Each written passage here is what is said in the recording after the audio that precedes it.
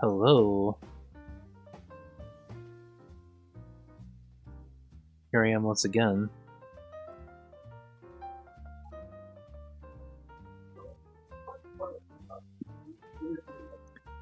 And if anyone happens to hear anyone in the background, that is my other housemate streaming at the same time. But that's fine.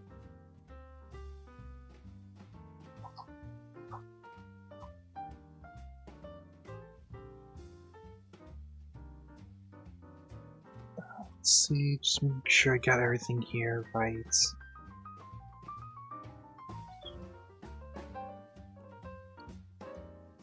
Hey there, Hachi, how you doing?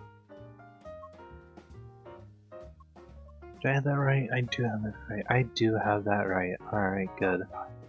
Cool.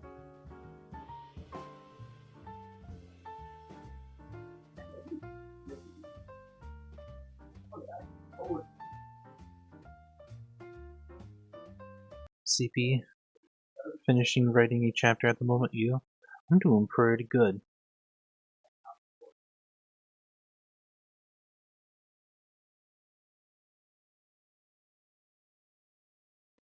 Alright, let's get this booted up real quick here.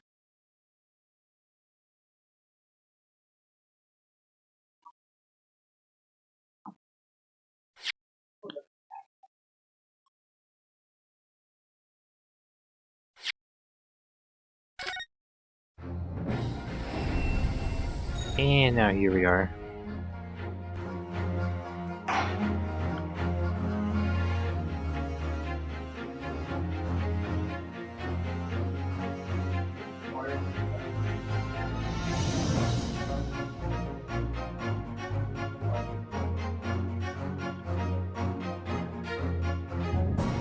Gonna grab foods, but still am here. Alright, no worries, you go get your food.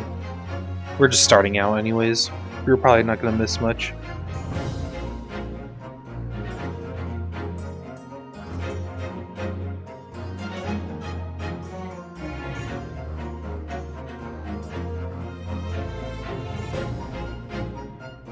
Oh my god, the head is still spinning again, oh my god. I noticed last stream that there's like this one head in the bit cup that is just constantly spinning. And it is absolutely wild.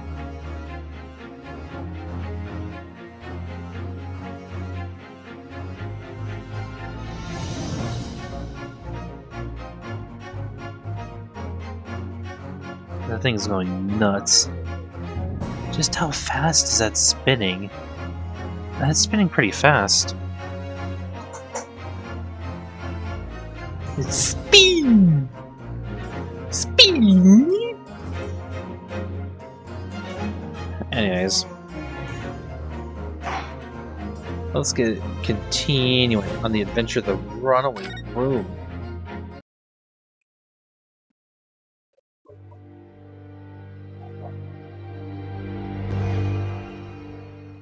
The Runaway Room? Glancing over my records of the late last century, I am faced by the events of a certain bitter winter. A murder in a carriage as it sped through dense London fog in the dead of night. Damn. Though the victim and the perpetrator were the only ones inside, there were multiple witnesses to the crime itself. How wonderful! How beautiful it is! None could have imagined at the time that such a seemingly Get that obvious slimy case slip. as this Slurp. would end in such a horrendous manner. Wait, is it still spinning? My friend, Mr. Herlock. Oh my god, Jones, it's not once just spinning, said of it's the spinning out of incident, control. "I Holy believe shit, that thing is going that perhaps nuts! That case was indeed the prelude. The beginning of a long concerto that impressive Japanese student and I were to play together. Spin!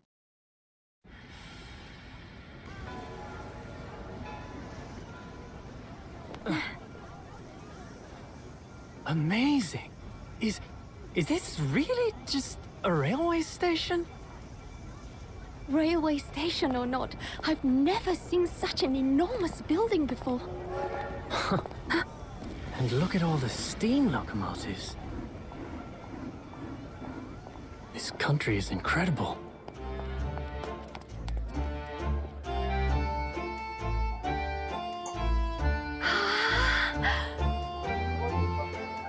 Can't wait for the main character to somehow get accused of murder again, right? I feel like I'm dreaming. So this is the capital of Great Britain. So, where to? Oh, hello. Climb aboard. I'll take you wherever you want to go. In that case, the Supreme Court in Whitehall, if you wouldn't mind. My pleasure. I suppose you're visiting students from abroad, eh?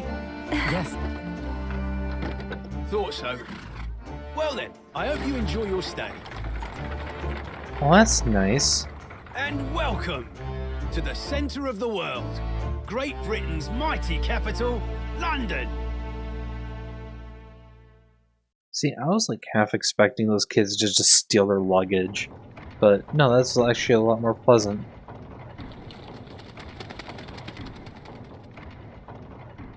Damn, what a place.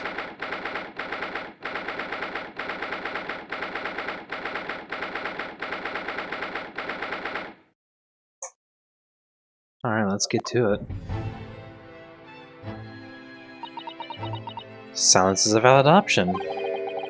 What an incredible place. It's so imposing. It's almost suffocating. Why on earth would you make your office in the clock face of Big Ben? Right? This place is breathtaking. Looks like a fortress. There are some still buildings like this in Japan now, of course.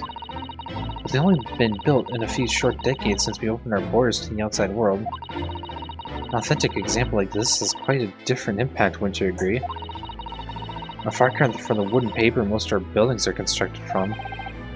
It's certainly unfamiliar. Do you think there's more to the differences than just construction materials? What is this place again? This is the Lord Chief Justice's office, Naruhodo-san, in the Supreme Court of Great Britain. I was about to say Great Japan. Open the country. Stop having it be closed. The Lord Chief Justice. The instructions to report here at this time, if circumstances were different. We were supposed to let the Lord Chief Justice know that we had arrived from Japan. But Cosmo can't. No. So instead, we are here in a different capacity. As envoys to report the news of Kazuma-sama's death. Yeah. And having delivered his or her message, an envoy's duty is done. So we'd have to return to Japan. If we want to remain here in Great Britain, I have to take Cosmo's place as the law student selected for the study tour. Yes, which means you need to requisite qualifications as a lawyer, which is what I've been studying for. Here in Great Britain, it is Lord Chief Justice who appoints lawyers. So that's the second reason why we're here, to have you officially recognized as a lawyer. It's the only way we'll be able to remain here in London. London. I hope I'm up to scratch. Ah, good morning. Sorry for keeping you. Whoa, hello. I trust you were too exhausted after your long voyage from Japan.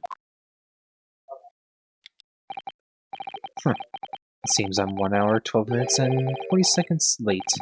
47 seconds late. My apologies. Oh no, don't mention it. We're never happier than when we're standing around with nothing much to do. How fortunate. So, introductions. I am Male Strongheart, Lord Chief Justice of the British Empire. Oh, I feel like a little mouse under an elephant's foot. Come on, Mr. Naruhodo, don't be a mouse. Oh, It's an honor to meet you, Lord Chief Justice Strongheart. I'm Ryunosuke Naruhodo from the Empire of Japan. Well, Mr. Naruhodo. Welcome to London, the capital of our glorious British Empire. Yes, thank you. Damn. What an imposing shot. May I present to you... Oh... It's different now. I'm curious. The lawyer's name is embroidered on the inside here, look. Kazuma Sogi. This was his band, of course. He had his heart set on study tour into Great Britain. I'm sure he would have found the truth he longed for here. But he lost his life before he even had the chance to see the place. I have such a strong sense of his hopes and dreams when I look at his strong armband, though. I was about to say strong arm. Good lord. Let's get to... This must be Lord Chief Justice's disc.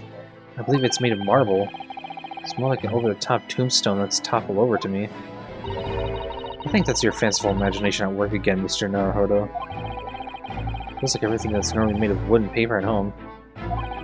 It is made of bricks and stone here. I know. That's why this place feels so overbearing, I'm sure. Is this seriously in the Big Ben? Is this some kind of clock? Actually, I think we might be inside some sort of giant clock. Those gears are larger than anything you'd find in a steam locomotive, even. It's eerie. Do you think clocks are some sort of hobby of his? Like, the Lord Chief Justice, I mean. Well, boys do enjoy fiddling around with machines, don't they? What is that supposed to mean? I'm not sure if you could fiddle with cogs of that size. I'm certain you couldn't call him a boy. Still, it's amazing how little noise the cogs make, considering how large they are. There's actually something quite soothing about their precise rhythm. Interesting. Just look at all the naughty books packaged on these shelves. They go from floor to ceiling. And they're all books that you couldn't hope to come by in Japan. It's like a dream. Yeah, it's a very bad dream. They're not all about British law either. There are books about the judicial systems of other Western nations. France, Germany, Spain, Holland. How about Russia? Why do you ask? I was wondering about asking Lord Chief Justice how you'd say wardrobe in Russian. What do you think? I think perhaps it's a thought best abandoned. Aww. Look at these menacing metal giants facing each other across the room. I believe they're... yes, they're suits of armor. Oh, right. I thought maybe they're like lion dogs we have in Japan guarding shrine gates. No, not at all. In fact, in Europe, suits of armor like these are always possessed by evil spirits, you know? And they roam in the middle of the night. Really? Is there nothing you don't know, Mrs. Sato? This book tells me everything I need to know about everything. If you're ever unsure, just ask. Where did she get that incredible tome? How the fuck? What is in that book?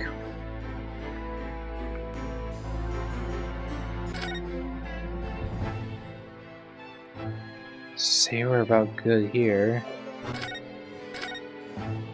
Looks like we're good here too. Alright, let's have a chat. So, what are your impressions of our capital so far? How do you like London? Oh, help! I've been so nervous ever since I got here that I can't even remember a single thing about the city.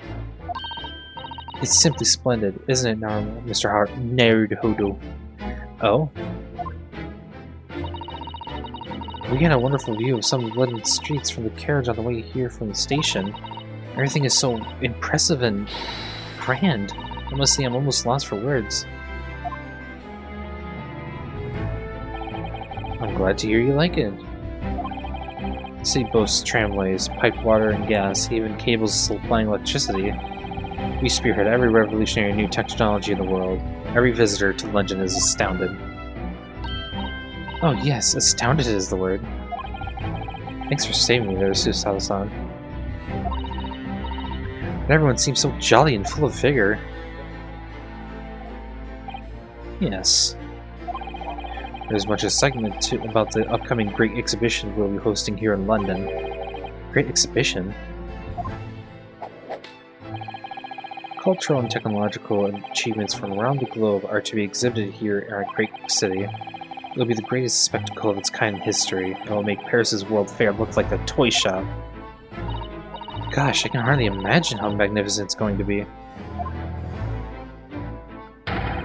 Great Britain's capital city is nothing but magnificent. London is the center of the modern world. You do say so yourself. The sun will never set on our great empire. Oh. Perhaps it is fate that in these progressive times we welcome visitors from the land of the rising sun. Say, how's America, by the way? Before I continue on with that one, I think I might want to show this. Lord Strongheart, may I show you this? To accept this item, issue a receipt, examine it thoroughly, and make a formal statement of my findings. Would require something in the region of 24 seconds of my time. Sorry? Does the item warrant 24 seconds of my time, Mr. Naruhodo?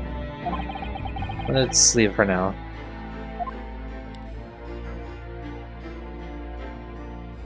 Wow.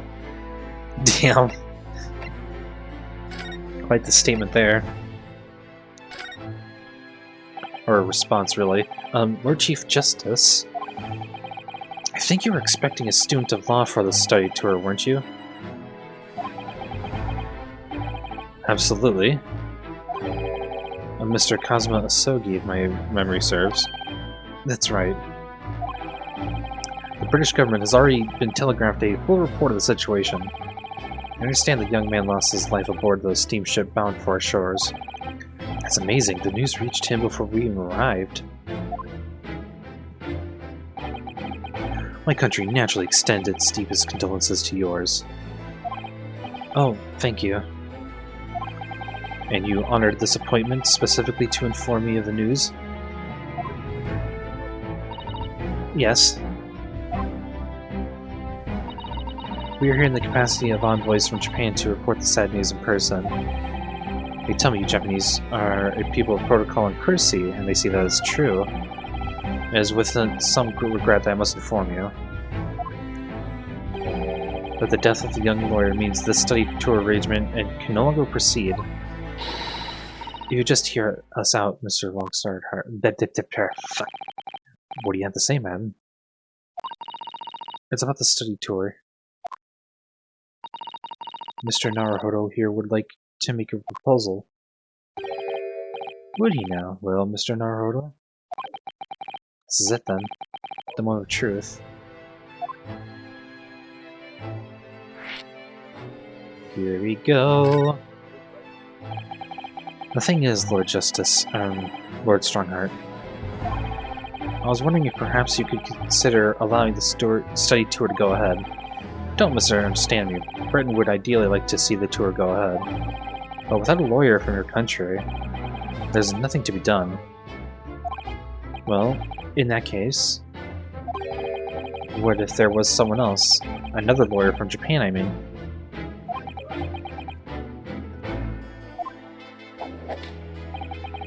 Is there something I don't know? Only a single lawyer was invited to Great Britain from your country. And that was Mr. Asogi. At least, that is what I've been led to understand. Well, the thing is, this really isn't going well at all. Just tell him! I just can't seem to find the right words to say this, man. Mr. Naruhodo, I could ruin things here if I'm not careful. What am I going to say? If there's something else here in Japan, someone else here in Japan would be described as a lawyer, it's me! It's me. I can do it. Is that so? I mean, I don't actually have any qualifications as such, but... No qualifications, you say, and yet you still claim to be a lawyer. I have acted as a lawyer in court before. Only once, as it happens. And I had Cosmo to help me, and I was the accused, but glossing over the details. I've been spending every spare moment on the journey here to Great Britain studying. I've learned all about British law and court proceedings while I was on board the SS Buria. The voyage from Japan is some 50 days, I believe. Not what you call full education. To become a qualified lawyer here in Britain, not only do you need a university degree in law, but you also must complete several years of training. I realize it's far too short a period of time, but I can't just go back to Japan. Kazuma, Mr. Asogi's journey has only just begun. Coming here on this study tour was all he thought about. I have to carry on and do everything he planned to do. I know it must sound like I have an overly inflated opinion of myself, but I would do anything to prove that I have what it takes. Any test you care to set to me. Just one chance. That's all I'm asking for. Please! 31 seconds. Sorry? Your opening statement there, Mr. Naruhodo. It was 31 seconds long. Not too brief, not too protracted, a perfectly judged appeal, I would say. Which is a skill that would stand you in good stead as a lawyer. Oh, thanks. So, you're willing to put those words to trial, are you? Well, I'm all for entertainment. Huh? Well, let me ask you one thing first, sir.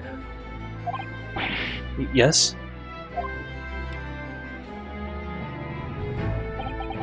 You say you intend to do everything Mr. Asogi planned to do. Are you firmly set on that path? Well, yes, that's my intention. I see. Am I imagining things? Or did his expression just alter a fraction there, all of a sudden there? Very well. You have your wish, I'll give you a chance. A test to become a specially certified lawyer. Whether you pass or fail is entirely down to you. Really? Well... let's see what this is all about. So what form of test will take exactly? Tell me, Mr. Naruhodo, what do you consider the role of a lawyer to be? Well, defending people, of course. Well said. So, let's have you defend someone. Huh? Your timing is perfect, in fact. There's an apt trial about to begin later today. No advocate has been appointed for the defense as yet, so there will be welcome news. Today? Straight away? If you manage to secure a verdict of not guilty, you'll have passed my test. What could be simpler? Ugh, how do I get myself into these situations? Well, can I ask, what sort of trial is it, Lord Strongheart? Murder. Yes, good question. I remember. It's a murder trial. Yeah, a murder? An extremely simple case, I understand. You really can't lose. That's easy to say. But I should mention, just in case, if the defendant is found guilty, he'll of course be sentenced to capital punishment. Capital punishment? He'll be put to death? Here in Great Britain, murderers are sent to the gallows without exception. Presumably, you read that much in your short C-based introduction to British law. We can't possibly agree to such a test. You will be toying with a man's life. Well, you did say you want to be a lawyer. I am the Lord Chief of Justice, and I've decided it's acceptable. But you can't do that, can you?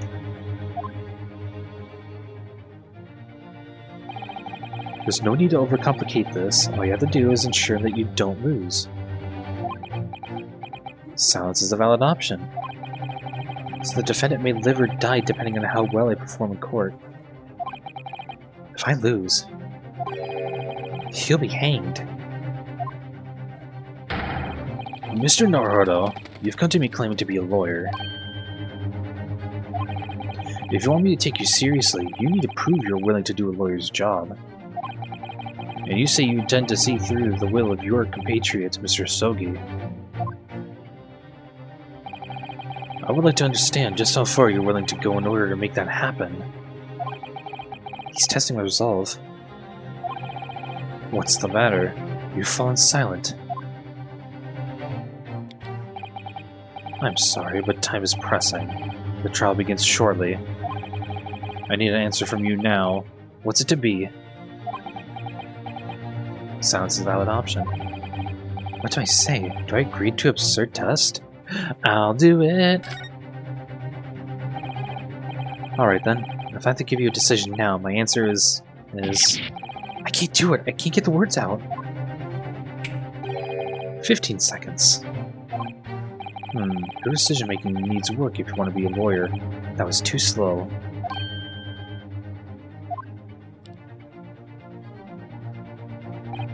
So, it's as I suspected, isn't it? Sorry? You have noble intentions, but lack the resolve to see them through. Silence is a valid option. The test is cancelled. Thank you for stopping by. Go and acquire your ticket for passage back to the east tomorrow. This conversation is over. Yes, Lord Strongheart. Thank you for offering me a chance. Mr. Naruto. I'm sorry, Miss Sasato, but what could I do?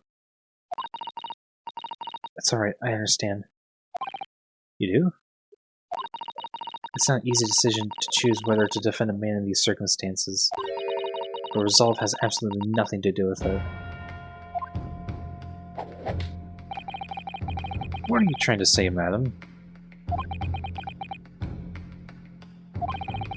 I think what Miss Susato means is that no matter how badly I'd like to be recognized as a lawyer and stay here in Great Britain, to risk another man's life by treating his and only chance at trial so trivially would be utterly unforgivable, and I feel exactly the same way. I'm sure the defendant won't see this trial as a test, as some kind of experiment.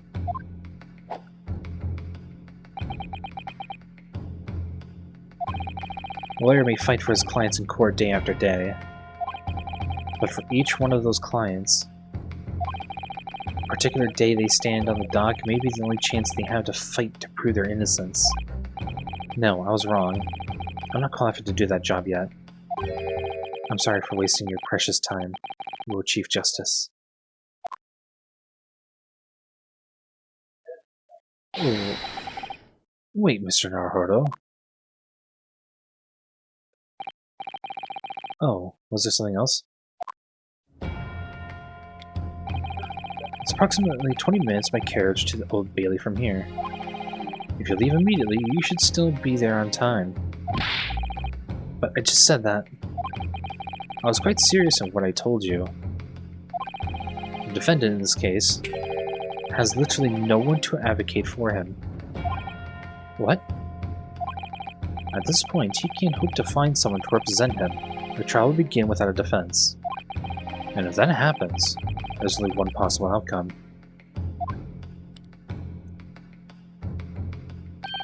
You will receive the most severe sentence the judge can pass down. But that's awful! But that is the truth. Why does it have to be like this?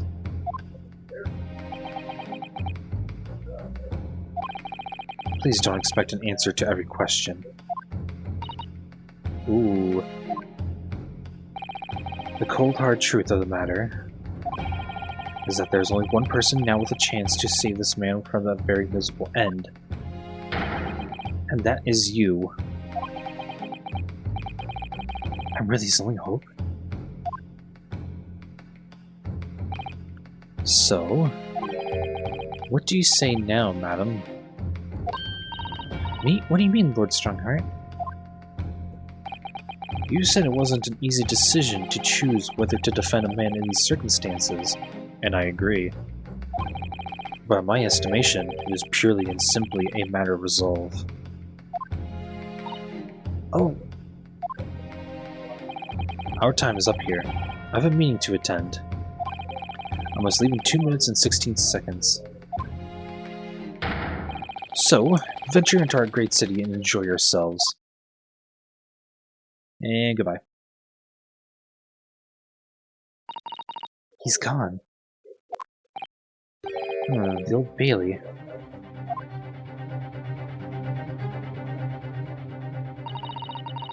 If we're going to do this, Mr. Naruhodo, we must leave at once. Let's go!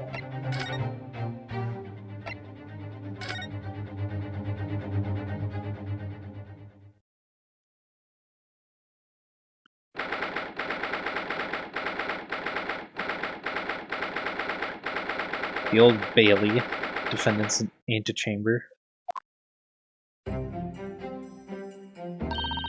Oh, thank goodness, we're in time.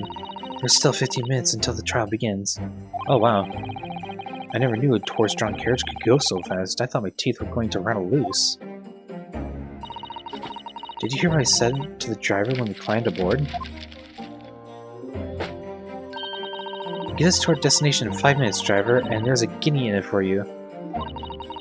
It's one of my favorite lines from the Herlock Sholmes stories, and it worked quite perfectly. I'm not sure why you're so pleased. I thought we were going to die, and we had to pay gold for the privilege.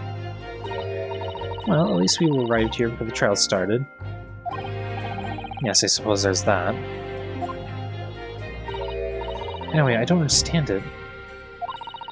The court clerk said the defendant should be here, but there's no sign of him at all.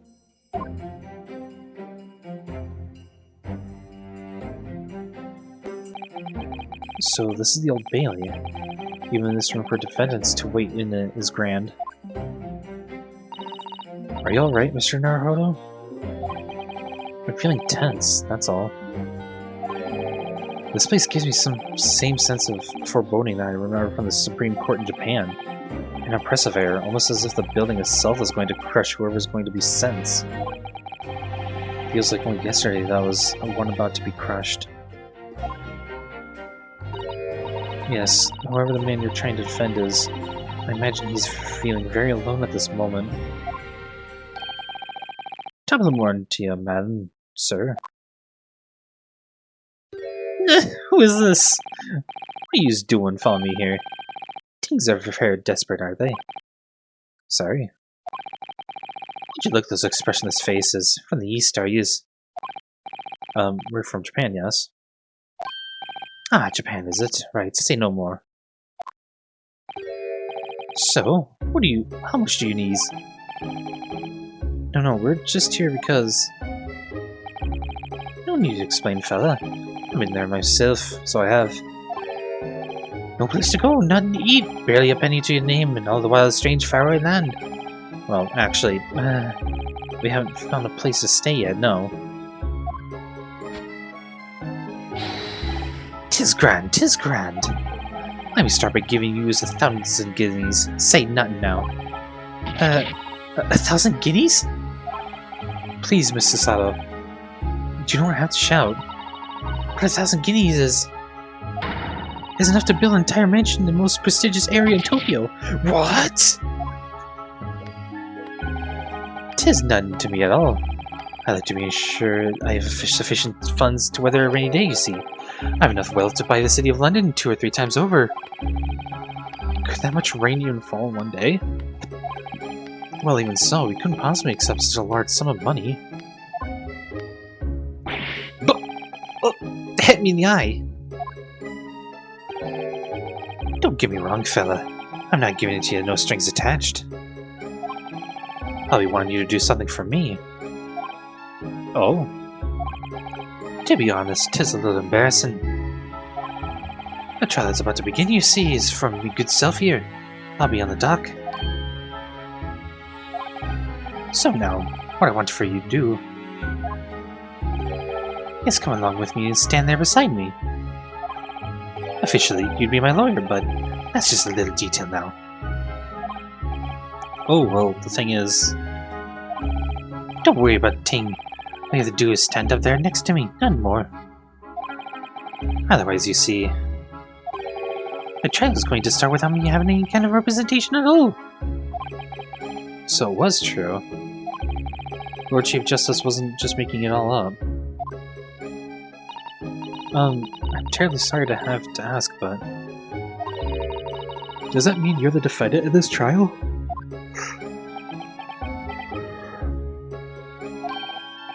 Buster Blazes, do you not know who I am? Me? One of London's biggest names? No, sorry. I've only just arrived here in the city, you see. I see. I suppose it ain't altogether possible. Well, just next to Hyde Park there, in the centre of London, is another beautiful park. Sorry, a park? What? Just called McGilded Park. Full of blossoming flowers in the spring, singing birds and whatnot. I donated to the city, so I did. An entire park in central London? A city who smiles. That's my vision for London. There's nothing Magnus McGilded wouldn't do for the city and its square of people. That's amazing. I mean, really extraordinary. Ah, but... Now they've the gall to say I'm no good for nothing criminal. Me, Magnus McGilded. What is the matter with the London police, I ask you?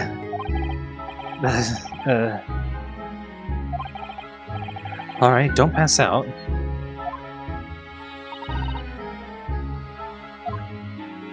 Oh shit, I even missed that. Perhaps now would be a good time to introduce ourselves while the gentleman catches his breath. I'll be right back 1 second.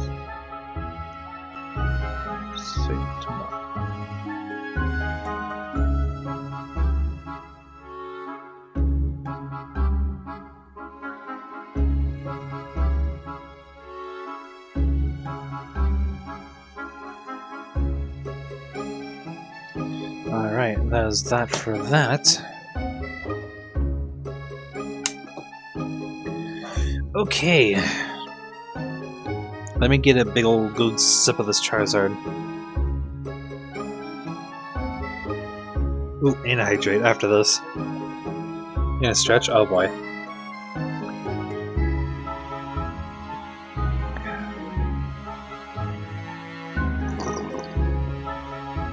Alright.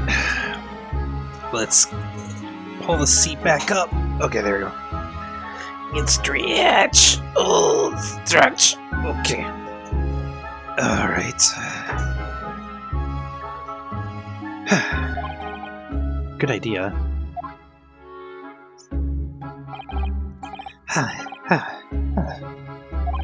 Well, you got it. We're just evolved houseplants. Wait, what? Mr. Gill, the thing is, we're actually here in London to study British law. We're law students on a study tour from Japan, you see. So, if you don't have a lawyer for the trial yet, and you'd be happy to put yourself in our hands, we'll do our best. What was I after seeing you, daft idiot? I've given you 1,000 guineas to stand up there next to me, haven't I? Well, yes, but he wasn't really offering to just stand up next to you.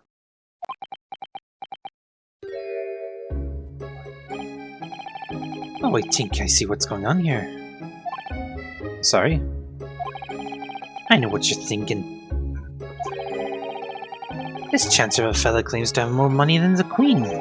But if that's true, why the blazes can't he hire the finest lawyer in all of England? Because he did.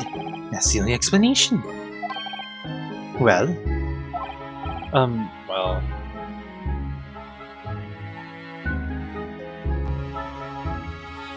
I actually don't know what to say here.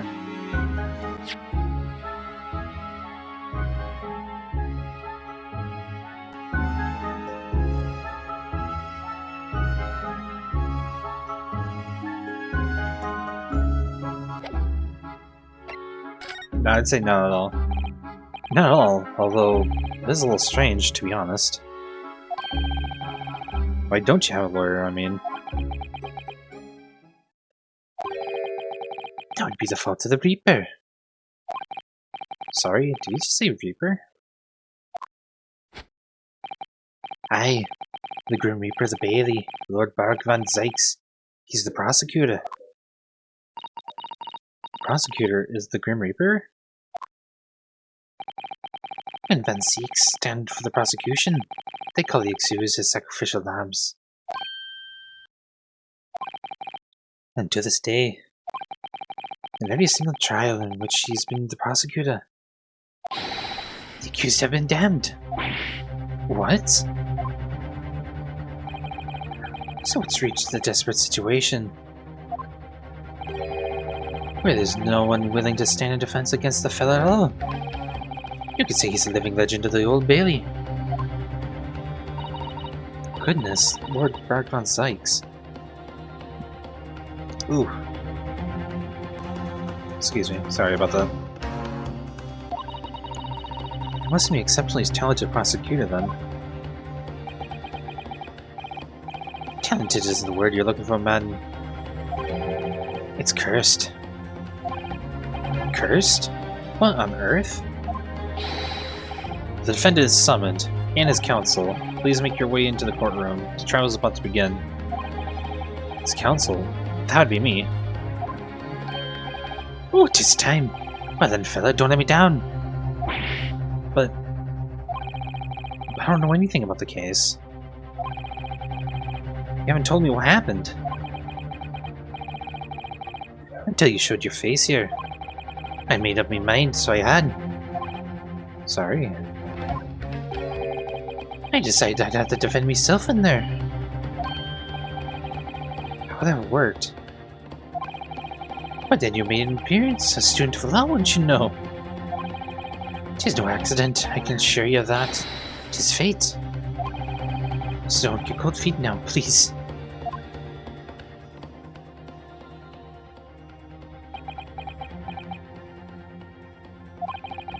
I literally know nothing about the case, or about this man who stands accused. In fact, the only thing I do know is that I can't just turn my back on him.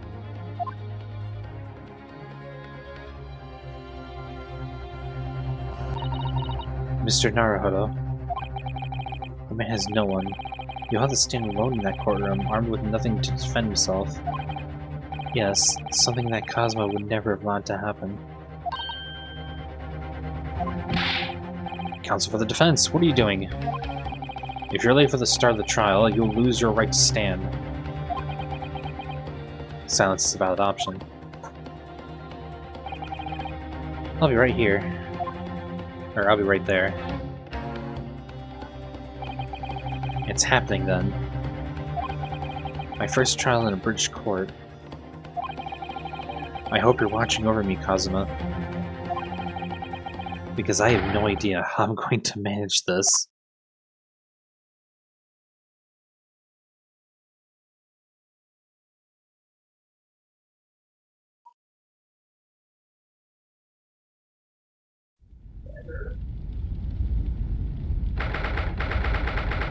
Ooh, look at that.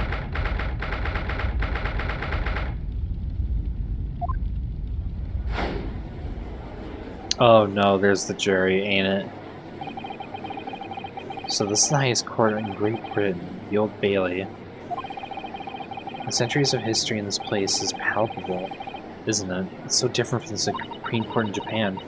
It feels both imposing and serene at the same time. The atmosphere almost makes words redundant. Wherever the country, determining a person's guilt or innocence is always a solemn affair.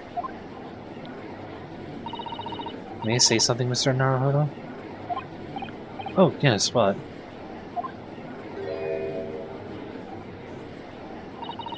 Your eyes look ready to pop out of your head again. I know, but I just can't help it.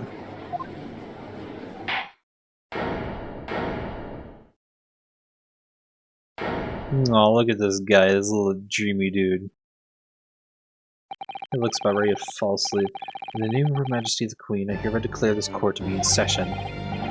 We are here today to determine the guilt of or innocence of Mr. Magnus McGilden. I now call upon the counsels for the prosecution and defense to declare their willingness to proceed. The prosecution is fully prepared. That must be the Reaper of the Bailey. He really does look fully prepared to dispatch his next poor victim to the underworld. Looks like a vampire. Counsel for the defense, you appear to be Eastern. Do you speak English? Huh? Oh, yes, of course. Sorry. But he asked if the defense was ready. And I couldn't be further from ready if I tried.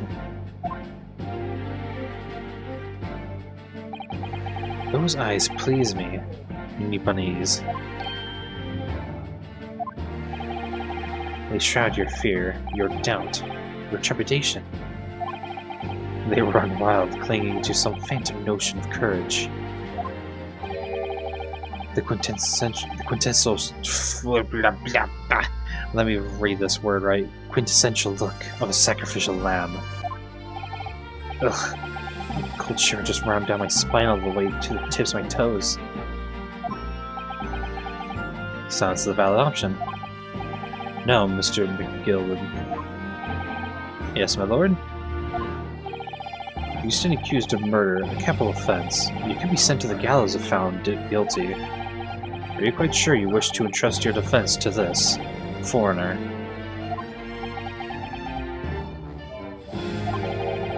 As I've always said, my lord, 'tis a grand thing to give opportunities to the young. You know the fellow's a student from some little island off in the Far East. Is it not the British way to ignore the dangers to yourself and give those less fortunate a fair chance? I'd like to think that acts of chivalry do the great British Empire proud. Listen to Mr. McGilwood. What a fine gentleman London has in for him. Did he hear he donated 5,000? Oh, geez. Mother, please, maybe go play in McGilwood Park? Seems as though everyone at the public gallery is firmly behind Mr. McGilwood.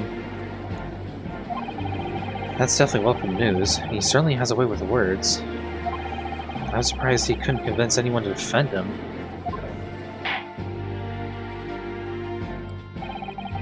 Eloquently put, Mr. McGilwood, and most laudable sentiments. Now, ladies and gentlemen of the jury, I'm sure I need hardly remind you that you 6 members of the public have been selected for your impartiality. Are you ready to proceed? Yes, my lord. The task is to send robbers to the gallows where they belong. I'm more than ready. At the manor, his lordship always says we should dispose of rubbish promptly. Naturally, I agree.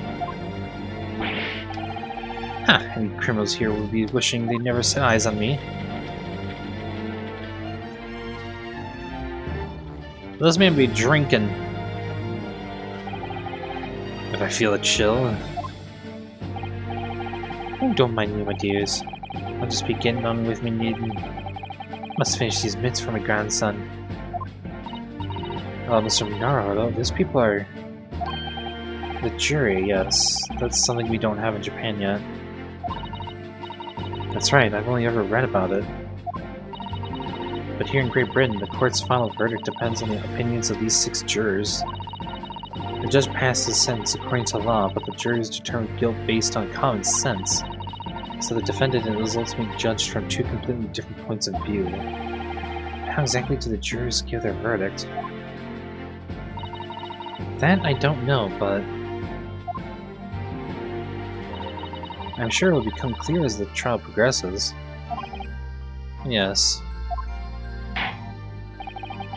Prosecutor Van Zeeks. My lord.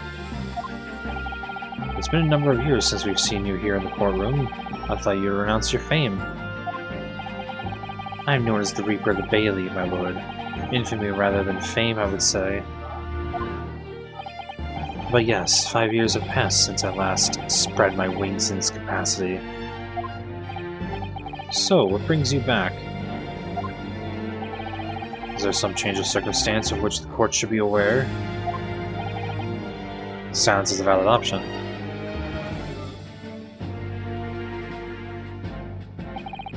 I leave that to your imagination, my lord.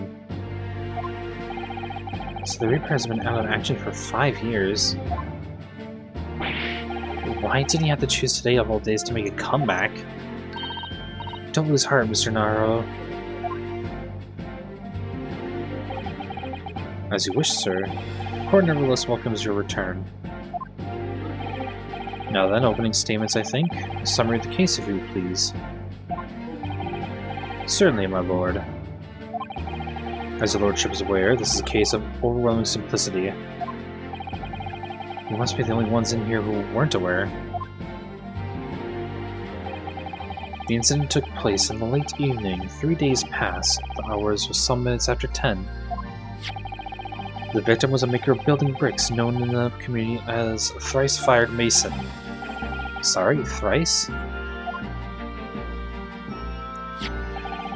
He was a very accomplished craftsman. The bricks he fired were said to be almost indestructible.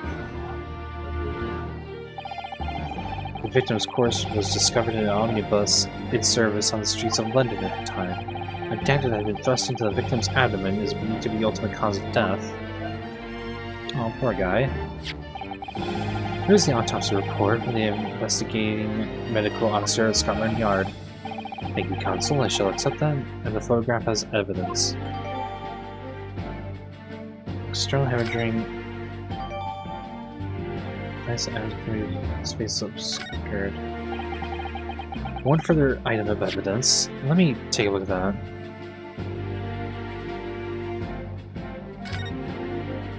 Thrice-Fired Mason. Maker, time cause death. Okay, stabbed once in the stream. Dead to internal hemorrhaging resulting from the trauma. Clear enough. Notice one button missing.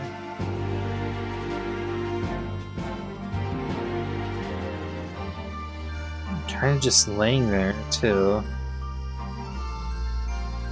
Doesn't seem.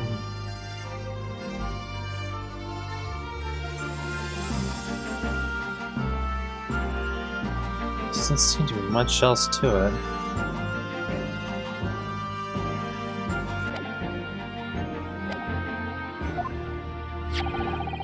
Prosecution wishes to submit these as well. And these are... Good lord! Is that blood, counsel? Yes, my lord. Seized by a policeman who arrived at the scene. These gore-soaked gloves were taken from the hands of the accused when he was arrested. What? Mr. McGilld's gloves had blood on them?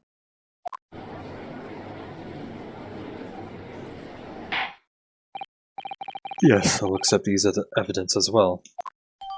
The defendant's leather gloves have been entered into the court record. Can I get a look at that? How did I get into this?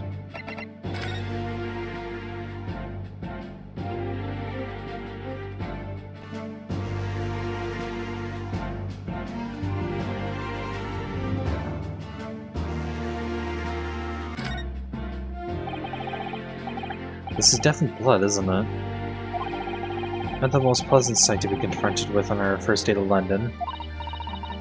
Well, nothing will come of grumbling now. No. By the way, is Mr. Gilded right-handed? Yes, I believe so. He was toying with a coin with his right hand a little earlier. Ah, pity. If only he'd been left-handed. I think blood on either glove would be fairly incriminating, really. True.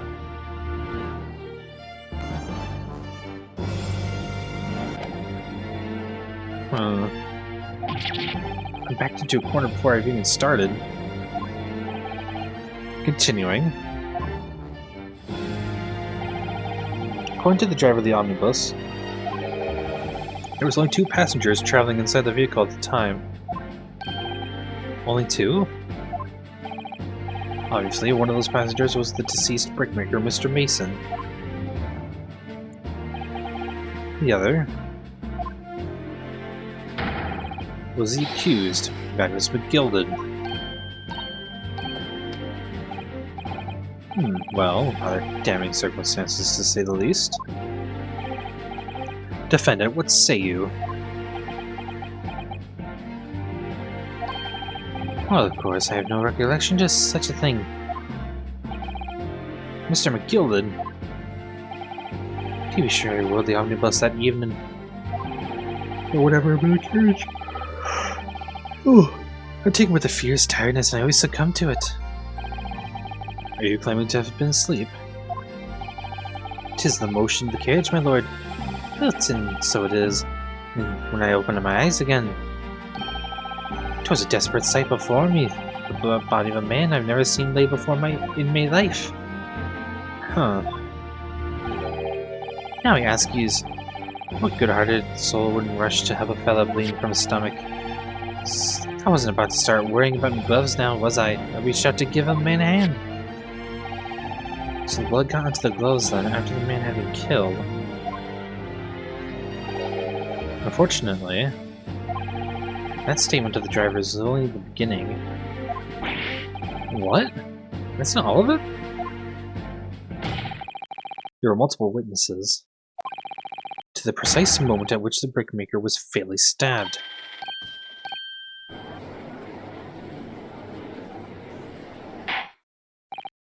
Order! Order! Order! When the killing took place, only the victim and the accused were inside the carriage. And there were witnesses to the crime. This is not just a case of compelling evidence. It's the nail in the coffin for the accused. Ugh. Thank you, counsel. The circumstances of the crime have been made quite clear. I think we will hear testimony from these witnesses first of all. Your wish is my command. Bailiff, bring the witnesses in at once. Oh, we're gonna deal with all of... How many? We got 1, 2, 3... 3. Witnesses, your names and occupations. My name is Will. Everybody calls me Beppo. I drive an omnibus in the East End. Bruce Fairplay. I'm a banker in the city. My name is First. Lady First. And I'm a big hats for gents. Lady First? Okay, so ladies first. Beppo, Buca de Beppo. Bruce Fairplay. Alright, we got some names here.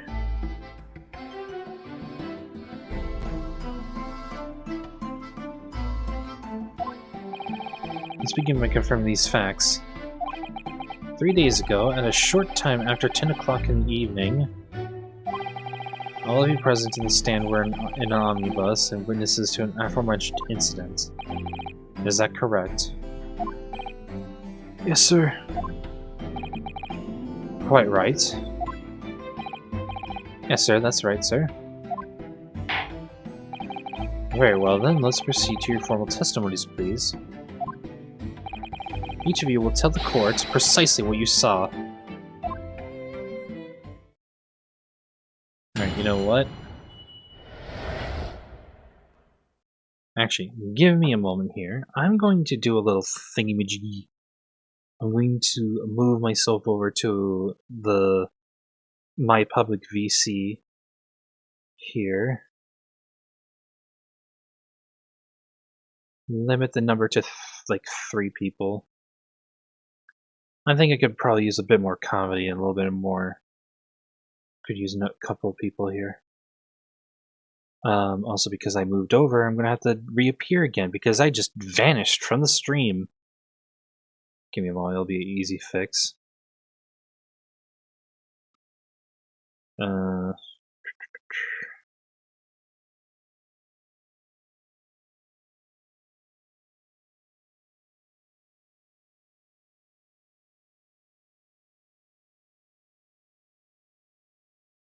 Here I am. This is me.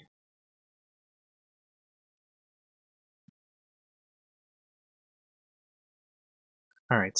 Before we're going to continue, I'm getting that little tiredness again, so I'm going to get some coffee, and then we can get going. So, hold on a good bit. Ooh, excuse me, water.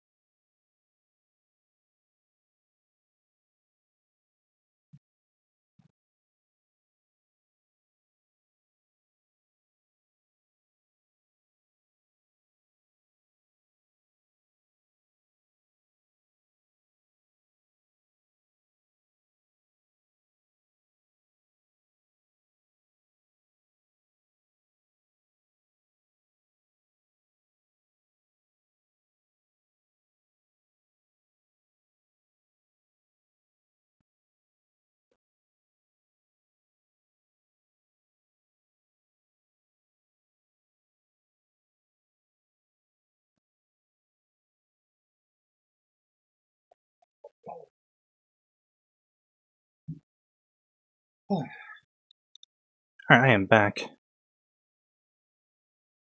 What is going on here? Oh. What is this about? Oh, that's right! This image! Fuck. I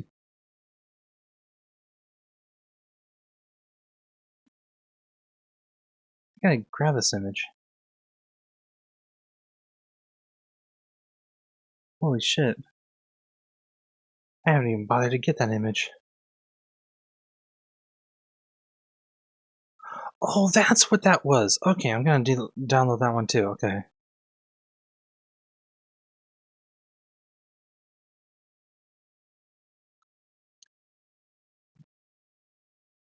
Okay, might as well show this off. Alright. Sorry for the wait.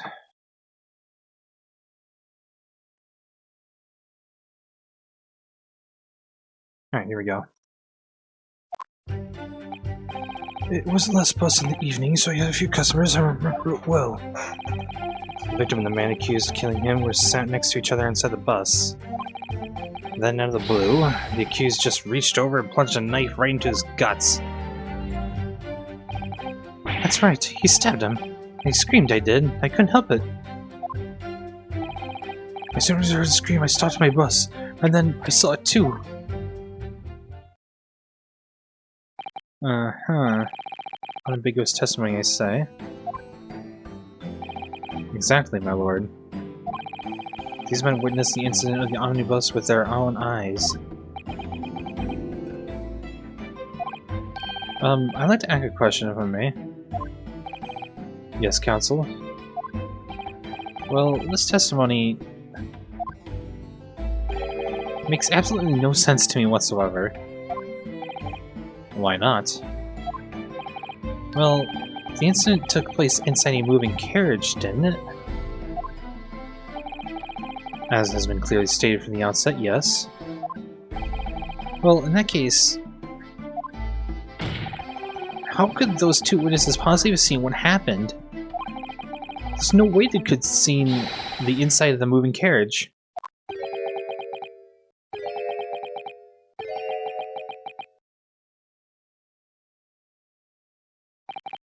How quaint. I read that civilization in the eastern island nations was a good century behind our own. But you're here in London yourself, and you're really so ignorant. Are you really so ignorant about our omnibuses? Huh? Tell me, my Nipponese friend, have you ever traveled in an omnibus? I'm not even that familiar with one. Well, no. We only arrived in London this morning. No matter. I've arranged for us all to see for ourselves the actual scene of the crime, that is. What do you mean? An actual scene? How? The carriage is designed to be moved, after all. Presumably you understand that much? Yeah. The omnibuses in which this bloody crime took place is here today, in this very building. Here? What? The entire carriage? Bailiff. Bring forth the stricken omnibus. Oh boy. Oh jeez, it really is just broad here. That's the omnibus. The omnibus. Wow, okay, we just have it right here. That's nuts. Alright, 1 second.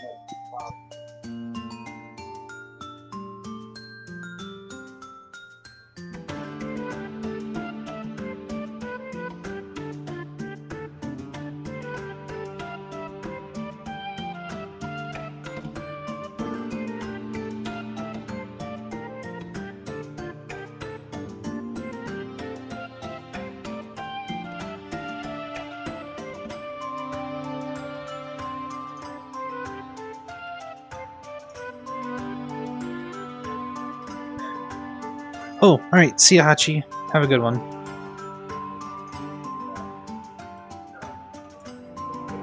Alright. I can't believe they could bring something so enormous in here. Great Britain's courtrooms are amazing.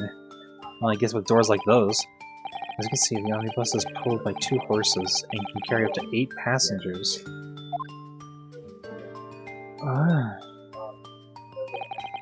4 passengers seated inside the enclosed cabin, and another 4 on the rooftop deck above. Every Londoner knows that the best views of the city architecture site are to be had from the top of the omnibus. And I should point out to our foreign guests that there's a skylight in the roof allowing a view of the interior from the streets above, or from the seats above. Ah, skylight! Oh! The penny drops at last, I see. These 2 gentlemen were occupying the rooftop seats on the omnibus when the murder took place. That's how they came to witness the grim incident. Through the skylight. Ugh, that makes perfect sense. Well, counsel, this is a first. In all the years behind the bench, I've never experienced the crime scene itself being brought to the court. There are a number of torn clues remaining inside the carriage, my lord. I'd like to submit the omnibus itself as evidence. That is the prosecution's wish. Oh, it's a wig. Very well, I see no reason why not. This omnibus is hereby formally accepted as evidence. Alright. I can't believe it, the entire crime scene entered as evidence. Well, time to look at it.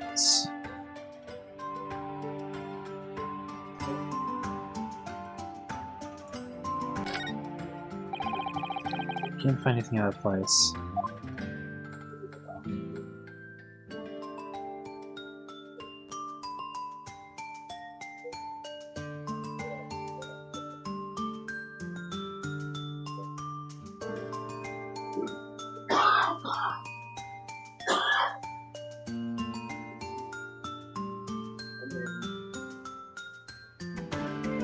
Oh. What in the... What? How is it called the Phoenix Wright Omnibus? What?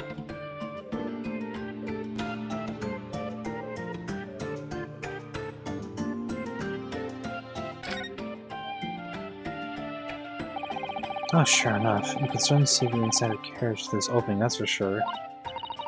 Yes, and there's a lamp in the enclosed cabin. So I'm sure the witnesses would have been able to see quite clearly. That's not good for us.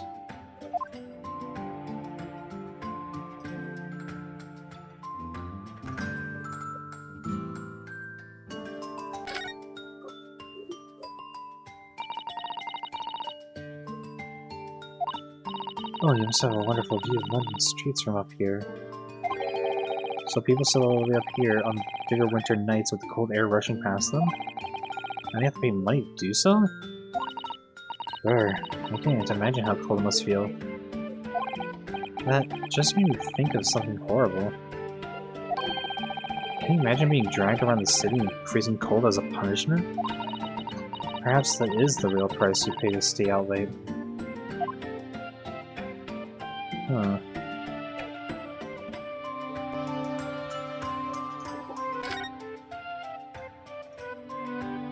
Arrival. Oh, hello. So you don't want to go inside, shall we? Ugh, the scene of murder. It's horrible. Okay, what's been in this case? Oh, what's this? So... I'm going to cancel autoplay here. So... we just got thrown right into the case here, or into the trial. And... the Edgeworth of this game literally was like, hey, I'm gonna bring the entire crime scene into the court. As he brings in an entire carriage, an omnibus. I don't know what's more powerful, bring an updated autopsy reports or bring in the entire fucking crime scene. Right? Have you seen this updated crime scene report? It's fucking nuts. Christ. How did the second case go, where the whole Kazuma? Oh, wait, what? The Kazuma case. Oh, I already completed it. Yeah, but like, how did it end since I didn't see it all? Oh, it was an accidental manslaughter. Accidental manslaughter by who? By Miss Pavlova.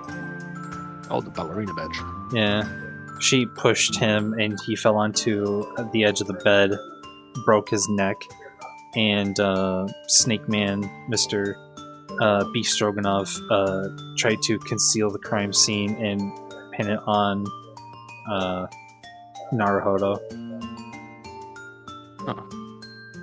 So both were complicit, or one was the accidental murderer and the other one was just complicit of fabricating evidence and pinning the blame on someone. So yeah. This looks like all sorts of equipment that might be needed to keep the omnibus running. Feeding tubs, feeding tubs, tool repair wheels, blankets, hose-sharing tools, so it's a storage compartment for the coachman to keep his things, it seems. There doesn't seem to be any space for passengers to store their luggage, that's for sure. Well, I don't imagine it would be very convenient for that purpose anyways. Here's the blood itself. Oh, red stuff. That's blood soaked into the seat. Victims, obviously. Yes, and that seat would be clearly visible from the roof deck. Would you really stab somebody in full view of the other passengers like that, I wonder? Well, it was after dark. And there was a lamp on in here, so perhaps the culprit couldn't see anything outside through the skylight. The jury may look at it. It didn't seem like it was a planned attack.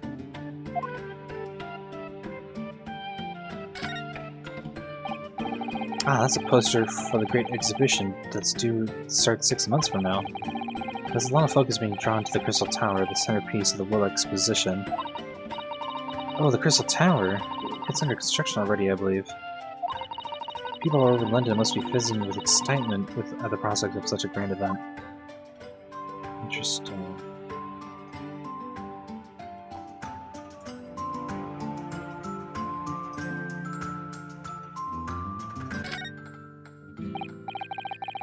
Ah, that's a Yeah, poster. the crystal. It's the crystal tower. Yeah.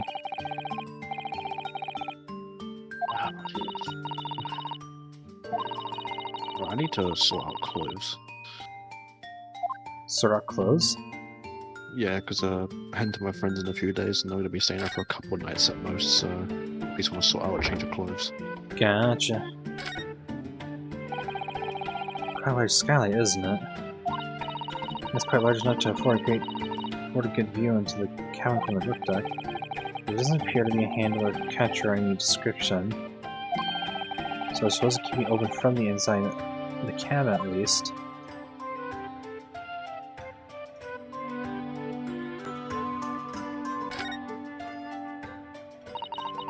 Have you seen enough?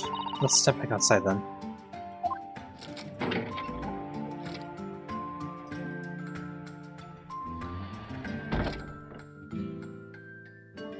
Also, Phoenix Wright Omnibus.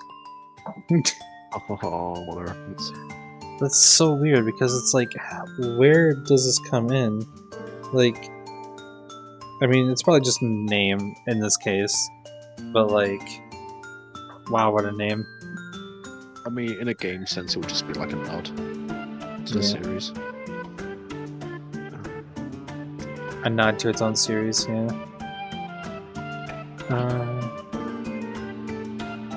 There really doesn't seem to be a lot going on out here.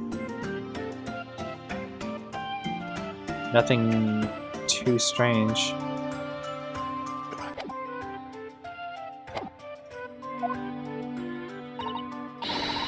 Yes, Great Britain is simply extraordinary. I could help myself a lot by giving that omnibus a thorough examination, seeing as it's here. Let's continue with proceedings then, your cross-examination counsel. Oh my. Pray, So that's the Edgeworth. yeah, look at this guy, this fucking vampire lord. Pray don't It was not by my hand that I was once given the crime scene. I was sent here by the prosecution, who offered to pay me tribute. Tribute? Oh my god. You steal people's evidence. And update the crime, and update the autopsy report. What is a crime scene if not a miserable excuse?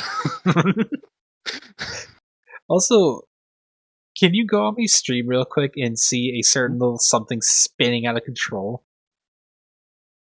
Spinning out of control. Oh my!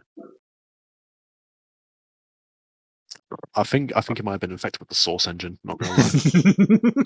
If there was those like Source engine fucking sound effects right now, it would be going nuts. Hang on, I just need a Source engine. So like clipping Yeah. corpse. Yeah. Alright. Pray don't expect the Nippon straight to understand the intricacies of a British court cross-examination rights. Also, God, just like the subtle racism here, just lay on thick.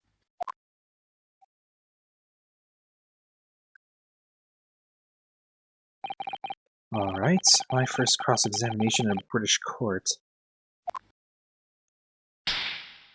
There you go. Just Focus, have that Venus, playing. game. Just have that play and Focus. look at it. Oh God, yeah.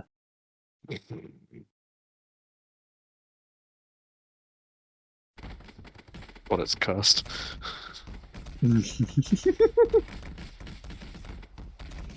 Yeah, that's seriously it. Like, legit. Alright. Just in case, might as well.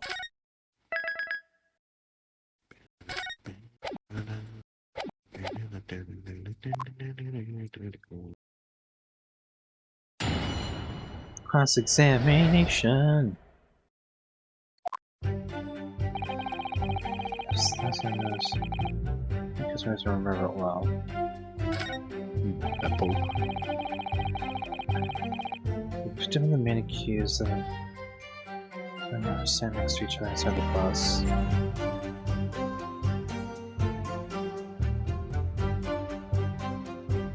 That man cannot have his top hat on, right? Wait, so is this an English court or? Yeah, it's Great Britain. Reached under and punched a knight right into his guts. Making me British. That's right, he stabbed at him. He screamed, I did, I couldn't help it. As soon as I heard the scream, I stopped my bus, and then I saw it too. Alright, so when it happened, the only two people in close encounter were either between the defendant. And so help me, 3 whole people witnessed the man I'm trying to defend do the deed. I don't like to be pessimistic, but we do seem to be in a rather difficult situation here. Yo, is Whiskey carrying the sword? Ugh, yeah, he's carrying the sword. What am I supposed to think here? Is Mr. McGilda really innocent? Or could it be... Before we jump to conclusions, our first task should be to gather information. We don't understand the case much better than we do at the moment. Yes, you're absolutely right. Let's listen to the witness statements again, a little bit more carefully this time. Alright, I think at this point, it's a matter of pressing to get the slip. Hold it! I think it was sometime after 10, wasn't it? Oh yes, sir, that's right. Yes, ever so cold. It was freezing, in fact. Alright, no one's... Okay, 4 passengers on board at the time, is that correct? Yes, that's right, sir. No one showing the same time parts of bus, of course, though, no. There were no other passengers when the incident took place. No one alighted, for example. Quite with that, sir. No passengers like that, no, none. So we fled the scene of the crime then. I'd say the boss insists on running it's last bus of the day. But I do wonder sometimes if it's altogether worthwhile. Yes, sorry to say. Aww. What do you mean by that? Well, with it being so cool and everything, and only making 20 pence out of run, you see. Yes, I spent that much in like old times, so like... Yeah, you're getting paid pennies, essentially. Just sat next to each other inside the bus. Why is he just constantly looking to the side? Yeah, I'm wondering about that too. We saw them run through the skylight of the roof of our carriage. That's right, when you sit up on the top deck, the window's right there at your feet. Well, that's if you're sitting in the back one. If you're sitting in the front, then you wouldn't be able to see anything. There was life on the side, so I had good for you. Okay. Two of them were wearing hats, and I couldn't exactly make out their faces.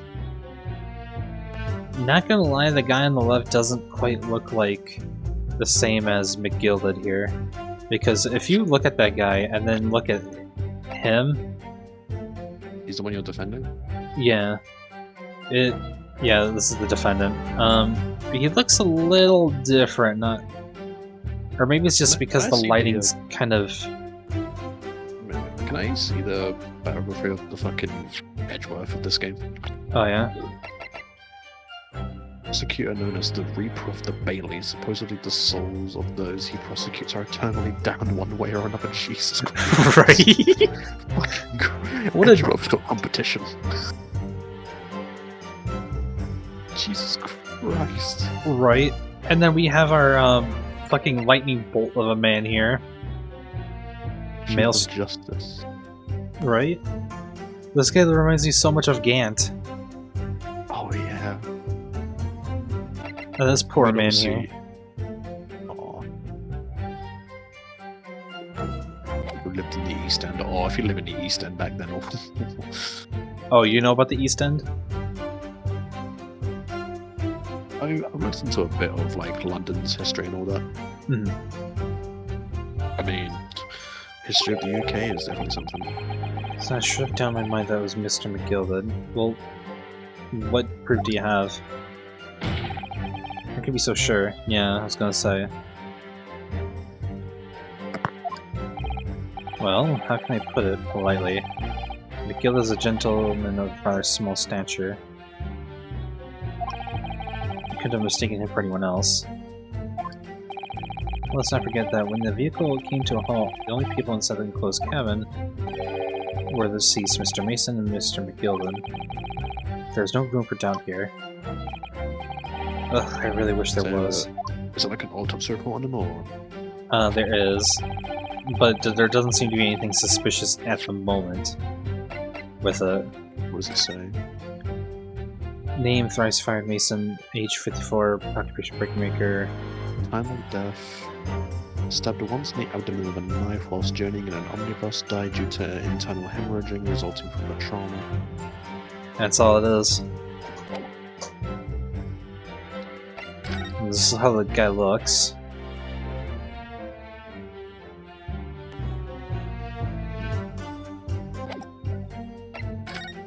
And this is what it looks like in the hand, which it's a little odd how it's like on this end here, like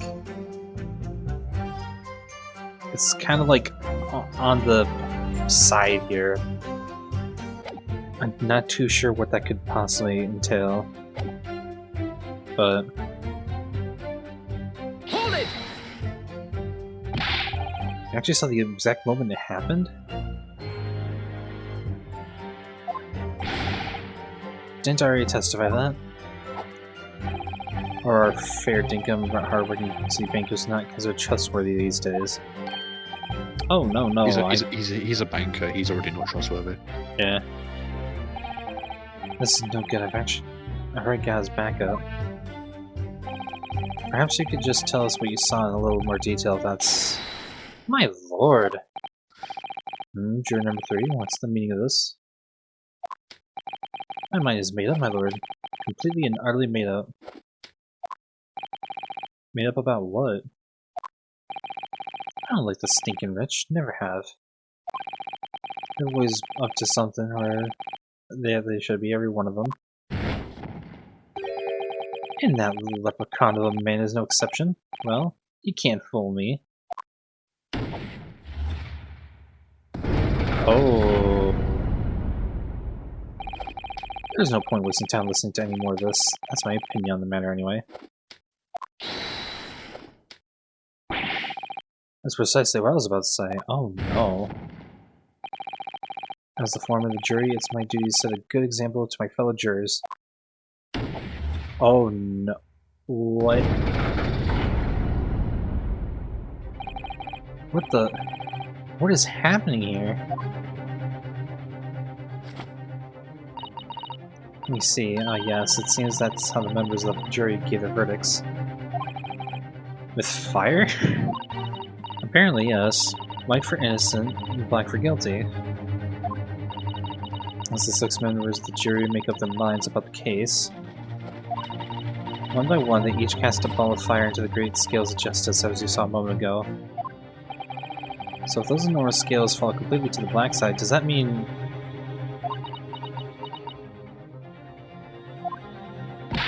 Let's do our very best to make sure that doesn't happen. Ugh, now I'm even more worried than I was before. Very well, the court acknowledges the change in the jury's stance. Counsel for the defense, please continue with your cross-examination. I don't like that. This is a nightmare. Hello, is there a person? Oh, never mind. Still my favorite War Thunder tip. You can use zoom to see the target better. Nice. I'm curious, can I just save right here and I want to see that again?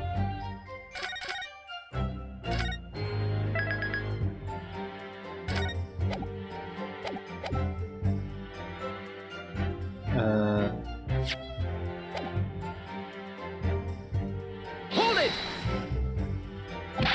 It's just not the exact moment it happened. Did I already testify to that? Or if I heard Dinkum, hardworking city bank is not considered trustworthy these days. Oh, no, I didn't mean that. This is no good, I've already got his back up. Perhaps you could just tell us what you saw in a little more detail if you don't mind. Why don't you ask the young man next to me? Excuse me! Mr. First. Oh, how can I help you, sir? That last statement, did it trouble you in some way? Oh, no, not particularly, sir, no. If anything, it's troubling me with that hat of his. Has he greased his head? Oh dear, sir. I hope my hat's not troubling you, sir. I'm still just a apprentice, you see. Mr. Naruhodo. Even the witnesses can see what's going through your mind. You really must be more careful. Ugh, I wish it were that simple. Okay. That's right, you stabbed him, screamed I did, and I couldn't help it. Okay, hold on, let me go through that one more time. Hold it!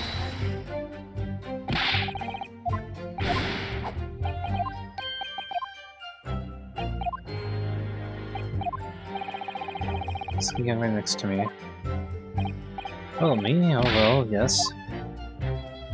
Oh, okay, we'll just continue on. So he stabbed him, I screamed I did, I couldn't help it. Alright. He stabbed him, you say, and you were sitting up on the roof deck, were you? Okay. Yes, that's right, sir. I was up on the roof seats. Saw the old next to the fellow that was stabbed. I've been thinking about a new hat design, you see, so I was just gazing absentmindedly around. But then I happened to look down through the skylight. And it was sticking right of his belly, that huge great knife. Oh, grim sight indeed. Wow, that didn't help me at all. The jury looks like they're even more convinced my client did than they were before. It appears to have made everyone even more dubious that Miss McGill is telling the truth. If only we had some evidence to counter their suspicions.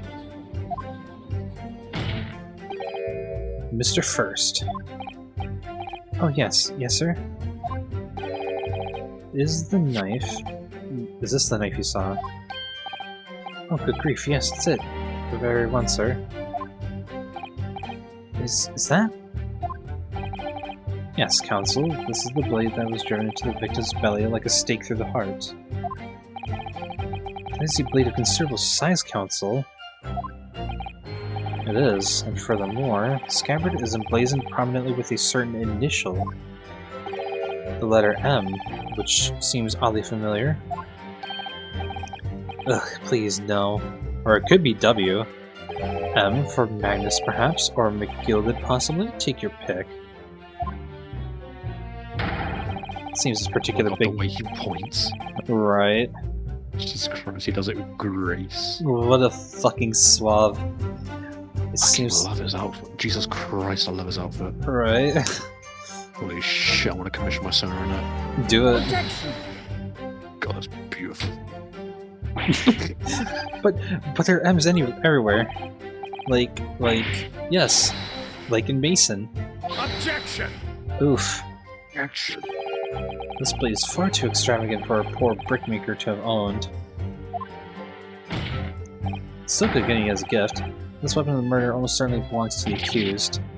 Well, even if it is to say M, it could be anything else. So compelling, Counsel. Her weapon has been entered into the court record. I think that's what I need to My lord, if you'll forgive the interruption. Before you do that, before you talk shit. Well, see... Because that could very well be a W. Yeah, I can see it as a W or an M. Actually, turns to an M side. Do you ever see M's with that kind of curve, though? Not really. Yeah, I would think it would be more like a W. Like that. Hmm. Nor letter M, undeniable Mr. Magnificent initial. As we so think. And it's beautifully gilded too. It must be very valuable, I should think. Ah! What is it? Look at this M. If you turn it upside down, it becomes a W. This could change everything. A W? Yes, this is one of those, you know, turnabout cases. I'm sure of it! I'm afraid I don't know at all. But what am I sure of is that this is an M. Oh, that idea was quick quashed. No, it looks more like a W to me, honestly. Could we at least open it? That part is the sheath, isn't it? You alright, Mr. Naruhodo? Sorry, oh yes, I just don't really like blades. Oh. Is literally carrying a fucking katana at his hip. Right, that doesn't seem like the words of a guy. That's not a blade, that's Cosmo's soul. Aw. Anyway, there's no sense in delaying it. Let's see what the blade looks like. Yeah.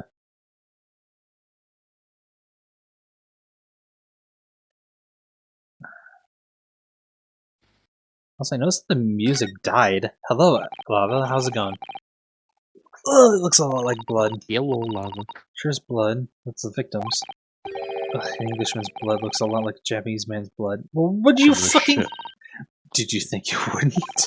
Sorry, it's just that we've only just arrived here in Great Britain. Oh my god. Oh no, I'm finding it a little harder to adjust. Yes, I do understand. Not gonna lie, it isn't that deep. Yeah, it doesn't seem to be that deep. Huh.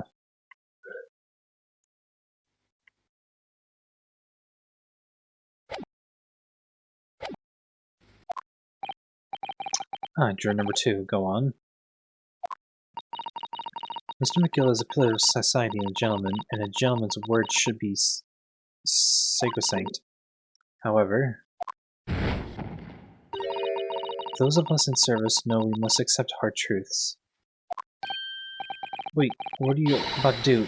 Dispose of the rubbish. Oh my lord.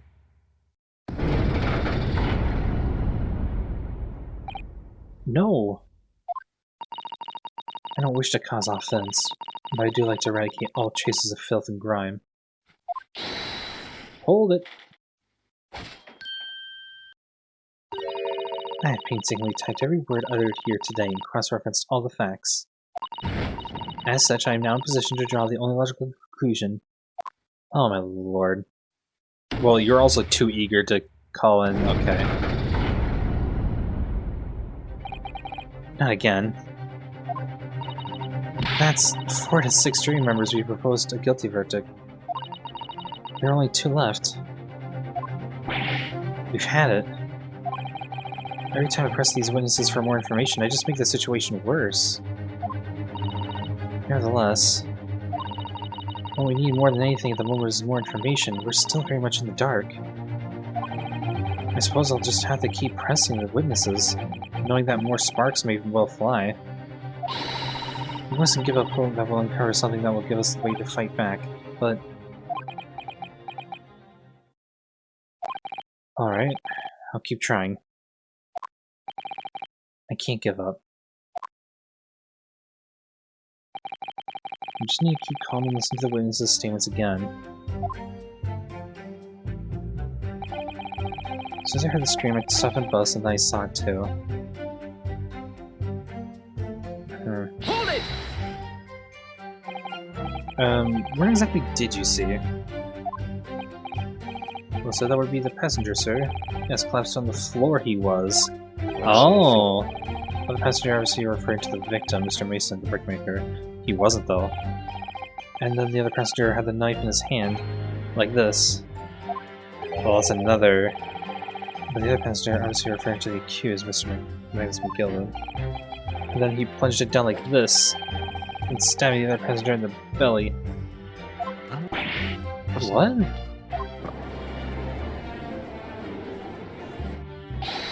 My lord, I wish to speak. Yes, juror number 5. Do I take it that you too, as a master of the London Guild of Coachmen, the idea of a murder being committed in one of the state's carriages is utterly abhorrent to me.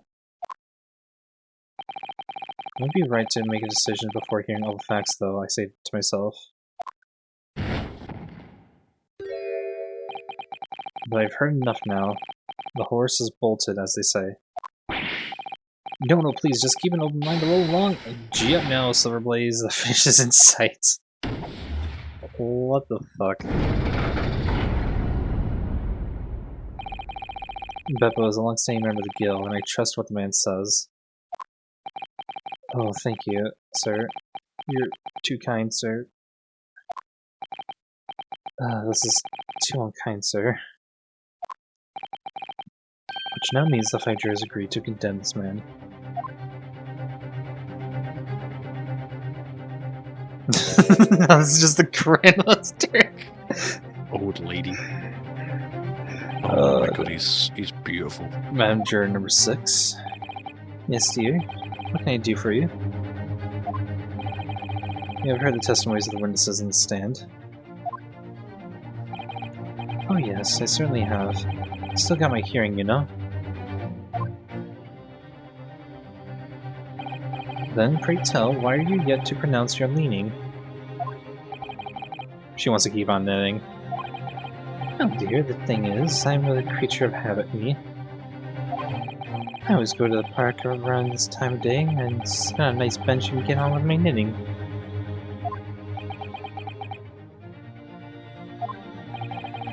There's a lovely little park just near where I live. McGilda Park it's called. The gentleman donated to the city, you know, to put a smile on Londoners' faces, he said. I can't imagine such a fine young gentleman would have it in him to take another man's life. Aww. So he's doing wonderful things for the city. That's right, a man like that wouldn't stab someone, surely. Well then, maybe go to the McGilda Public Library later and borrow some more books? How many Londoners live with their heads in the clouds? Do you people not know?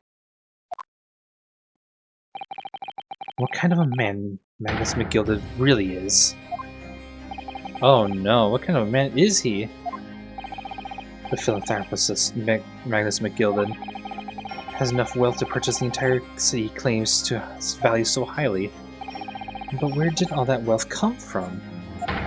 Your client is a Shylock, sir, and one of the very darkest of souls. Oh. You're one to speak. What? Stone the crows.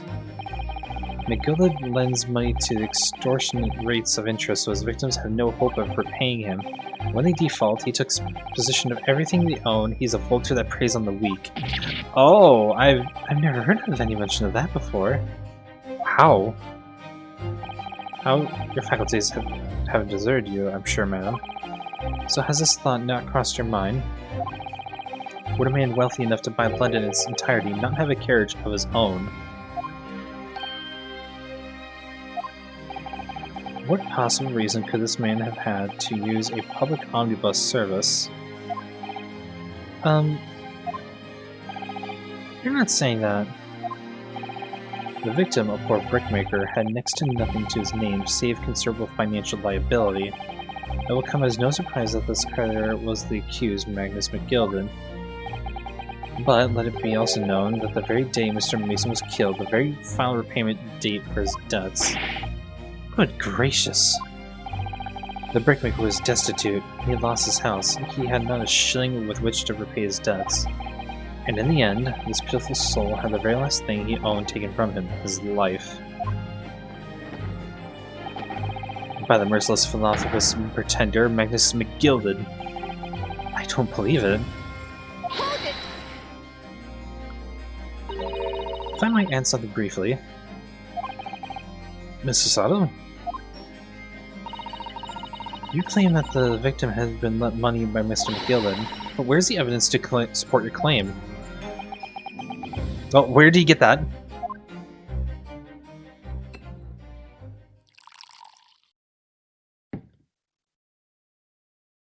Angrily throws glass onto the floor.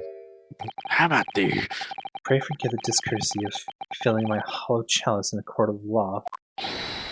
Aha, there it is! Lord of the hollow chalice! How can this be considered acceptable? Oh, you know, everyone needs a drink from time to time, but I find myself in an unexpectedly good humor. Thank God the liquid is red. Oh, okay there. Oh, I see how it is.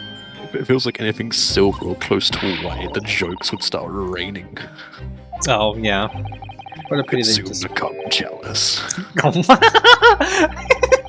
Jesus Christ, this Deborah's ledger with details all monies loaned by the accused. You'll find the victim's name clearly recorded inside. Oh. Well, there he has it. You know for a fact he's drinking blood. Allow me to present the ledger as evidence. A virgin wine, you might say. Pray forgive the discourtesy of raising a chalice and toast of the enigmatic East at the same time. While this toast to counsel, I will gladly accept this new evidence. Oh my lord. The debtor's ledger has been entered into the court record. Cool, thank you. I'm gonna look at that right now. 20 guineas. The victim owed a considerable sum.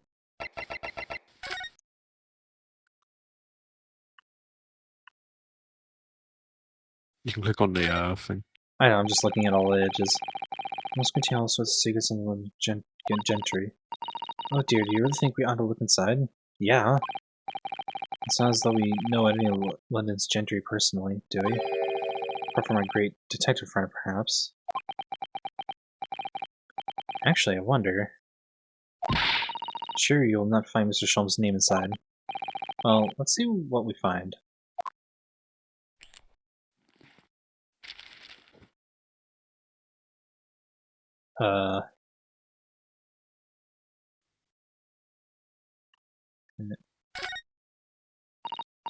Gosh, it's cranked full of gentlemen's names, isn't it?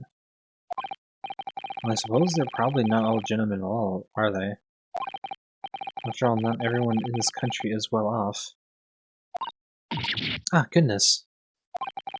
What is it? Look at this, do you see the name here? Bruce Fairplay.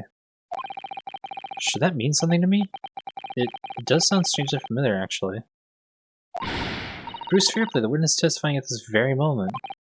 Oh yes, of course, the banker. Why is his name in here? Ah, he borrowed 20 guineas, did he? And look, the repayment date is fast approaching. It's possible that this is just a coincidence, of course, but this could be very useful information. who would have been due to his pain. Okay. Let's see this side. Careful of Jones' names. Okay. Okay, that helps. He accused me quite certain he had ample recompense. Aw, well, it would seem I've had the wool pulled over my eyes. Regrettably, madam, this is the most modus operandi of the accused. Or ML. Such a pretty little part, too. What a scoundrel. Oh no. Too soon, too soon, still. Maybe it's all for the best. No! No, wait a minute. Let's think about this a little more before. I don't stand for nonsense. Oh no!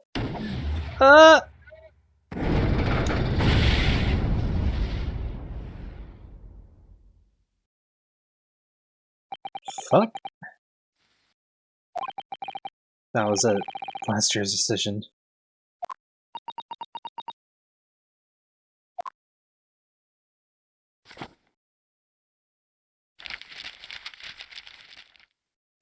Jesus, woman. According to this Encyclopedia of British Law, when all members of the jury have concluded that the defendant is guilty, court proceedings are suspended, and the proceeding judge will deliver the final verdict and sentence. That's what this says here. The final verdict. It's over then. Oh. There's a footnote, though. A footnote? However, the defense... Oh, well, fuck off.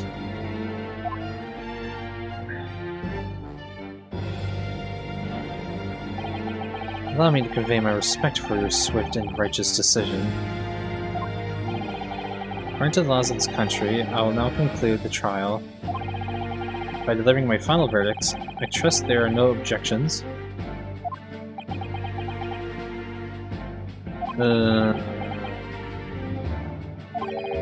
Mr. Sato, just tell me one thing. Oh, yes? You were in the middle of saying something before. The footnote in your Encyclopedia of British Law. However, the defense... What did it say next? Oh yes, of course. One moment. All members of the jury have concluded the defendant is guilty. Court proceedings are suspended, and the presiding judge will deliver the final verdict and sentence. Then the footnote says, however, the defense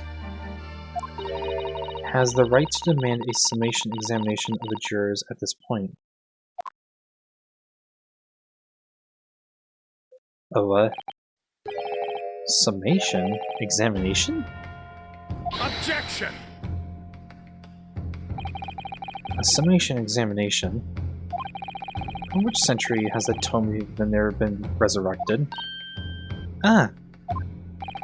Judging from the binding, I would say that book is at least 50 years old. Any modern text on British law wouldn't give such an antiquated procedure a mention. It's a relic, long forgotten, and certainly no longer practiced. But is it still allowed? So you're out of luck. Oh.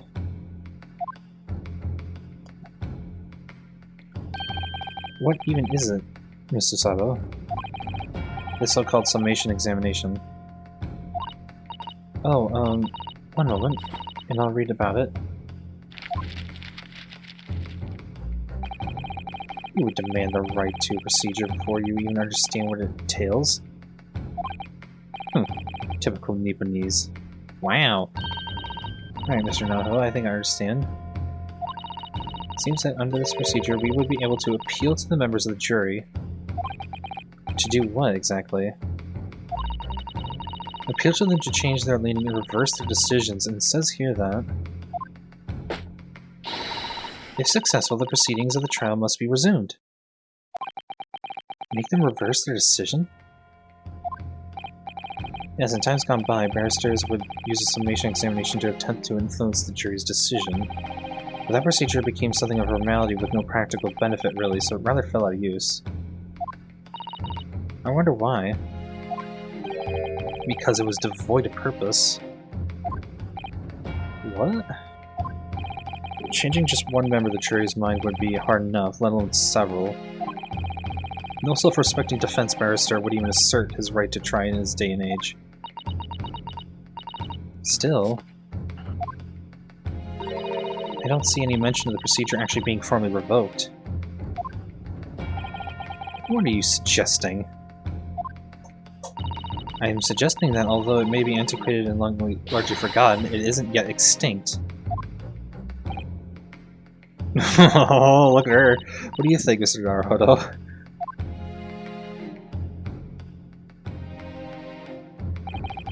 Summation examination, our last possible option. Do we assert our right to carry it out or admit defeat? Assert the right. Yeah. The defense wishes to assert its right to summation examination, my lord. Objection! London is the capital city of the most powerful nation on Earth. Actually, hold on a fucking second. Ziggs? Yeah. Do you want to speak for this man?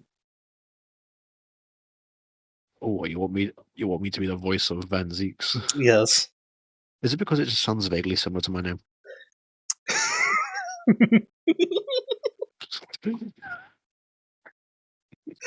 A little bit, and I was like, you know what? You also wanted to look like him, and you're like largely attracted to this guy, so like, why not? What the blatant objection? I suppose I can then. We have a duty to the world to exemplify the very highest standards of judicial procedure. Summation examinations are an embarrassment that should remain buried. Objection! Objection, bitch. But it's alright, that's alright. I believe it could prove vital in this trial. The defense's petition is perfectly valid. The court will proceed with the summation examination. This is madness. This is a courtroom. Foreman, are you and the remainder of the jury ready? This is a Wendy's. Sir, this is a Wendy's. Eh? Oh, well, I'm not, There was no mention of this in the letter to CUTC, so all members of the jury will be asked to explain on what grounds they have reached their decision. On what grounds? You must all justify your decisions and explain why you believe the defendant to be guilty. Well, my lord, you're rather putting us on the spot. This is most irregular. No mention was made of this before. I don't really hold with all this justifying lark. That seems to have thrown the jurors off. It seems none of them have experienced this before. Alright then, the summation examination. A defense procedure no practicing lawyer has attempted for years, is it? Well, just maybe. It might be the opportunity we've been looking for to turn this trial around. Turn the trial around. So be it then. Ladies and gentlemen of the jury, the court hereby calls upon you to state the grounds on which you find the defendant Miss McGilded guilty of the most serious crime. Oh boy. Judicial findings. The jurors' contentions. There was no one else inside the carriage at the time, so it must have been him. I trust the driver. He has an excellent memory, it seems. 4 passengers, with fares totaling 20 pence. He stuck the chap next to him just like this. Brazen, I must say. Absolutely brazen. I simply typed and collided all the statements made thus far, and draw the logical conclusion. You can trust the guild. Fair fares are our motto. We haven't raised prices above 4 pence for years. The scoundrel stabbing the poor man on the floor beggars belief. Wait a minute. Okay, I'm starting to see something interesting here, is that the blood Hold was on, shown to be on hold the on. inside of the hand and not on the outside, right? No, hold on. Hang on. Yeah. Acknowledge what the 5th juror said. They haven't raised the fares above 4 pence in God knows how long. Yeah.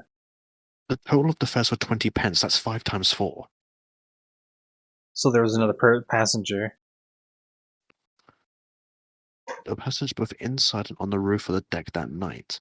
How exactly could the fares have totaled 20 pence if apparently Like, if the fare is 4 pence, how could it have been 20? Because that would be 16 pence if all 4 passengers paid the fare. Yeah. So there had to have been a 5th person. Also, hi, Had to have Ninji. been. Starting to wish I hadn't pushed this furthest now. Some of the jurors don't seem to have wonderfully formed arguments, though, do they? Well, let's see what we can do. We need to get those 6 people to change their minds. I have to throw everything I can at them, and use some very persuasive language. Just a moment, Mr. Naruhodo. According to my book, that's not quite how it works. Oh? I thought I was going to have to thaw their icy minds with some heartwarming rhetoric about the defendant. Unfortunately, once the jurors have decided the defendant is guilty, they're unlikely to heed anything the defense says. But then, they've reached their conclusions by their own reasoning, you see. Your pleas will sound like excuses. Oh, so you basically have them turn against each other? In fact, I could recoil on you. The more you try to persuade them, the more entrenched they may become. Then what on earth am I supposed to do? Oh dear, I'm just signing one I read about British law, Mr. Naruhodo. Oh, right, I'm sorry. Do you have any idea how to make this work, then? Well, from what I can understand, the key to this procedure is using the jurors' own words to make your own arguments. What do you mean? Well, the 6 members of the jury are randomly selected members of the public, and they appear to present a united front, but the truth is, they're complete strangers who just happen to find themselves in the courtroom together. And that's the way to break them down, you mean? Yes, exactly. You must listen very carefully to what each member of the jury says, and see if you can identify any contradictory statements. If you can, we then contrast the statements and pit the corresponding jurors against each other. See, so it's contradictions in what 2 or more jurors say that we're looking for. In a way, then, this is similar to a regular cross-examination. Oh, yes, I suppose you're right. Find contradictions in their statements and pit the jurors against one another to break them down. Alright, I might be able to pull this off. No, that's not right. Ooh, double slap. I have to pull this off. Double slap. Pap, pap. Double slap. Can we start the proceedings, counsel? I'll ask you to take the stand for this. I'm expecting a clear and concise rebuttal. Yes, my lord. Oh, is he going to be on? Oh, he's on the stand. Oh. Or, well, in front of the stand, but sure.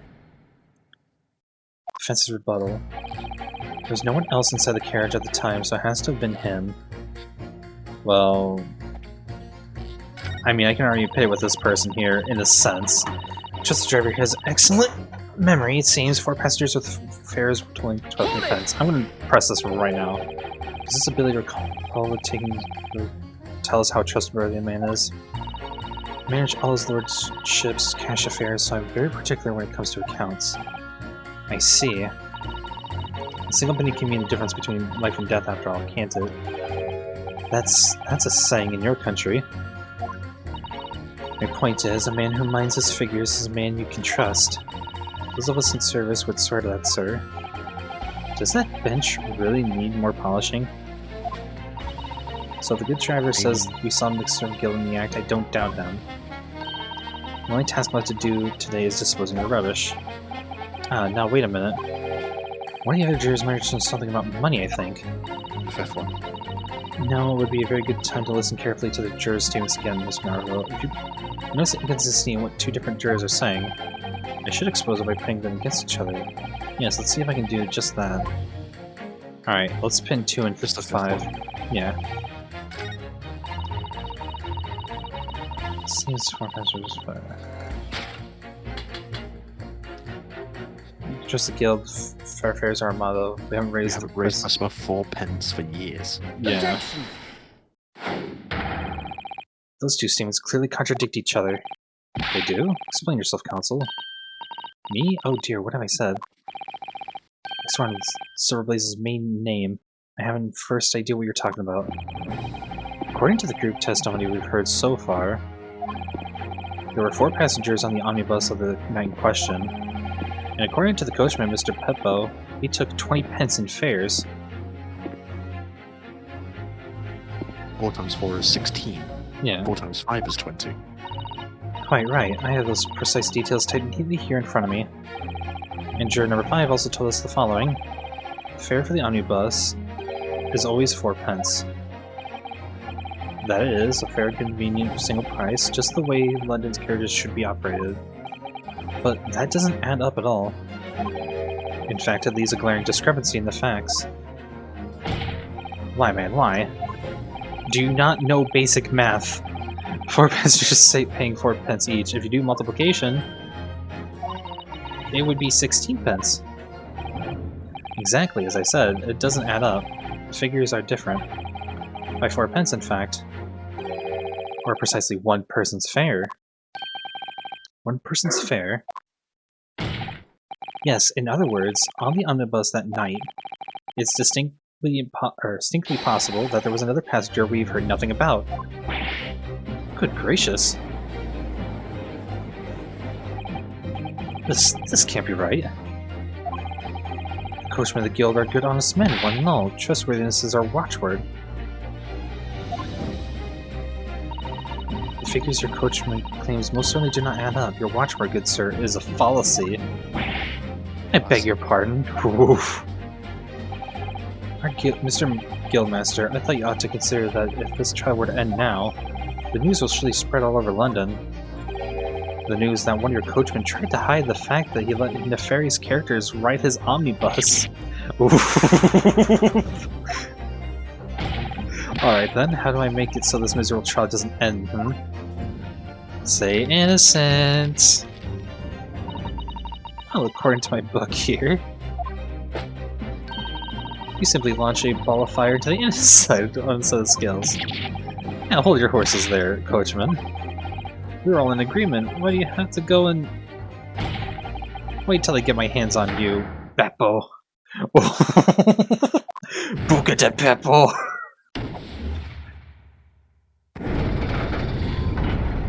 Oh no. Oh, this is all very irritating. Why is this guy sweating bullets? Why is he sweating milk? Begging your pardon, sir. I'm going to do the same.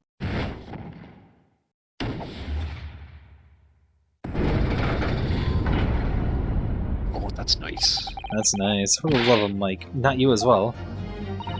A penny can't be the difference between a smile and a tear after all. Certainly can't put my trust in someone who doesn't follow my exacting standards in financial matters. Oh, really? I, for one, think it's only proper that we hear from the witnesses again. Damn! Oh well, well done, Mr. Arhardo, you did it. If we can manage to change 2 more jurors' minds, you force the trial to continue. 2 more. Actually, there's something else that's bothering me about a couple of their assertions. Then that's where you must strike next. I'm pretty sure it's like 3 and 5. Or 3 and 6. So I need to pit 2 more jurors against each other and show there's another contradiction in their assertions. Exactly. You can do it. Well, the scales of justice have shifted, but they still weigh heavy on the side of guilt. Counsel, you have the floor again. Continue with your summation examination. Treating my means to innocent, I should like to hear what slipshod bookkeeper has to say to himself. He stuck the chap next to him just like this. Brazen, I must say, absolutely brazen. Yeah, see, that's not... Next to him. Yeah. Hang on, who else? Conclusion. Yeah, we don't... Scandal stabbing the poor man on the floor. Ah, yeah. That's really a contradiction. Objection! Those 2 statements are completely contradictory. What? Explain, counsel, post-haste. Post-haste. Oh, dearie me, I was only knitting a jumper for my other half. What is all this claptrap? What does contradictory even mean, I ask you? We've heard from more than one witness that they allegedly saw the actual moment when the defendant stabbed the victim. Yeah, honestly, here's one thing I wanted to say, is that the coachman was late to see what happened, and then he claimed to see what happened, that he stabbed the guy on the floor. So, that couldn't have been true because, for one thing, we have a picture here that shows him being on the seat. And if this was the case, then why is the picture not of him on the floor? Exactly. Because then the last statement was claiming that he was on the floor, but he's been here on the seat the entire time. But anyways, I think that's for later. When the defendant stabbed the victim. Now, out of curiosity, juror number 3. What? Can you see I'm busy here? Oh no. How would you say the defendant stabbed the victim? What sort of motion was it? Huh, wanted to test me, do you? It was like this. Stuck the fellow next to him without even getting up, just like the prim banker said. Yes, that was Mr. Fairplay's testimony, quite true. Now then, jury number 6. Oh, is that me, is it? What can I do for you, young man? How would you say the defendant stabbed the victim, madam? Oh, well, dear, as far as I understand it. It was like this. He stabbed the poor man after he'd collapsed on the floor. The coachman said so. Now don't move. Take a look at these 2 jurors. He stuck the fellow next to him without even getting up. And he stabbed the poor man after he collapsed on the floor. Well, I'm never there. They're stabbing in totally different directions. What? Bless my stitches, what a muddle. What this tells us is that there's a strong possibility one of the witnesses isn't telling the truth. Oh. But why? Why the dickens would they lie? I don't know that yet, but what I do know is that if the trial ends at this point, we may never find out. We never know the real truth. Ladies and gentlemen of the jury, can you really let that happen in all good conscience? Lies, you say? Oh, dearie me. I can't abide people telling lies. Just like that. The scales. I don't believe it. Hold it. Wait. Now hear this, my fellow jurors. I warn you, you cannot listen to this man. Look at him, his black suit. He's clearly some devious Eastern sorcerer using magic on all of us. What? Bruh, you're wearing black too, motherfucker. If I could use magic, do you really think I'd be putting myself through all this? Answer me this, dark jinx. Huh? Me? What exactly is the problem? What if the 2 witnesses have slightly different recollections of events? What of it? Let's say the Sherlock did stab the victim as he sat next to him on the omnibus, and this young dandy saw him do it. And now let's say the victim collapsed on the floor, and then the Shylock stabbed him again. And this old lady saw him do it. Well, what's it to say it didn't happen like that, huh? Well, this, actually.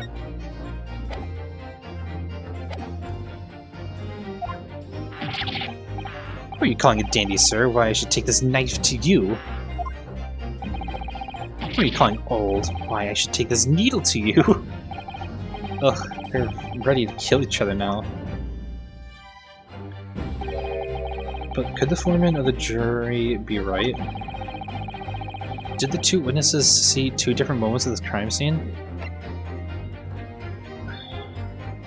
Good looking. Uh... I mean, It's possible... That would equate to 2 stabs, that's the problem.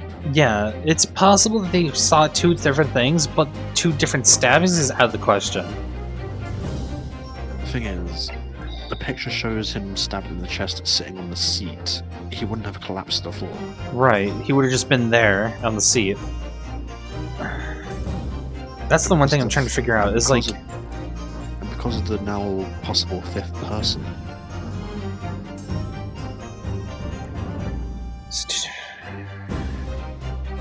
I want to... I don't know what the game wants me to answer here with. So I'm just gonna save here. I'm gonna say out of the question for now.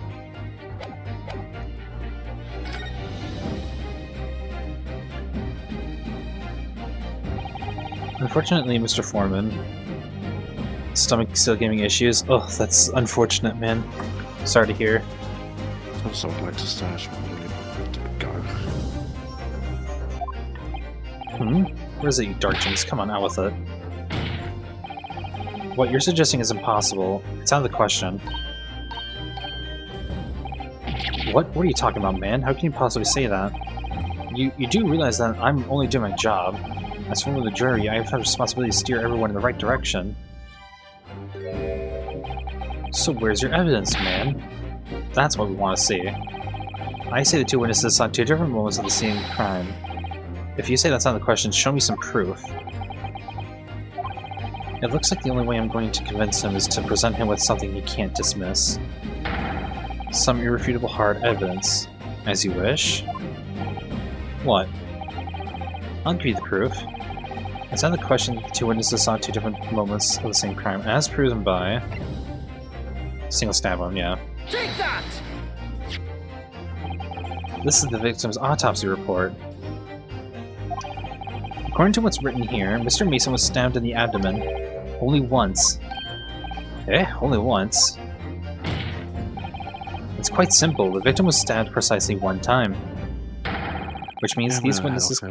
Oh, okay. Just have to sort out anyway. Alright. Things happening again. Oh, I see. Sweet dreams, dude. Yes, you have a good time. Yeah, you too. Which means these witnesses can't possibly have seen it happen two different times. Alright, I can see defeat. And would you look at that? Wow. Wait, that means 4 jurors are now leaning not guilty. We've done it, Mr. Naruhodo. We've won. What are you playing at, you dandy fool? Shut your trap, sir. No one deceives me. But we've had a consensus. I said shut your trap. I know a liar when I see one. And if the chap ever dares cross the threshold of my shop, I'll take this razor-sharp blade and shave every last hair off his head. Damn, that guy's sinister! Please tell me he's a barber. Well, in a quite remarkable turn of events, the defense's summation examination has flipped the balance of the scales of justice. The jurors now stand at 2 for guilty and 4 for not guilty. Accordingly, there is no longer a large enough majority among the jury for me to agitate, and the trial must continue. No worries, Ninji. I hereby ask the defense, prosecution, and witnesses to return to their places, and I call upon all of you to continue to pursue the truth. Oh, wasn't that a save? So, Lord Van Zykes, continue to substantiate the case for the prosecution, if you please. Wait, did he drink all of it already, earlier?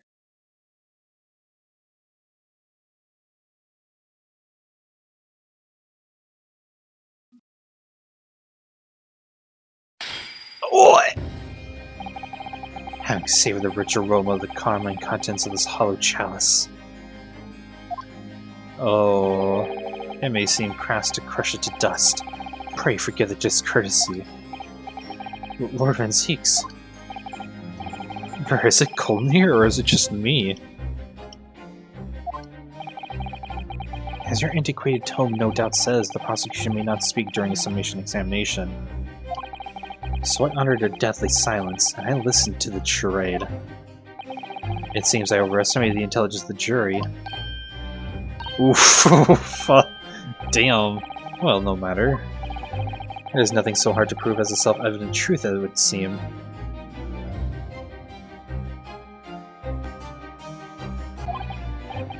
No, and why else would we grace the courtroom with our presence after all? Oh yeah, he sure does.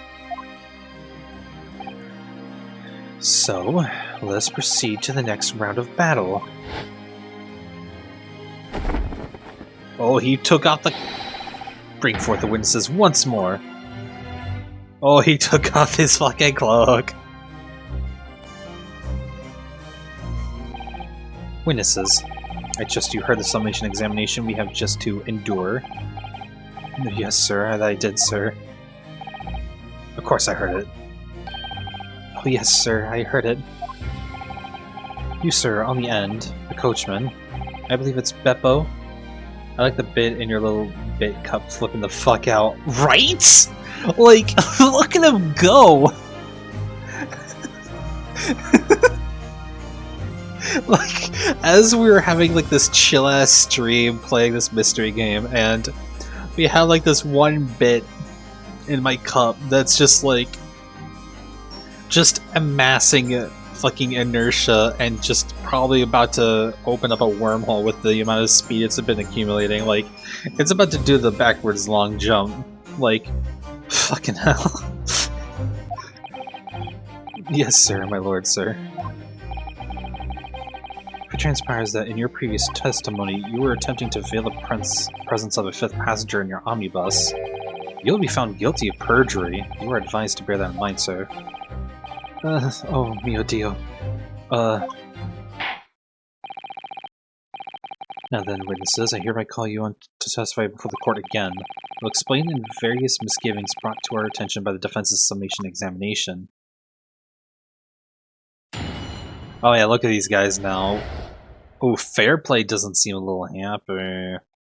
Oh no. I'm also fucking lady first, too. I only carried 4 passengers that night, I swear it, but, well, I for one was told I had to pay 5 pence on the bus. By whom?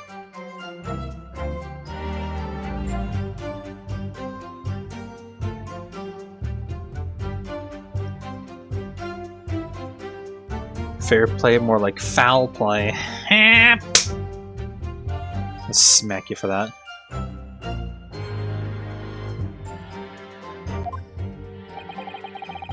He filled us on the fare, he did, and then I saw that blood-curdling sight as well. That's all too much. I tell you, I saw McGidded stab that man. Everything I said before stands. Oh yes, he stabbed him. Yes, he did. I think so, yes. You think so, or you know so, motherfucker? Which one is it? Has to make sense for this for me, please. The phantom fifth passenger conjured into existence by my learned Eastern friend never existed. The confusion has arisen from the coachman's sly little cousinage. What? Beppo, explain yourself. I'm terribly sorry, Guildmaster. The guild's fare is 4 pence across the board, you know that. Now am I to understand that you've been overcharging our passengers by a penny a fare? It's so cold, and the last run of the day is always half empty.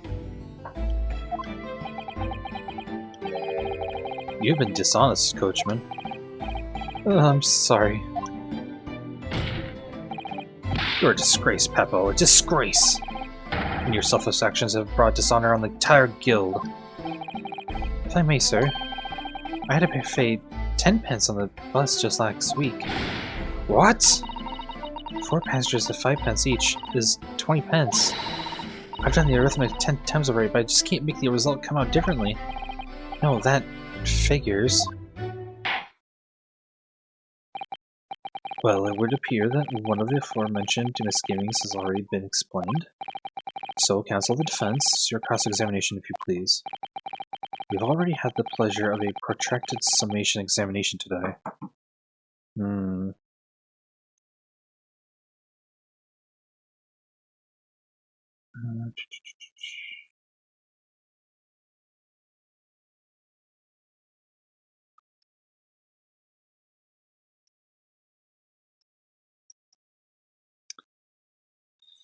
Goodness. If you see you intend to continue the parlor games. Absolutely.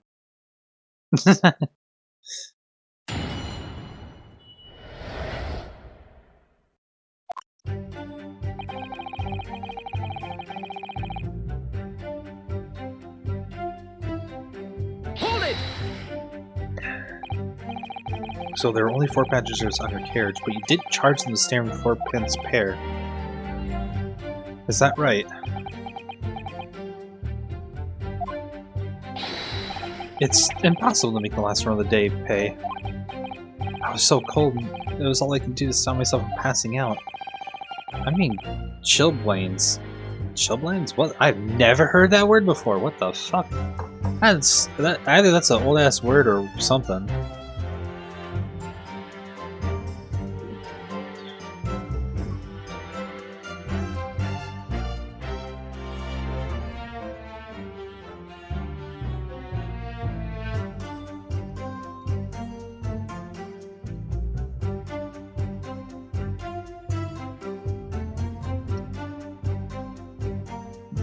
It's basically a frostbite. Gotcha. It was terrible, so I want to give myself a pat on the back for even keeping the bus running. Doesn't a dedicated coachman deserve an extra penny per passenger? You're digging a deeper hole for yourself here. If only there had been a 5th passenger on the omnibus that night, then we would have another suspect.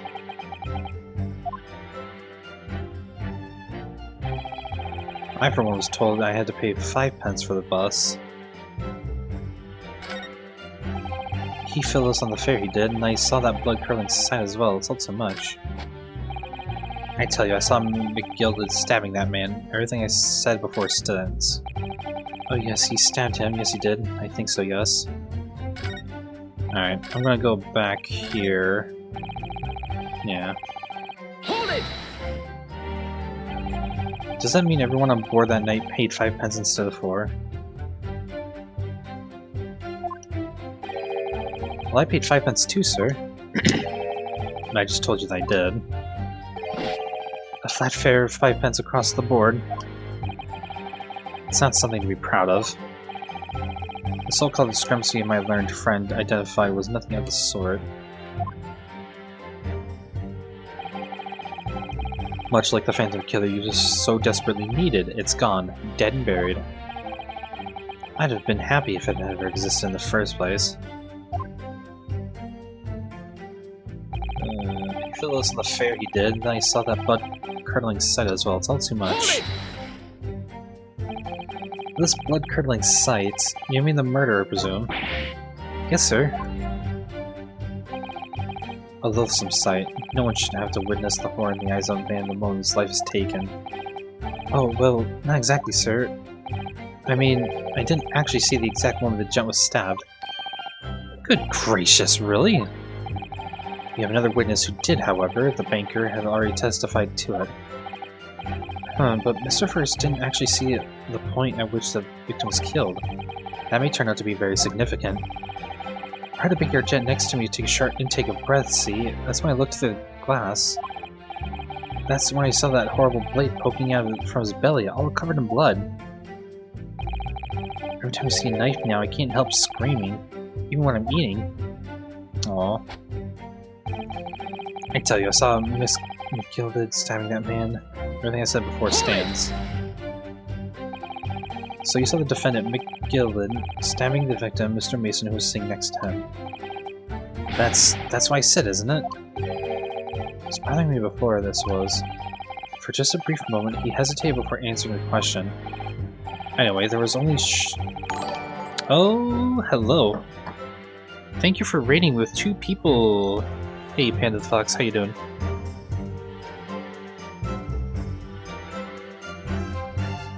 One second.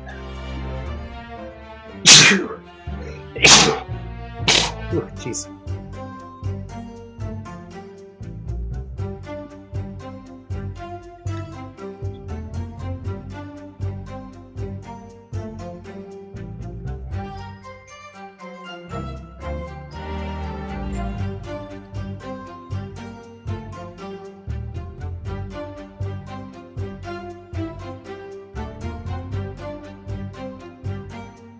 Bless you, thank you.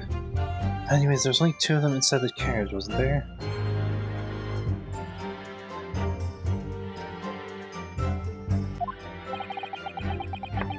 Just my notice, show the 5th passenger as yet, 0 evidence. Then why are we wasting our time for it? It's black and white. The man's guilty. Something about fair plays of testimony just jars with me. We should go work out what it was. He stabbed him, yes he did, I think so, yes. There's Beppo, he's also unsure of himself, really. Well, you testified that you saw the moment when the defendant allegedly stabbed the victim, didn't you? Oh, yes, that's right. You said the victim was on the floor. Describe the assailant holding the knife in an ice pick grip. Sorry, 1 second. Checking some things.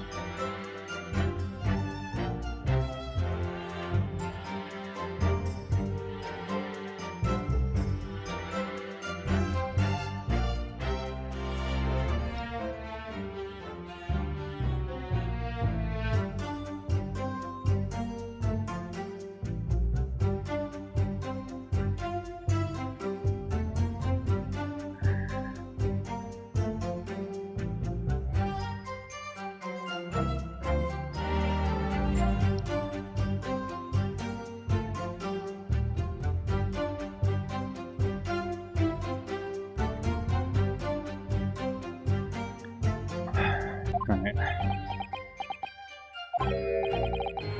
I suppose I might have, you know, yes, put the cart before the horse, maybe. What's this? Well, I'm quite sure about most of it. I was driving the horse when I heard the scream from the seats of the roof deck. Well, I expect that was me, sir. Then when I turned around, yes, I saw it through the skylight. The gentleman was on the floor, and the knife was sticking up out from his midriff. That's right, yes, and the fellow holding the handle was the famous man, yes. So in short, you didn't see the moment when the victim was actually stabbed at all. I really thought I did, but when I go over it again in my head, no, I suppose I didn't actually see the precise moment of the stabbing, did I? Hello? Are you okay there, good sir? What is this that you're doing here? What? You good in there, bruh? Excuse me. Do you have something to say about that, Mr. Fairplay? Now you listen to me. I know what you're thinking. You didn't really see the exact moment the fellow was stabbed. What are the chances of that? Eh? Are you asking me or telling me? He's getting flustered. Yeah, he's very sure of himself. The other two aren't so sure. I might be able to extract some new information from him if I answer him cleverly. Could he have just happened to see the exact moment the crime was committed? Some days are like that. Some days are like that. I don't think... no. Well, it is a little hard to believe, certainly. Unless you spend your time peeping through a skylight on top of the omnibus, that is. Peeping? I'm a respectable city banker, I'll have you know. I know what I saw. I remember as clear as a Ballarat day. It was a grim scene, I don't mind telling you. Thank you, Mr. Fairplay. Yeah, he is very sure of himself.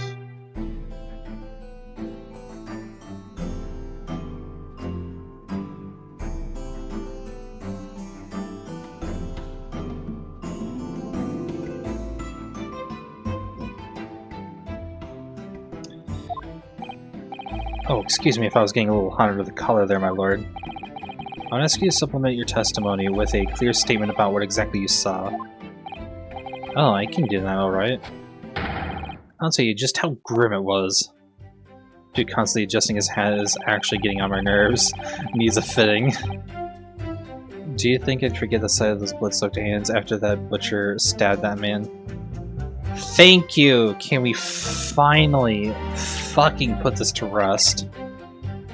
Objection! Thank you.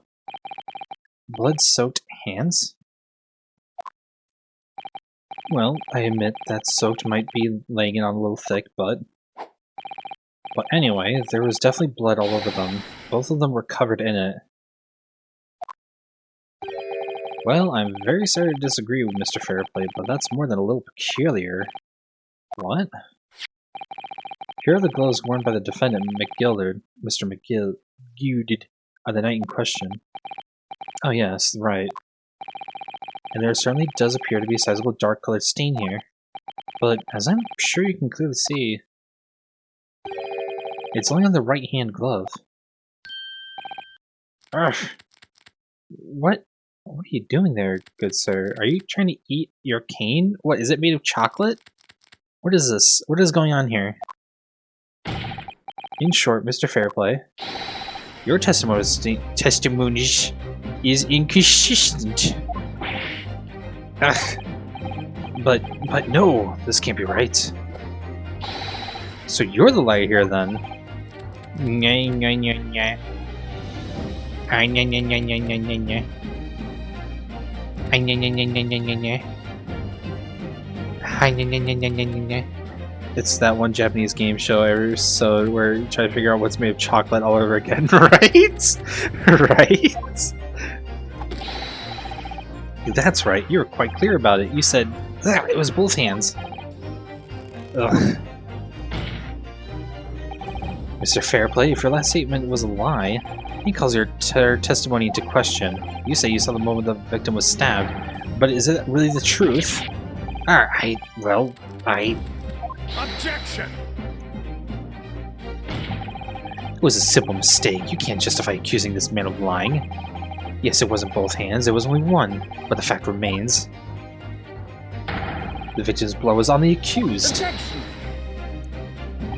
No, Mr. Fairplay categorically stated that he saw blood over both hands, which means there's a strong possibility that this witness was deliberately trying to mislead the court. Gah! Why? I'm a city banker, for peace sake. My word should be the gold standard. I'm a gentleman, not some gutter snipe. Upstanding members of society don't prevaricate. He's claiming to have no reason to lie, but is that really the case? Mr. Naruhodo, if we had some evidence to explain why Mr. Fairplay might be lying, it could turn the tide in this trial completely. Something to show this man has a compelling reason to lie in his testimony. I think I have the evidence. My lord. Yes, counsel?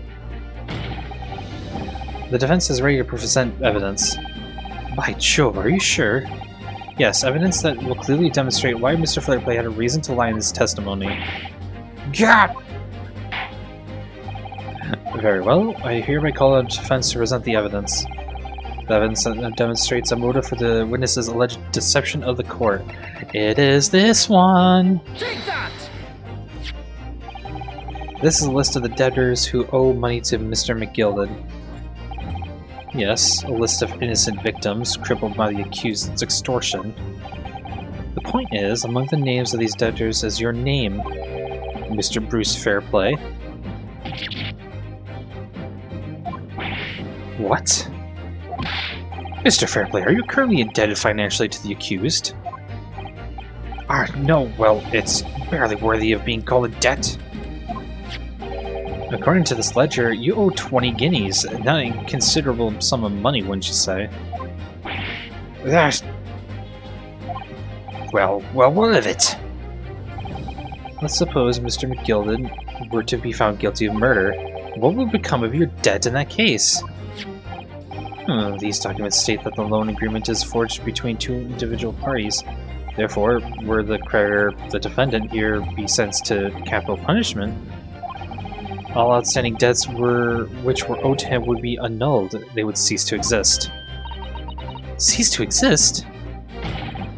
Mr. Fairplay, is it not the case that you claimed in your testimony to have seen something you never in fact saw, in a devious attempt to annul your debt of 20 guineas to the defendant? Keep eating that cane. Keep chewing it. Act like it's candy. Order! Mr. Bruce Fairplay. Oh, goodness.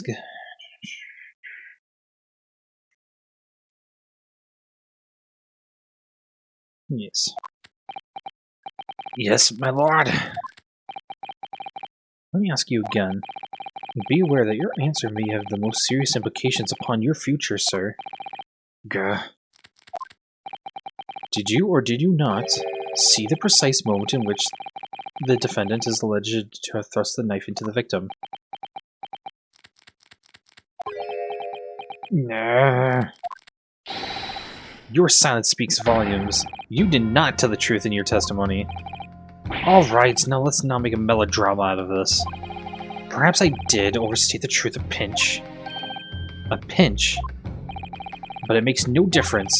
I definitely remember seeing blood on McGilded's hands. Both of them. Objection! And yet only one of the defendant's gloves, which we have here as evidence, is stained. Grr, so you keep saying. Aw, first is just like, aw. I wonder if I might be allowed to speak, sir. Go ahead, Mr. First. Well, the thing is, I think I remember seeing it myself, as it happens. Seeing what? The blood, sir, on the assailant's hands. I think, yes. I'm almost sure that was on both of his hands, not just one. What? What?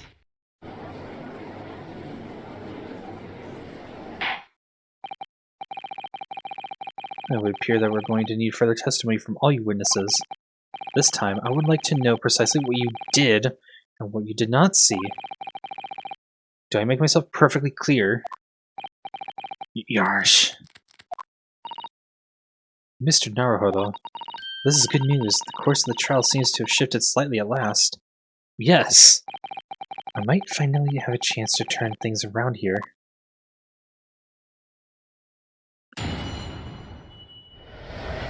Witness testimony. What the witnesses really saw.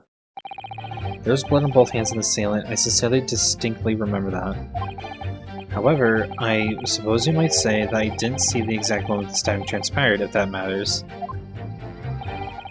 I remember seeing the knife, and I remember seeing both the attacker's hands and blood on.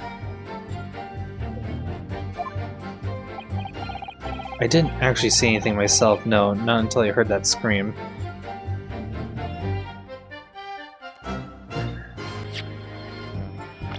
Can I get... First plate, Bedbow, Ryan Mason.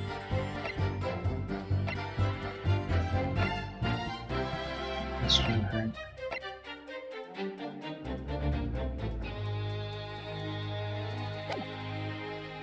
Didn't actually say anything myself, no, not until I heard that scream. Anyway, the fact remains, there can't have been anyone else inside that carriage, or we all would have seen.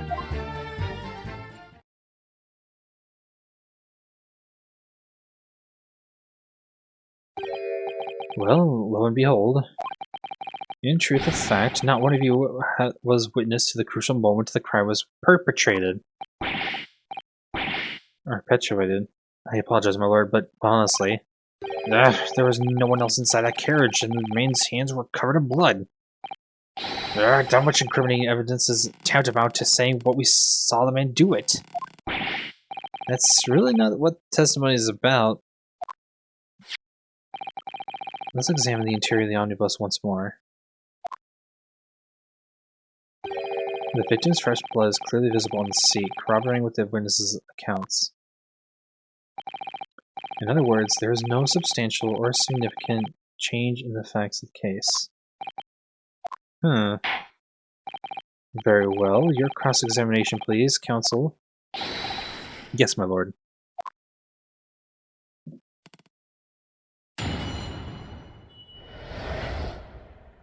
What did witnesses really saw?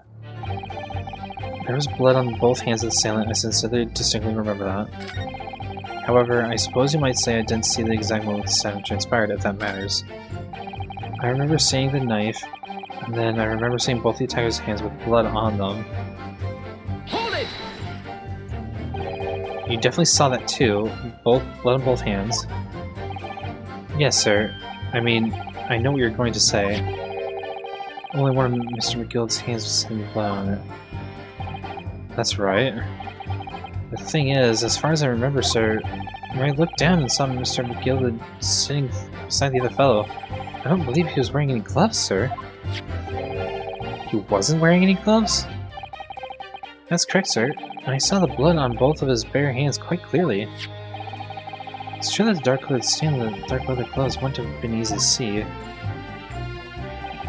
I should point out that the police officer who apprehended the accused on the night of question reported that there was no trace of blood on Mr. McGild's gloved hands. There wasn't blood on his hands? This is puzzling indeed.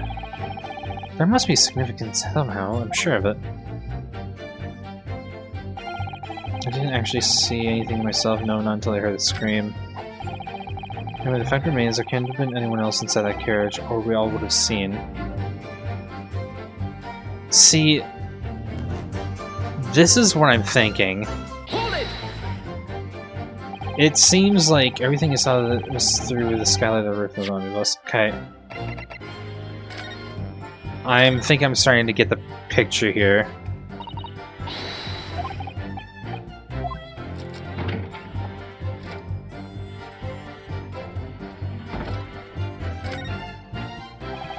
Seat looks reasonably soft, but it's actually rather hard when you sit on it.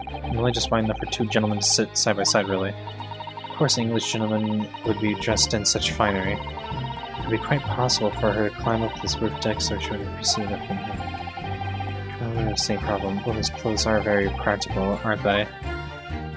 Okay, that's not what I'm looking at. This is what I want to look at.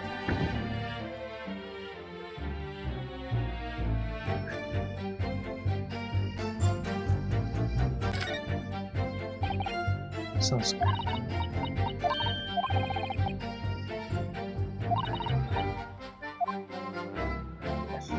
It seems like there's something right there.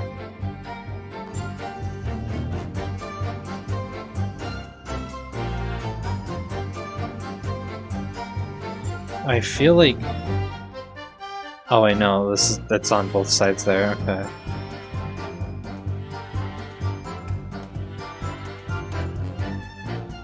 Yeah, see, that's the thing. I don't...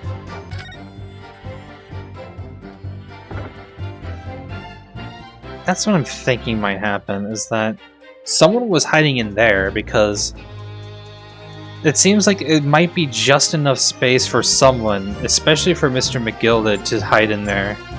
Maybe someone practically got in there, took on, or put McGilded in there, made it look like he was McGilded himself, stabbed the guy, and then... No, that would have been too weird. Because that would all happen in one thing, maybe. I don't know, but then how was the blood there? Because another case... The blood stained like so.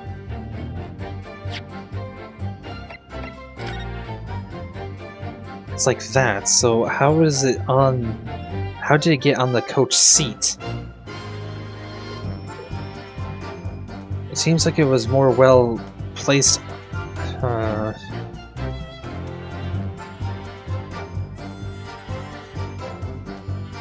thinking something else happened here. There has to be. It doesn't help that there's a missing button on him, too. And I'm still considering that this is more of an W than an M. But I guess that's that.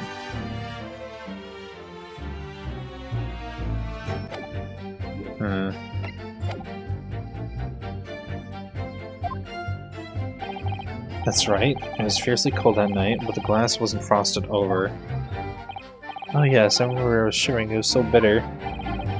Which rather begs the question of why the pair of you were sitting on the roof deck in the first place. Well, I don't know about this young fellow, but I couldn't enter the cabin. Oh, why not? It was locked from the inside. I tried knocking, but no one opened the door. Oh. It was locked? That's right. It's a public bus service, for peace sake. That's not what I call fair play.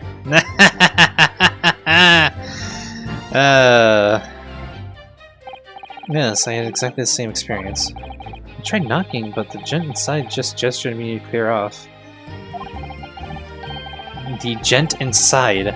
Who was this person? So I had no choice but to climb up on the roof deck and look down longingly into the cold, warm cabin below. Well, I can assure you I wasn't just looking down, I was glaring long and hard. That's precisely why I can tell you with absolute confidence that if there was anyone else in that cabin, I would have noticed.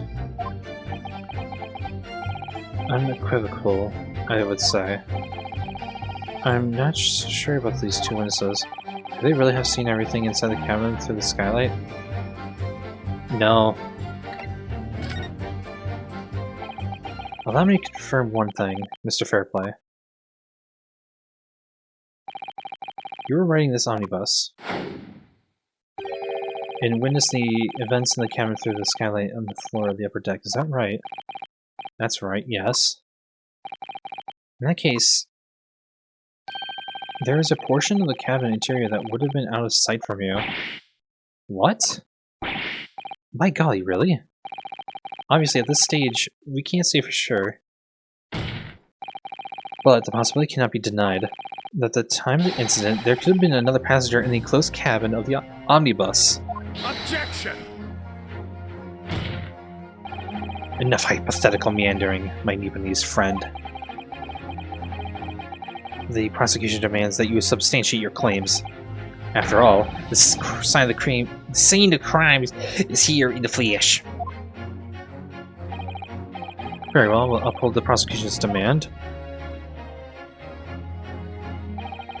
You'll identify the area on this cross-sectional plan of the bus. The cream of the crop. Where exactly in the omnibus are you suggesting that this potential extra passenger could have been situated? Right here, baby! Take that! Both rows of seats on the roof face in the direction of travel, whereas the seats in the enclosed cabin face each other, which means the visible part of the cabin, which passengers on the roof deck can see through the skylight, is as I've drawn here. That's right, my lord. As you can see, the seat opposite the one on which the victim and his attacker was sitting is obscured from view. In other words, if someone had been sitting on that seat, it's quite possible that these witnesses would have been completely unaware of it. Objection! It's quite possible some phantom was sitting there. You Nipponese have a forbidding habit of obscuring the truth with ambiguity. I get Keare with the prosecution's rejoinder. In a British court of law, evidence is paramount. I cannot entertain this conjecture, counsel. That is, unless you're able to put a name to this mysterious passenger to whom you allude. Can you, Mr. Naruhodo? Are we going to get him to stare at the screen? Also, silence is a valid option. I honestly don't know. Who could have been? Who could have been in the other seat, which was out of sight from the witnesses on the roof deck? Who could have been on the other seat, which was out of sight from the witnesses on the roof deck?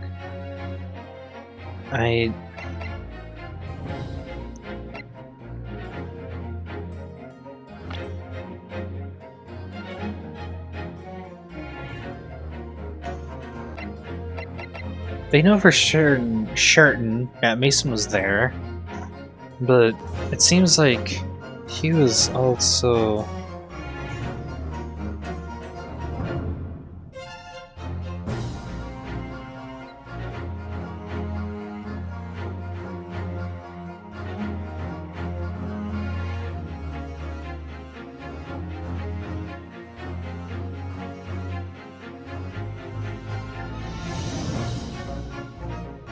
Oh goodness.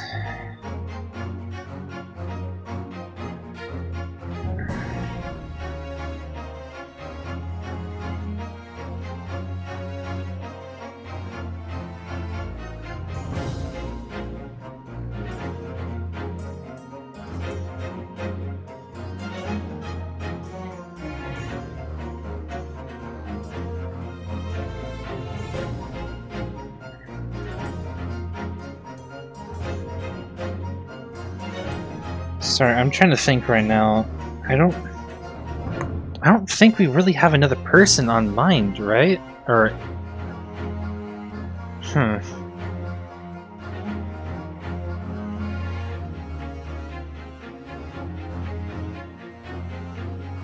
we don't know what else it could have been. But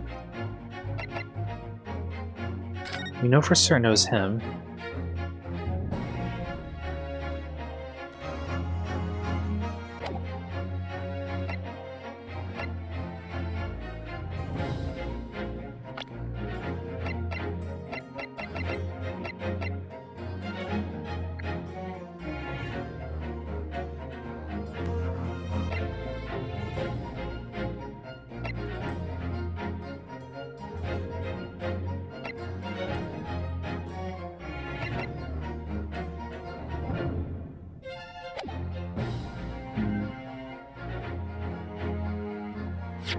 I'm going to throw it. I'm going to try.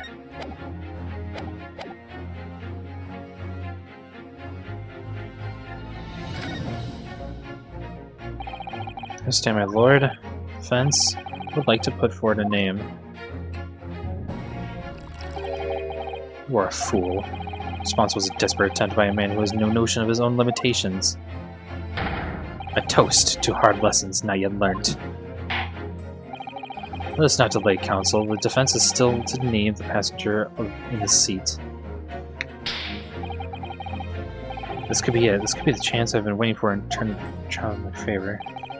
On that night, on the night of the murder, the person occupying the seat of the omnibus that was obscured from the view was...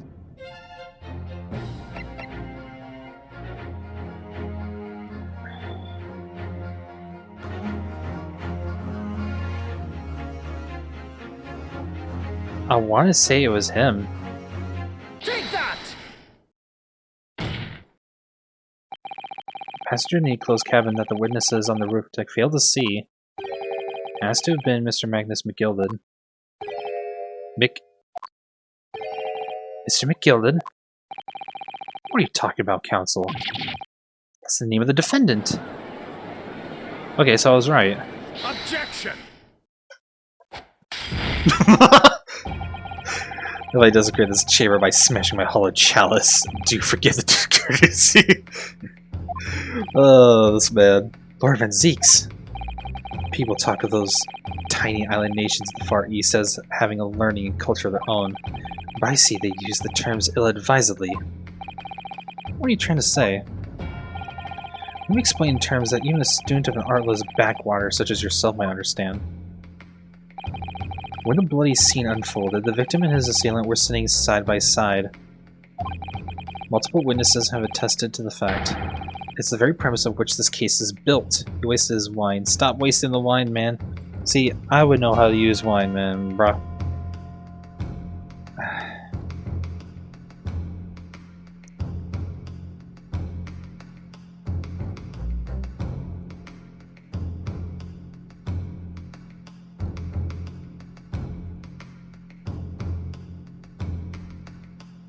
Alright, sorry about that.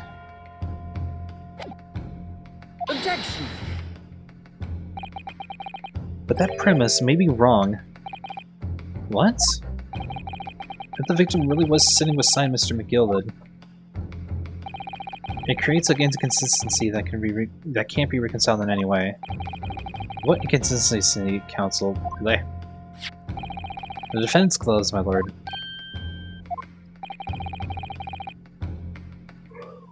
Both witnesses made the same testimony, that they claimed that there was blood on both hands of the person sitting next to the victim. Objection! Yet, we know the truth to be otherwise. Only one glove bears the gory remains. Objection!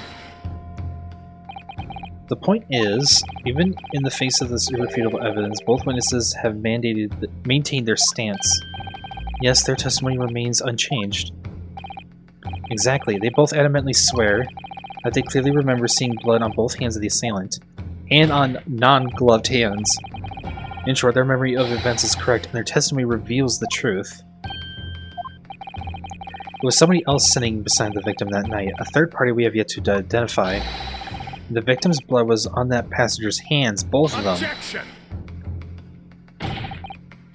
And who was this third party? Obviously, the true culprit. Extraordinary.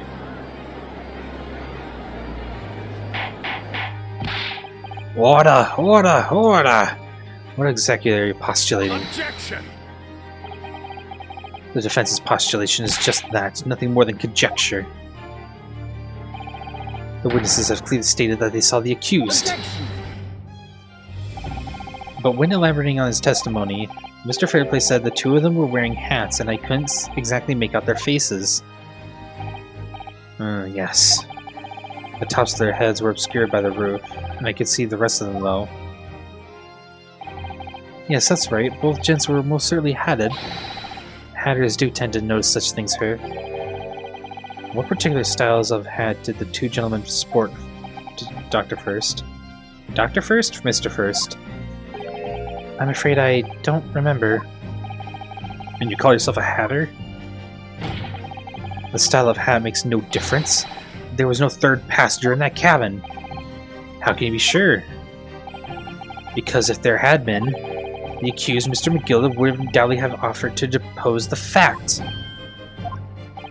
Unless, that is, you are proposing an even more preposterous explanation. That the accused failed to even notice the presence of the true culprit in the very cabin in which he traveled. He would have, because he was asleep. He was asleep. If there was another person traveling in a closed cabin of the omnibus, it's inconceivable that Mr. McGilda would have been unaware of it. Order! There's clearly a simple solution to this problem.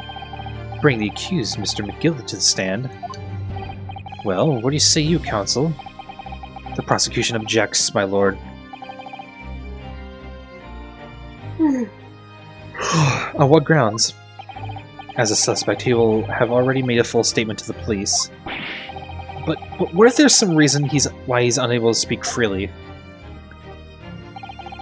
Magnus McGilda is no uneducated ruffian. If it indeed turns out that the man has been withholding information, you can be sure it will have been a most deliberate act. Counsel for the defense, what is your opinion? My lord, should we ask Mr. McGilda to testify or not? Demand his testimony, yeah. Yes, we need to hear what he has to say in order to find out the truth. The defense would like to call Mr. McGilda to the stand. In that case, I would like to hear the opinion of the jury. Yes, I need a little more time to consider this. If you ask me, I think we should hear what Mr. McGilda has to say. Get the man out of here, I say. Or get out here. It would be utterly illogical not to hear this testimony. When something needs doing, get it done. That's how I run things at the guild. Hear what the patron of my favorite little park has to say. Oh yes, that would be lovely. Yes, the jury says the man must be heard. Very well, the court will hear the defendant's testimony. Bailiff, show the defendant to the stand at once. Alright, let's get down to the meat of it. Silence is a valid option. Now maybe what actually happened that night will finally become clear. Hell yeah, finally. Let proceedings be resumed. Mr. McGilden, have you been listening to the discourse of the day? To be sure, my lord. There are now two matters on which the court desires to hear from you. The first is whether or not there was a third party with you in the omnibus cabin as the proposed defense. The second is that if such a person was indeed present, why did you conceal that fact from the police? Silence is a valid option. Egad, no, it is not my nature to hide anything at all. Just answer these questions, please. The truth of the matter is, I've been desperate about this all along. Do I tell you all, or keep my mouth shut? tell you what, Mr. McGilden. The fine fella representing me is absolutely right. In the carriage of the night, myself and the other man, there was another passenger. It's true?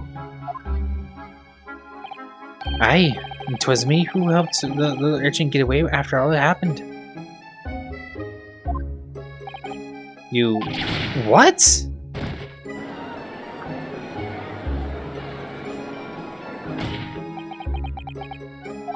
No, Magnus McGilden. This convenient excuse can't save you now. I'm truly sorry, so I am, Lord Van Zeeks. I'm sure you'll be wanting to know why I said nothing when I was taken in by the police. I do be having a very good reason, I assure you.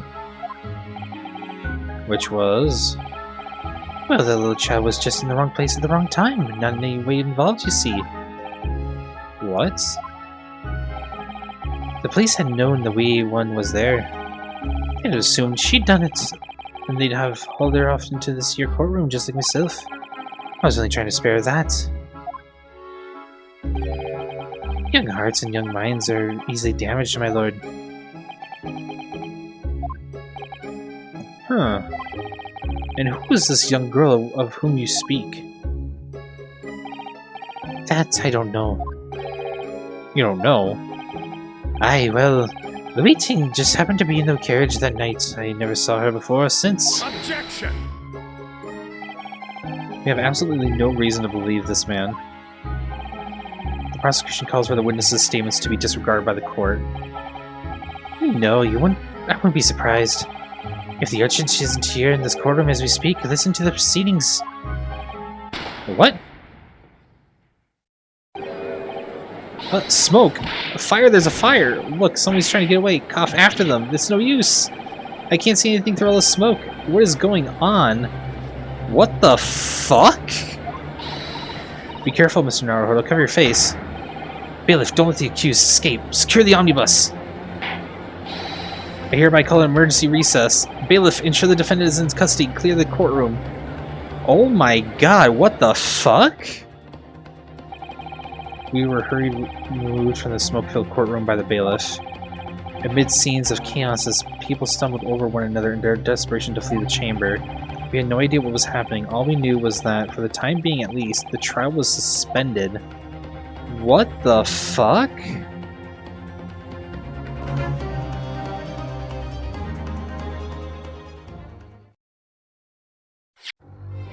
Yeah, save my current progress. Let's... wow, okay. Trial part 3. Okay, we're still back to the trial. Good.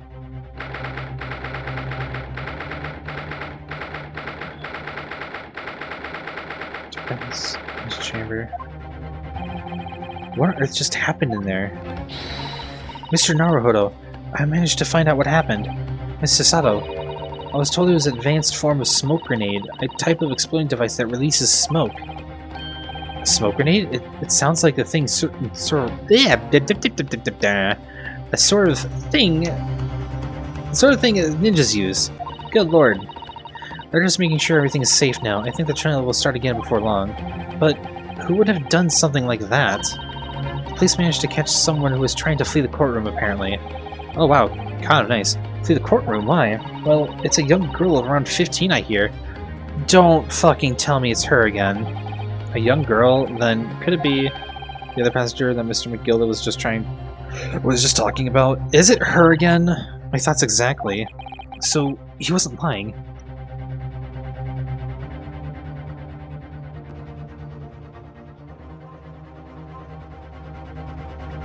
Don't tell me, is it Miss Pavlova again?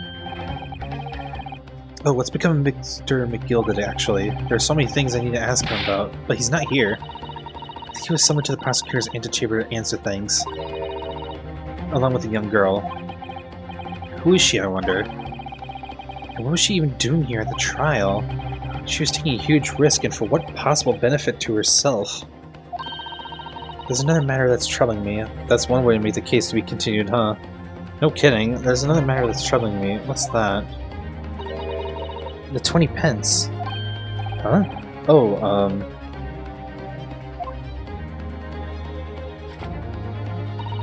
according to the coachman, Mr. Peppo, or Beppo. Beppo. People. We took 4 passengers that night at a fare of 5 pence each. That comes to a total of 20 pence exactly. But now it seems there were in fact 5 passengers, which means the figures don't seem to add up again.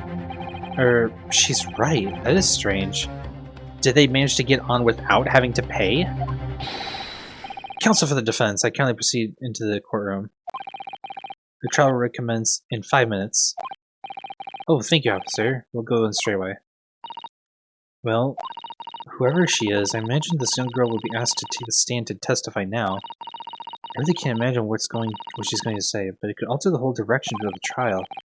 We'll know soon enough, Mr. Sato. Yes! I swear to God if it's Pavlova again. Somehow. I don't think that's possible, right? Oh wait, no, she said that she was going to be tried here. So, what, did she like break out again or something? I don't know. Who is she? There's the young girl next to Mr. McGilded, look. She must have been the one who caused the disturbance before. Well, after that rather eventful recess, the court will now resume the trial of Mr. Magnus McGilded. Now then, Lord Van Zeeks. My lord? I believe you have established the cause of the smoke which veiled proceedings earlier. It seems to have been an advanced form of smoke grenade of the sort typically employed by the army. Good gracious, the army? What in the devil's name? It was an elaborate attempt by a young girl who, to cloak her escape from the public gallery. But she was caught. And now occupies the stand. Your name, girl? Silence is a valid option. Are you responsible for the smoke grenade which induced such pandemonium here in my courtroom? Silence is a valid option. What is the meaning of this deplorable behavior? Silence is a valid option. If I may, my lord. Yes, Mr. McGilded? I think perhaps I ought to explain here. Why is it that this wee lass was here in the first place, and why she tried to bolt like that? 'Tis all tied up with the events of that night, so it is.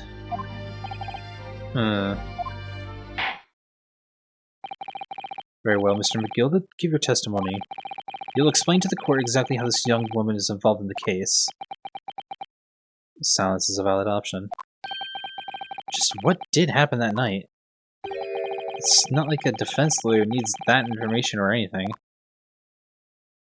On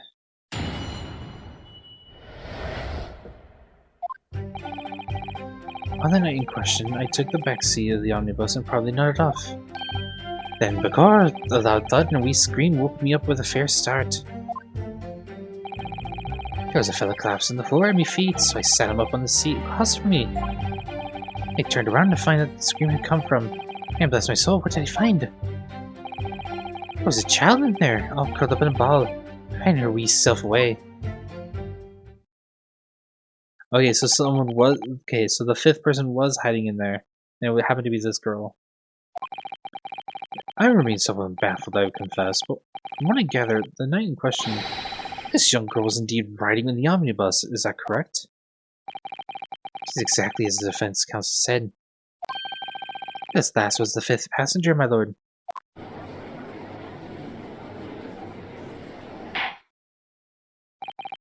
Very well. The defense may now cross-examine the witness. Are you ready, counsel? Yes, my lord. Or rather, no. I have no idea where to start. That face again. Oh my god!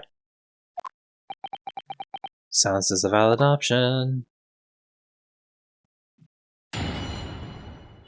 Cross-examination! On the night in question, took the back seat and probably not off. Then before a loud thud and a wee scream woke me up with a fair start. Hold it! A loud thud, you say, and a scream? Aye, that's right. How can I explain it? It was like the sound of someone falling to the ground. That sort of noise. So you think it was the sound of Mr. Mason falling to the floor after being stabbed? Well, now, you'll remember I was asleep at the time, so I wouldn't like to say. When the sound woke me up and opened my eyes. Oh, gosh. There wasn't a soul to be seen in the carriage but the fellow on the floor. You didn't see anyone. But at the same moment, you did hear a scream? Not from the seats above you, from the floor deck, I presume. Not above me, no, my lord. 'Twas from inside the cabin. I wasn't altogether thinking about the scream. No, I was too stunned about the desperate sight before my eyes. As I fell close to the floor on my feet, so I sat him up and the sea crossed me.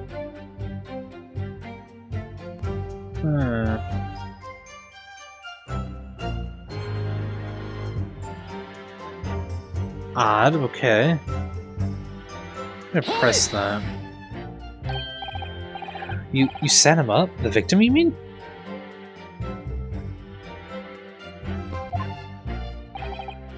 That I did. On the seat across from me, I said, I could plainly see the poor devil was already gone.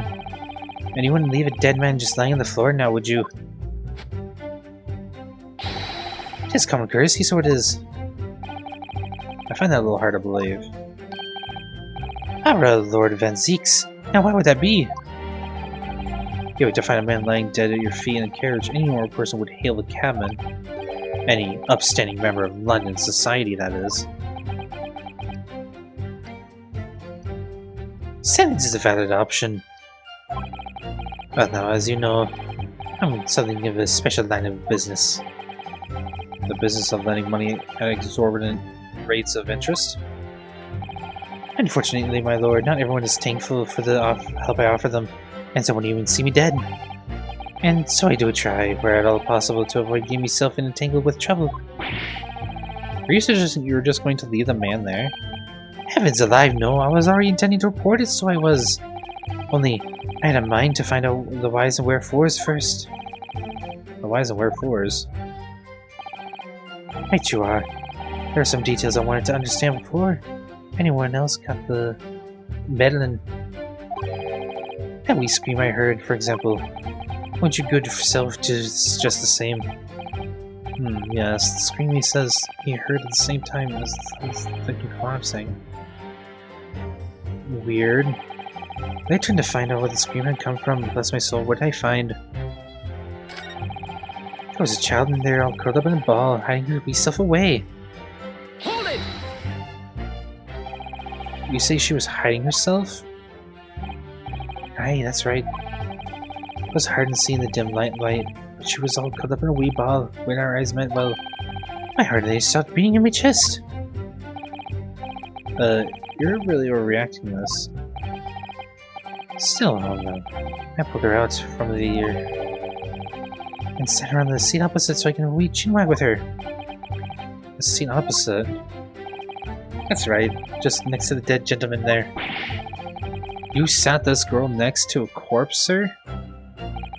Well, as I'm sure you mentioned, a gentleman with this can all too often find himself in more danger. So, I needed to find out just who this urchin was, you see. And while I was in the middle of talking with her, I heard another scream.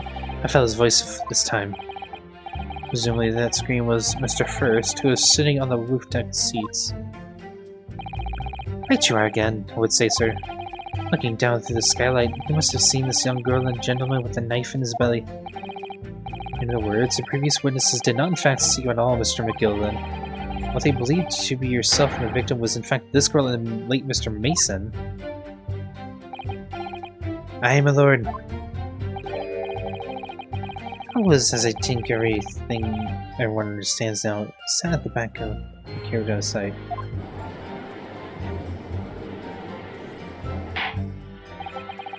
It is certainly plausible.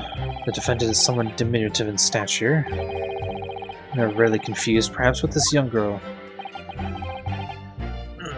Alright, after that, of course. Alright, give me a moment. I'm gonna need to stand up and stretch.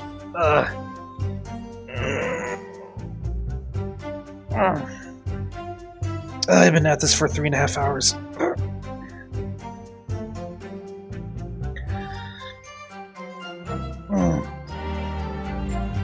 Oh, they're starting to nod off there a little bit, actually, not gonna lie.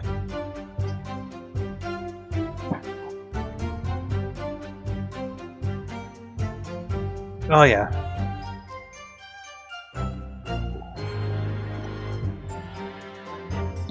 Whew.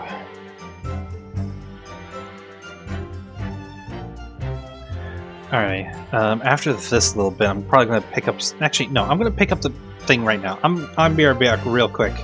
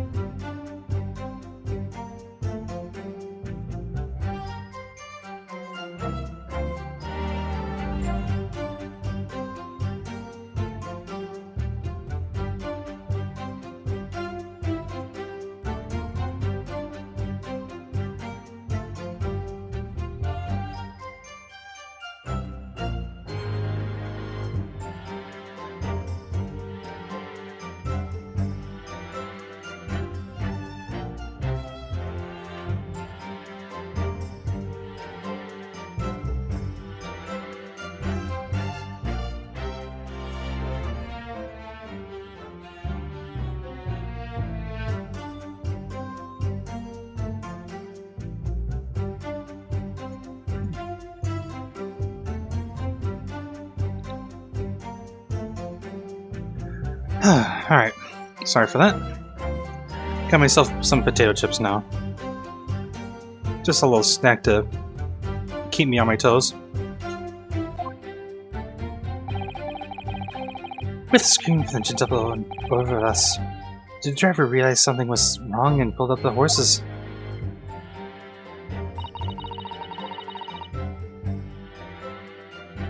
I do wonder how you must be feeling, Mr. Naruhodo. You're the defendant's lawyer, and yet finding myself as stunned as everyone else in this testimony. Let's just say it's trying. We certainly had precious little time to talk to Mr. McGill before the trial. But we must be dispirited. We must try to learn all the facts we can. When we arrived in London this morning, I didn't see my day painting out like this. Mr. Naruhodo, no grumbling, even in your head. How do you read my head, girl? Good lord. Ugh, how did you know? Alright, I'm gonna think this out. I'm gonna be quiet for a little bit.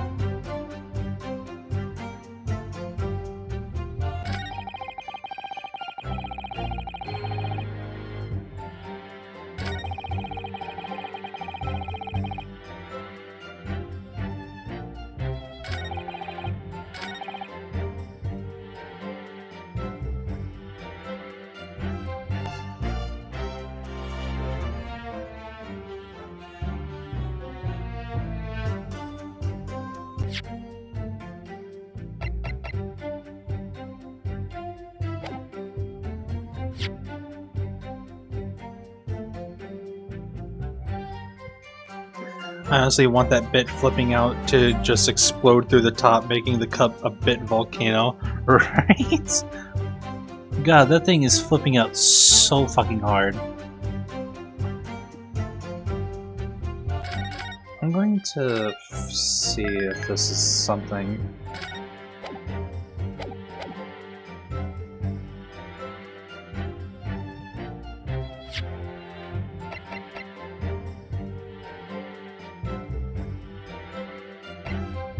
Objection!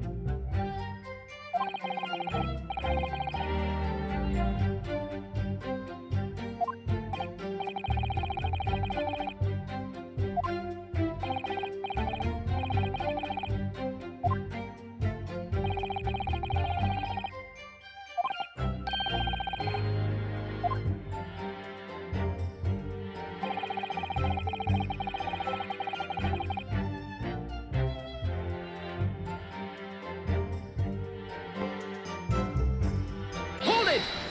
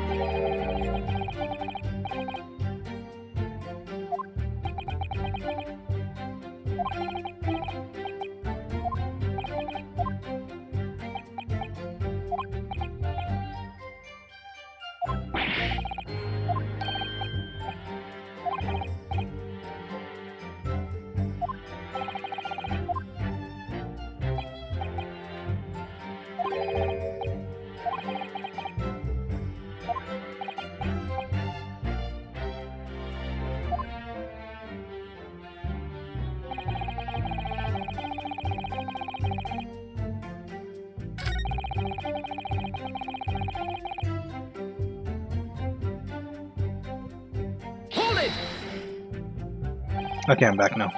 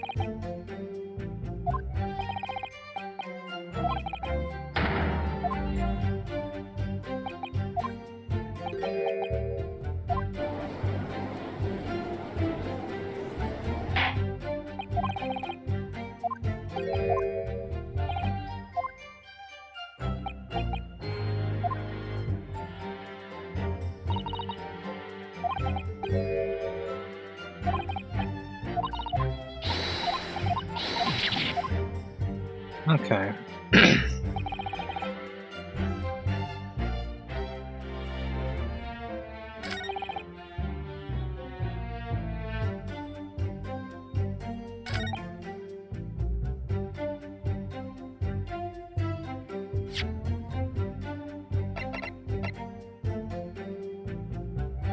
I want to say this. I'm gonna try this. Objection! No.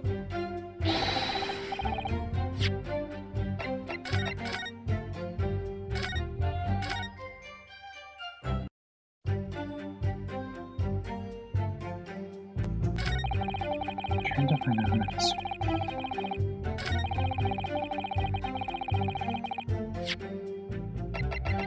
Objection!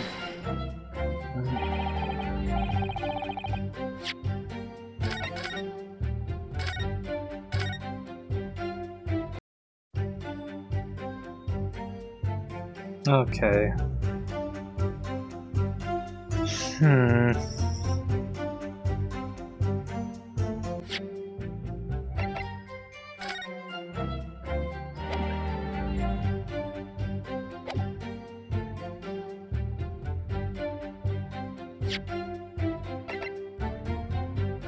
Objection! No? Okay.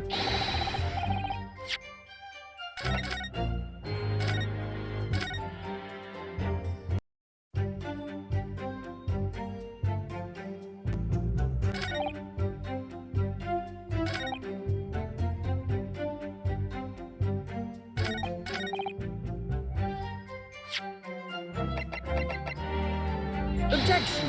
No? Okay.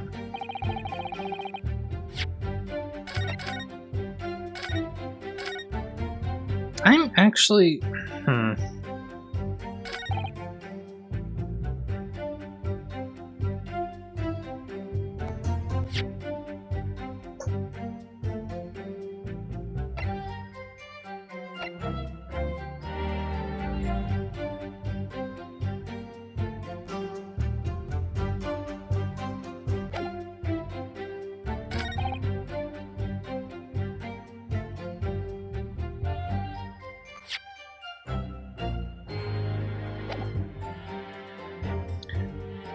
See, now this is part of it where it feels a little too vague here. Like, I'm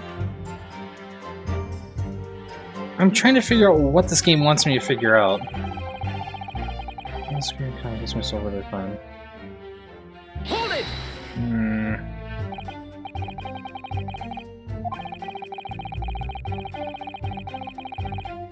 Oh, maybe this then.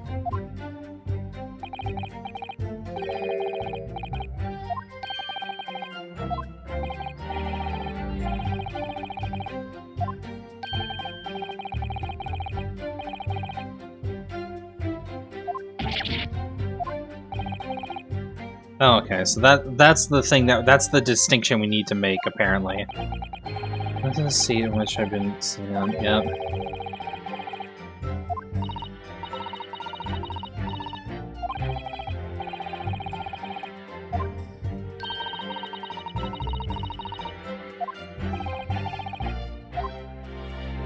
Yeah, I know.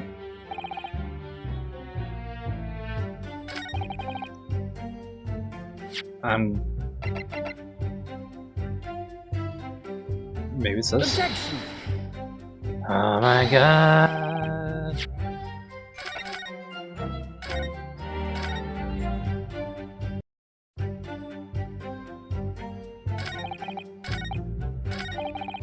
Yeah, I'm gonna press that.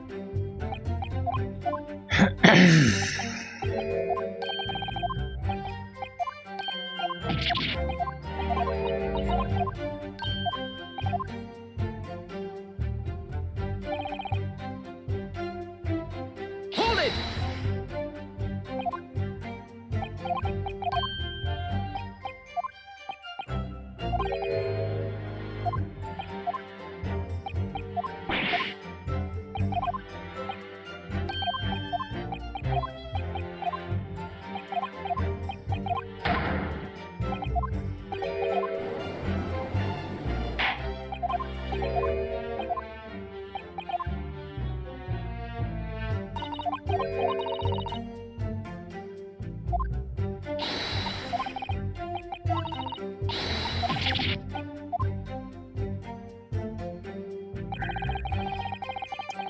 I'm actually a little stumped here. I'm trying to figure out what this game wants me to figure out. Because I know that what I'm getting from this so far is that she had to have been there the entire time. Because how else was he able to, you know...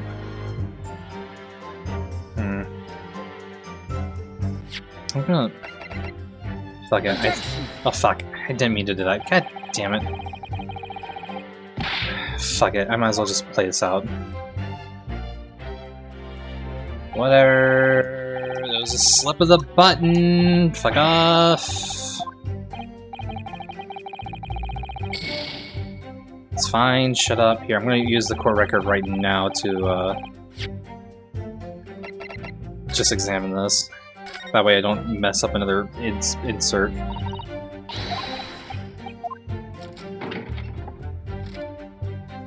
Wait, I'm sorry, what? That wasn't here before, was it? That's blood, isn't it?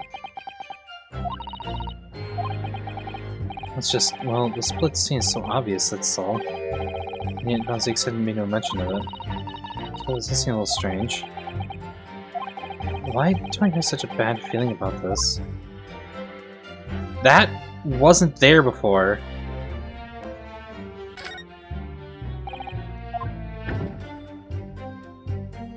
Oh, shit! Storage compartment, but there's nothing in there. It's fully empty. Okay, here... something doesn't seem right here, but I can't put my finger on what it is. I don't like where this is going.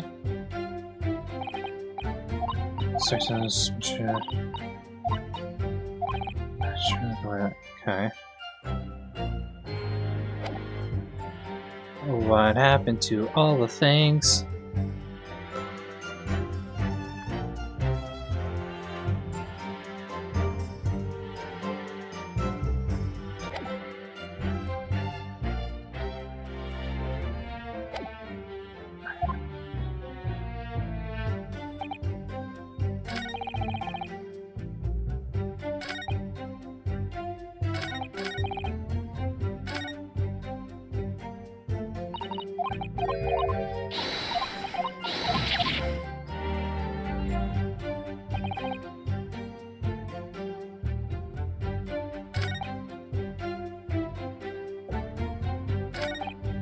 Because of friendly face, I sound like a Chris.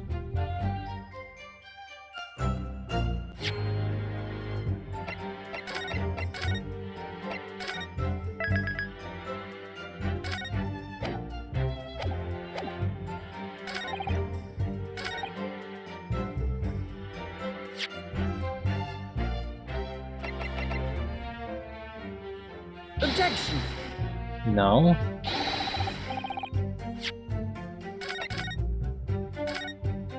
Well, what do you want from me? What do you want from me?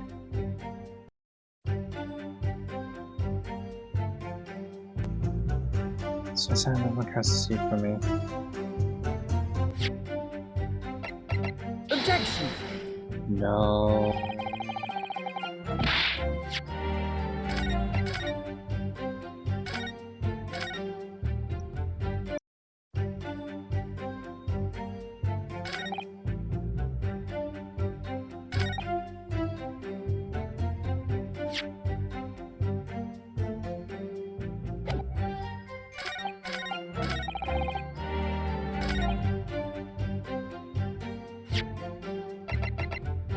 Objection!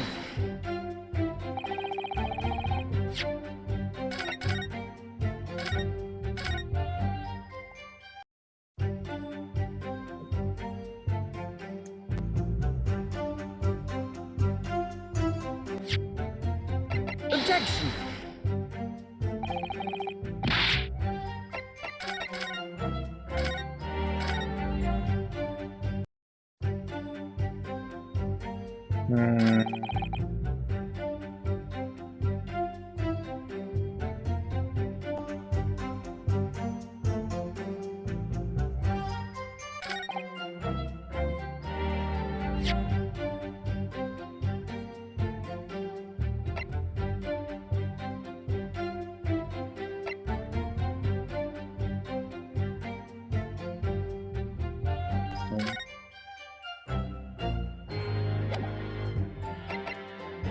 Objection!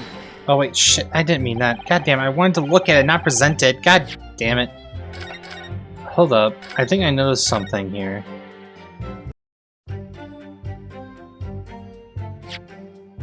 Let me look back inside that omnibus.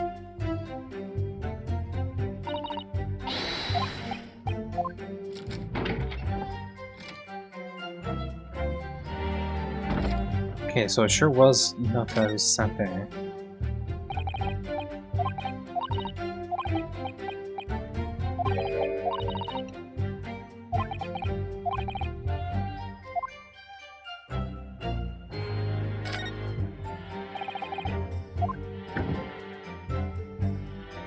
Yeah, shit's gone from it.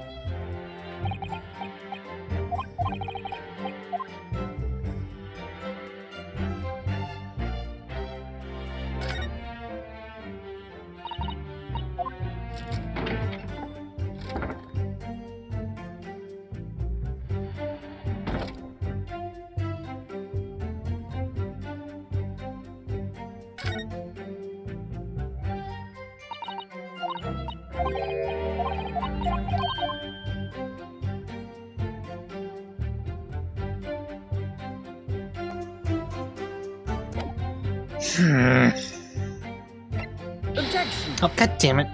I wanted to look at it, not present it. Fucking hell. I gotta be careful with the button inputs.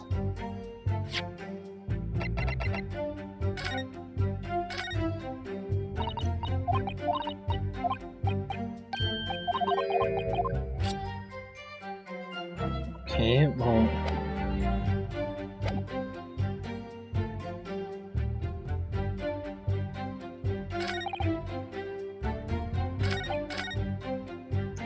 Oh my god, again! What is going on here?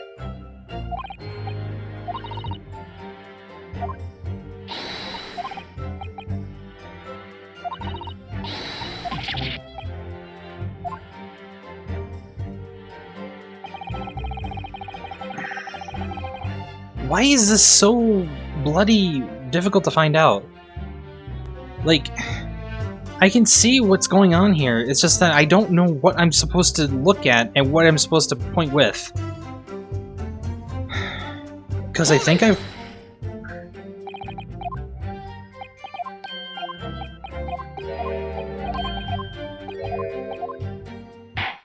Oh, god damn it. Fuck off. That's what I needed to do. I just needed to press him entirely. Fuck off!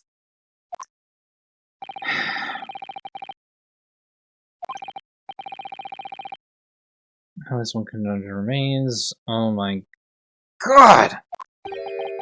I wasted so much time when all I could have done was just press him more. That's all I needed to do.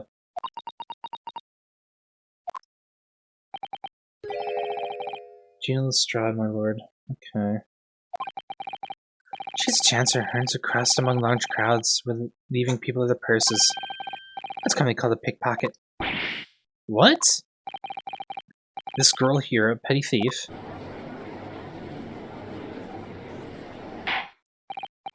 Order! Order! Is this true, Miss Lestrade? Miss Lestrade, you will answer the question.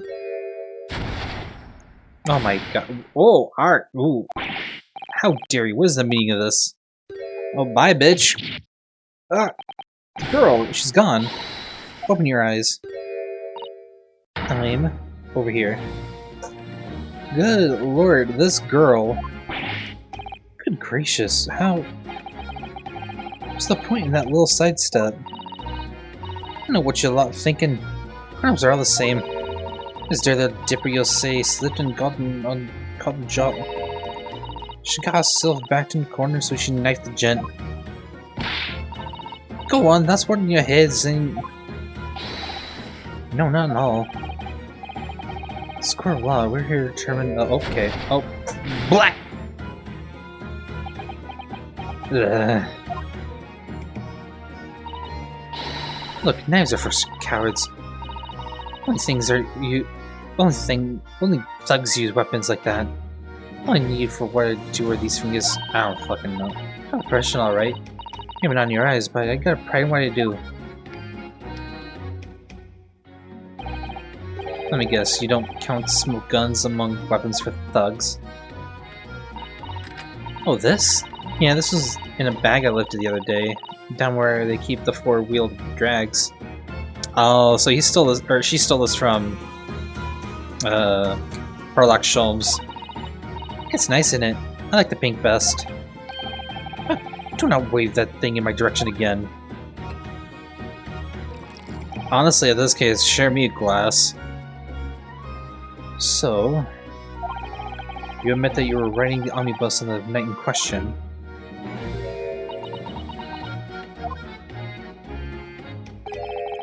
It's alright, lass. You can tell them the truth now. Alright, yeah. It's just like the Irishman said. The court accepts this girl, Miss Gina Lestrade, as a valid and significant witness in this case. Accordingly, young lady, we'll now hear your testimony, if you please. Oh, you're a little bastard, alright, aren't ya?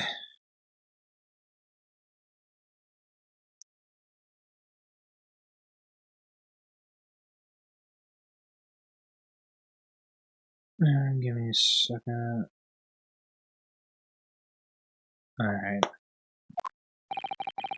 You'll tell the court exactly what happened in the omnibus on the night of the question.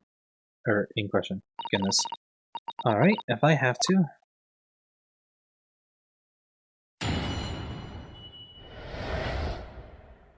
What she saw. So I snuck inside the carriage before they hooked up the... So I snuck inside the carriage before they hooked up the horses, just like always. It was right a waste of time. I got nothing to show for me troubles that night. I'll tell ya. Can't see a blind thing in the hiding place. It's pitch in there. Then after a while, I hear this loud bang. Nearly jumped to my skin, I did. And the scream just came out. It's because of that this swell found me. He didn't help me get away, mine. Okay. See, let you go. I don't understand why you would let this street urchin go, Mr. McGilden. Oh, just simplicity itself, my lord. You see, she couldn't possibly have killed the other passenger. I knew that for a fact. How? As I'm sure I said before, sir.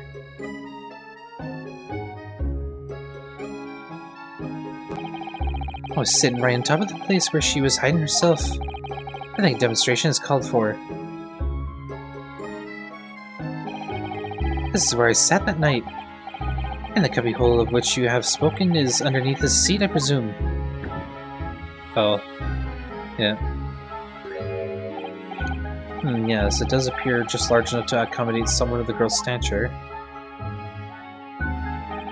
Aye, but of course, the wee lass was stuck in there. Because I parked myself on the seat in the duration. Ugh! So you see, that's why I let the lass bolt. I knew that if the police found her in there, I'd automatically assume she'd done it. I couldn't live with myself if a young life was ruined when all the time I knew she was innocent. Even though you must have realized your actions would result in your own innocence being called into question. Not all, my lord, not all. I knew in my own heart that I was innocent. So I thought it was worth taking a punt on my own good name for the sake of this less unfortunate lass. My goodness. What a perfect gentleman. My lord. This fine example of a man cannot possibly be guilty of a heinous crime like that. I'm ashamed of myself for ever doubting you, sir.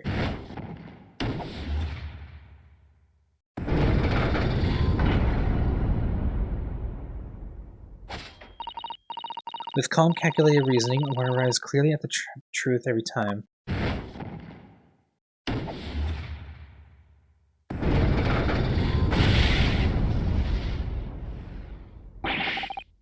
Saints alive! All 6 members of the jury is consensual and they're leaning to a verdict of not guilty. But then who killed him, though? That's the thing. We still have yet to figure out who killed him! Then, well, it must mean what? That we're victorious. Sounds a valid option. We've won? Are you sure? Objection! Damn! Showing the leg! The side of my iron-heeled Wellington offense. Pray, do forgive the discourtesy. Leg!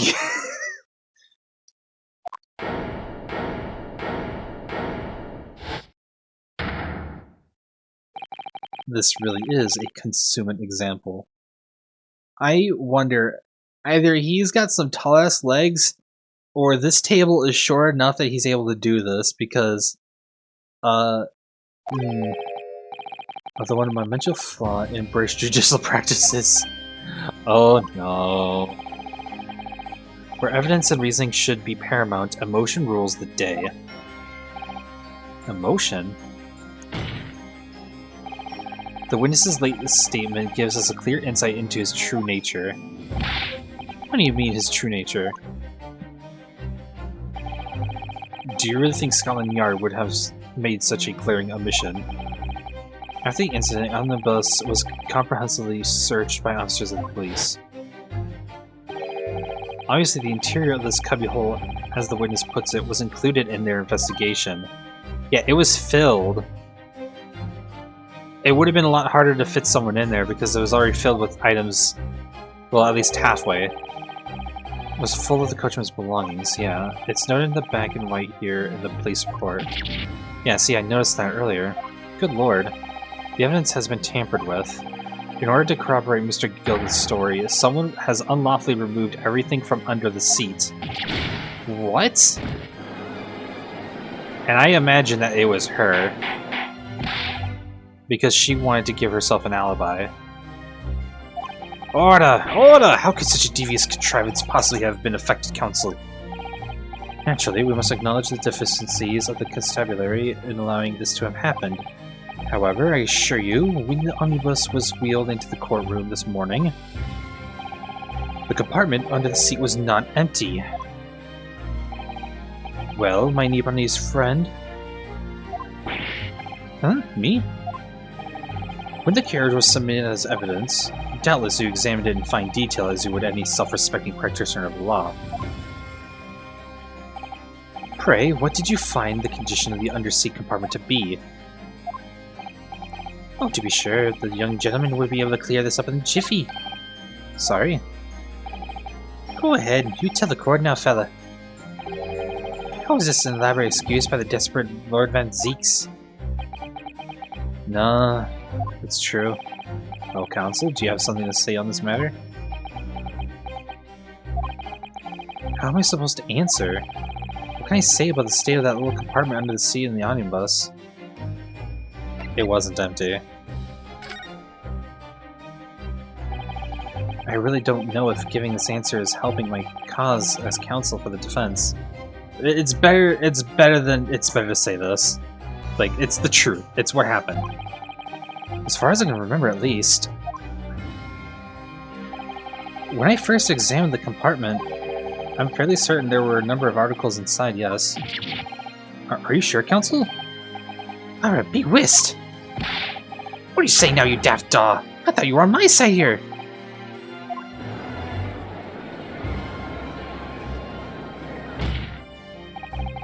What game are you playing? Your task is to defend the man in the stand. Or would you say something to compromise his position? Silence is a valid option.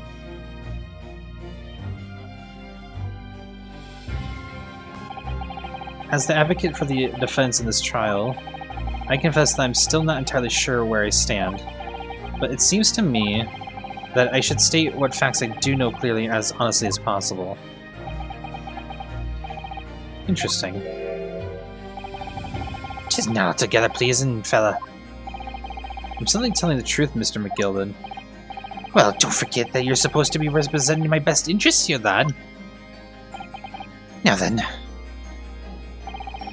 A fella's memory is a curious thing, not altogether reliable. No, the court must consider the facts. Well, I have an entire stream that tells me the facts here, buckaroo. Their cubbyhole under the sea is empty as the devil's heart, so it is. Do you think perhaps it would be in your best interest now to admit that you might have been mistaken? Why do I feel like something's not right here?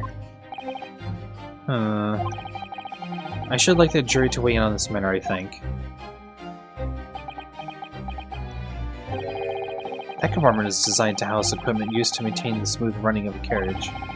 The Guild's rules state that omnibuses should be properly fully equipped at all times, so it certainly wouldn't have been empty on the night of the question. Beppo isn't that irresponsible. That money-lending fleecer and the pig purse are lying. It's the stream to make McGilden not guilty. Oh shit, okay. I can't believe I was nearly taken in. The stinking rich are always stinkers. Nothing but cowards, a lot of them. What? Oh no. It's a trick. Of course it's a trick.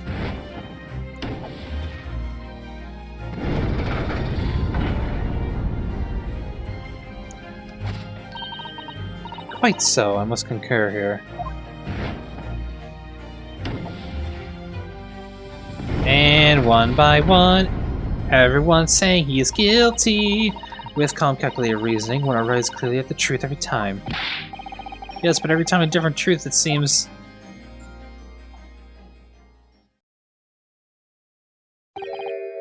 My lord, I humbly exhibit the scales of justice. Clearly, a verdict of not guilty at this time would be wholly inappropriate. Thank you, counsel. But before we proceed any further, there's a matter of the outstanding cross-examination. Counsel for the defense, I begin your questioning of the witness, please.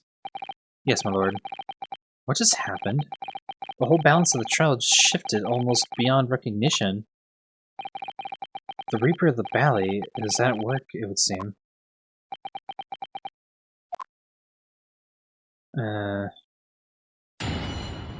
Cross-examination. What the girl saw.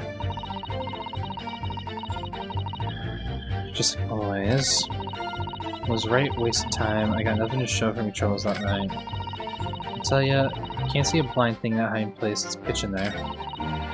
After a while, I hear this loud bang, then it jumped out of my skin. I did. The scream just came out. It's because of that the swell found me. It did help me get away mine. I think what I'm going to do is I'm just going to keep pressing. Hold it! So, you're already in the omnibus before it even set off its run. Well, yeah, I mean, what's the point of spending a Joey to make a few bob, eh? That's a rum idea, isn't it? So there's a point in spending money to make money. Actually makes sense. No counsel, may I remind you that this girl's a paid thief. Kind of refrain from entertaining her tenants. Well, that does clear up the little mystery of the fares and all. 4 paying passengers at 5 pence apiece, making 28 to which the captain testified. And one will scapegrace running for free. The red conch of a driver always go for some grub before it's restaurant, see. So when I slip into the carriage and get myself in the seat, nice and easy, right? Your hiding place is a storage compartment full of equipment for the coach. No. Silence is a valid option. Yeah, there's brushes and buckets and whatnot in there, sure. Always chuck all that out and cram it in a corner somewhere. No one ever seems to bother much.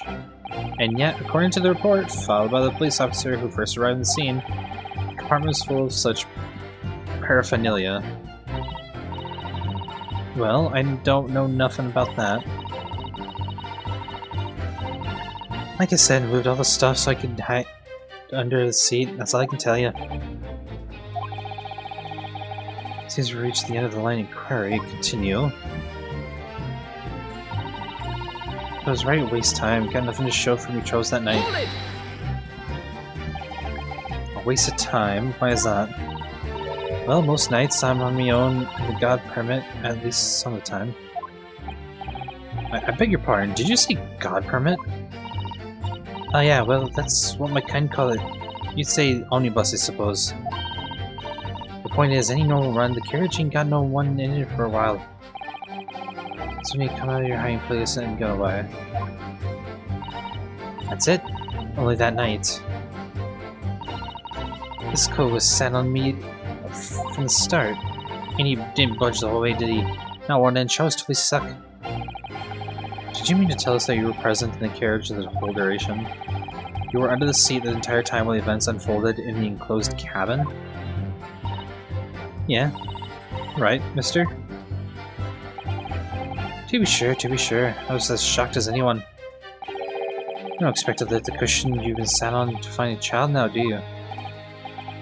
So this Miss Lestrade couldn't possibly be the culprit then.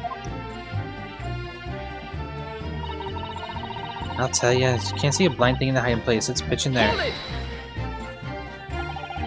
So you couldn't see out of the cabin at all. Not a jot. Most days I push the cushion up, with me, Ed, to get a look at the crack. And I can have a butcher's at who I'm gonna fiddle.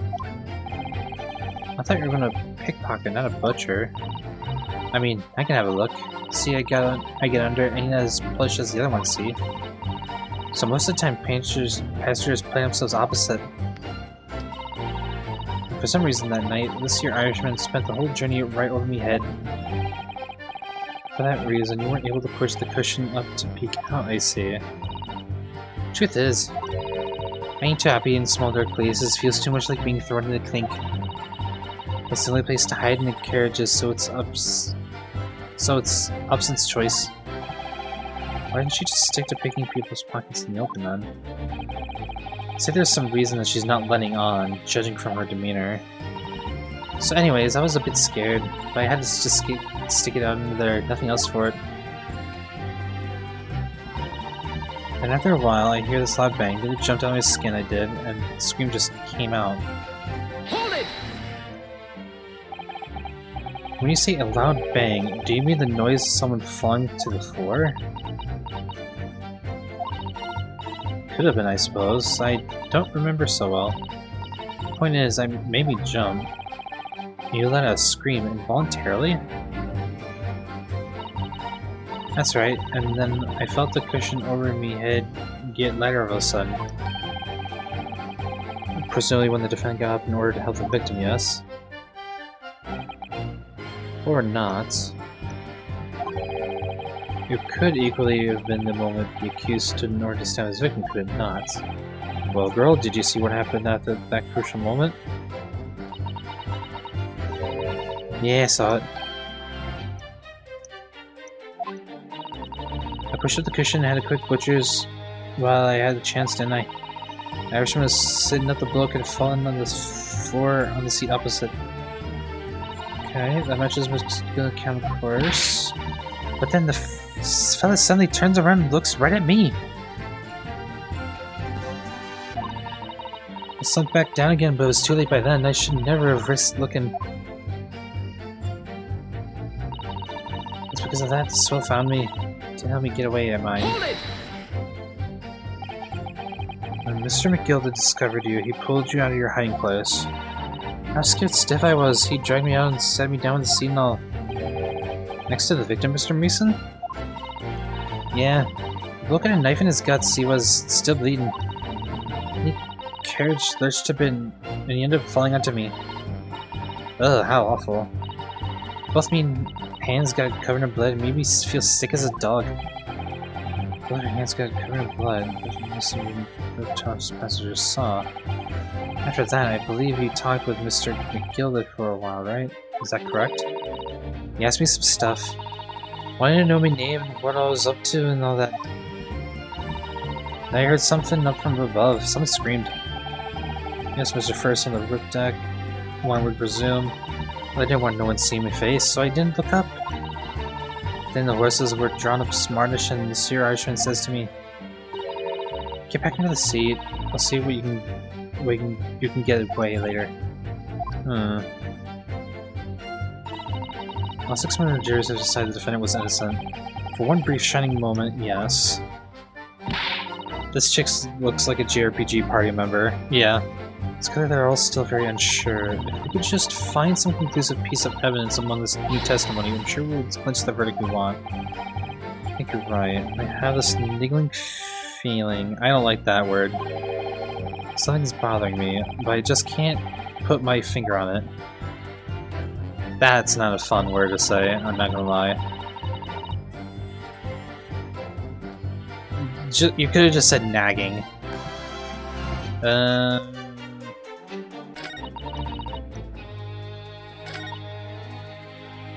Feels like someone, I think it was this one, Hold it! hiding something here.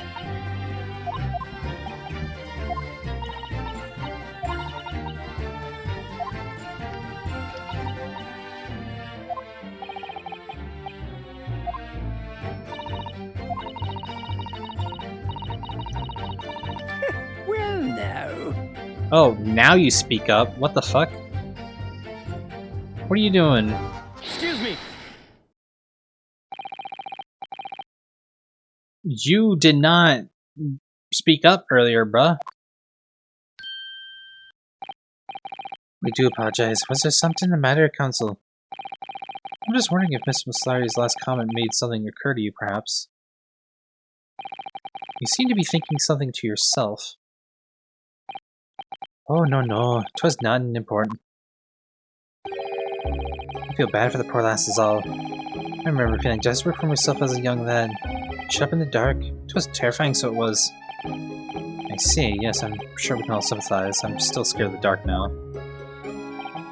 I don't know about you myself, but I find that the darkness seems to make everything you hear seem that much louder as well. But where did that body come from then? Yeah. I suppose it does, maybe. Miss Lestrade? Did you hear something that night? Anything, an unusual noise, perhaps?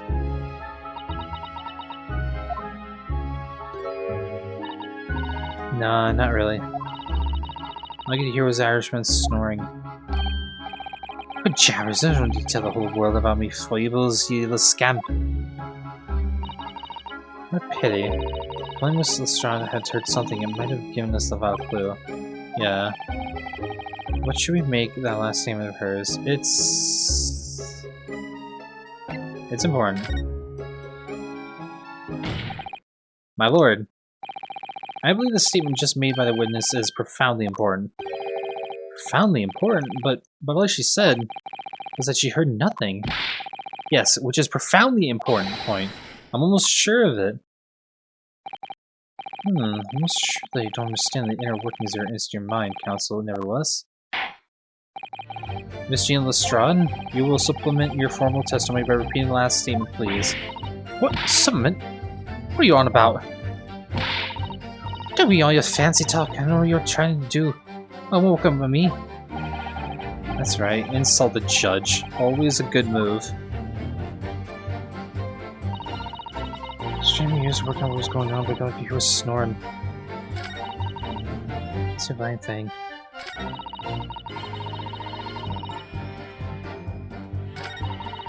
After a while, I hear this loud bang. It jumped on his skin. I did. It just came out. Hold it! I'm gonna press this. So you were straining to hear what was happening the entire time since the moment you hid yourself? Not exactly, no. Sorry. Well, there was no one in the cabin to start with.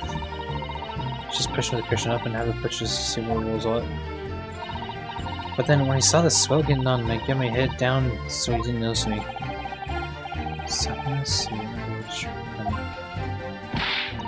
Yeah, would you have an Eve? Eh? What a mug. So all I could do was listen.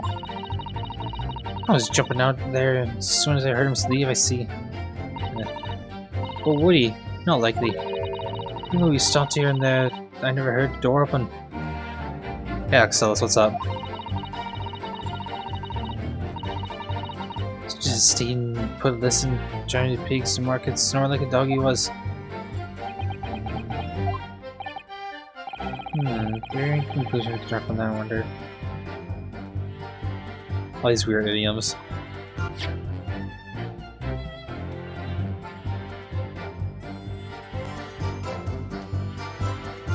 Then how did his body get there? Let's do listen. That doesn't add up. Miss Lestrade, what have you just told the court? Is clearly at odds with the facts. At odds? Are you sure, man? Absolutely. Seems my learned Ebony's friend is not as dull-witted as I feared. So Von Seeks realized it too. Counsel, mustn't it that you bolster your claim with evidence, or some complicit party's name is at the greatest? Yes, my lord. I expect you to demonstrate this alleged contradiction to the court. According to Miss Lestrade, while she was hiding in the omnibus that night, she heard nothing but the sound of Mr. McGilded snoring. But think, Ryunosuke, think! Think, Ryunosuke, think! There's something else she should have heard.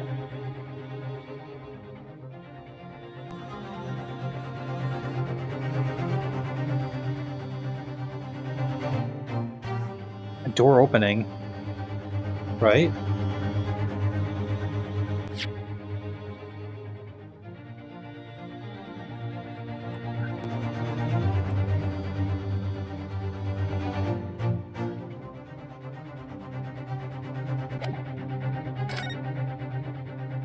Let's say very well, Lord. Let me elaborate. On a particular sound that Miss Lestrade could not have heard, failed to hear on the night in question. Explain the following piece of evidence. Alright, I'm gonna save here, just in case.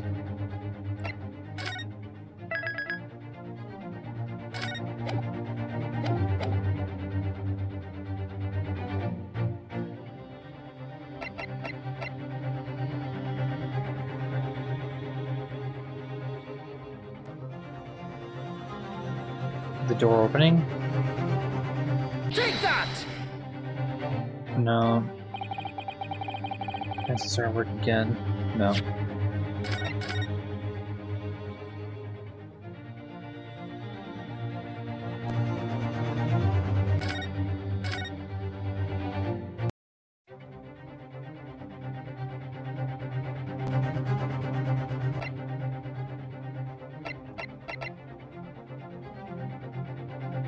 Take that!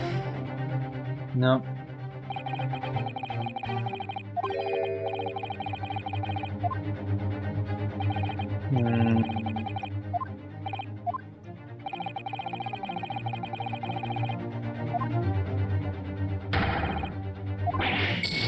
Wow, okay. That's right. That was loud. Well then, Council. Garnos. Alright. I'll save here. Just I'll take the blow.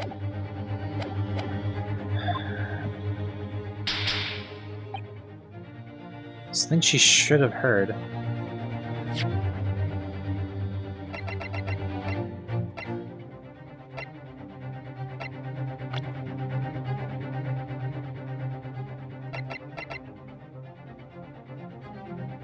Yeah, thrice, yeah. Let me elaborate. Particular sound.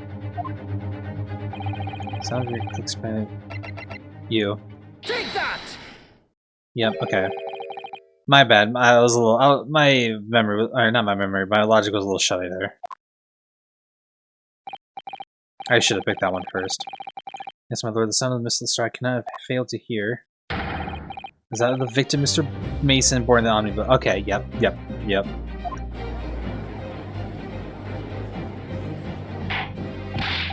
Order! Explain your reasoning, Council.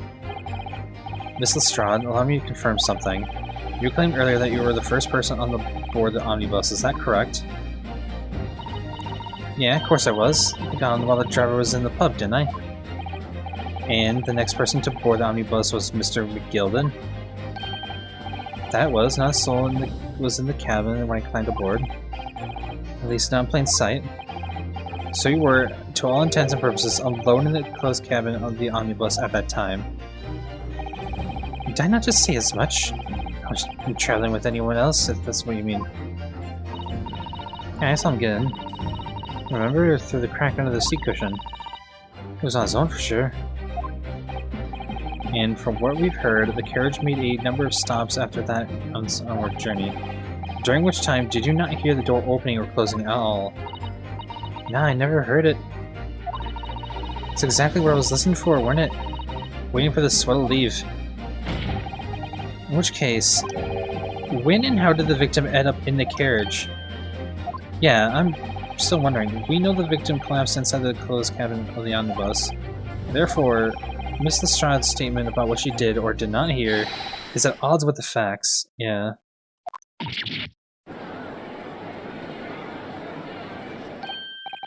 Yes, this pay-thief's statement was clearly flawed. Lord Van Zeeks. Yes, he knew all too well that there was an inconsistency in Miss Lestrade's statement. It would seem word of thanks are in order for my learned friend. What are you talking about? You have demonstrated matters impeccably. This witness and her colorful statements are entirely unreliable. Her words are convenient untruths, nothing more.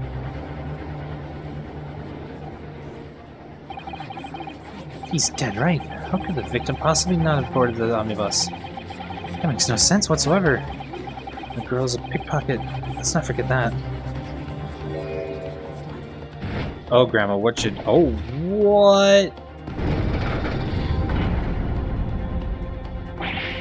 Ah, what? She didn't even say anything. What in the world, girl? What are you doing? I didn't want to judge the dear little mite just because she has some rather naughty ways. I must say, I can't abide lies. Neither can I. Oh no, Mr. Foreman! I don't want to judge the girl just because she has some less than salubrious ways. But I must say, I cannot abide liars.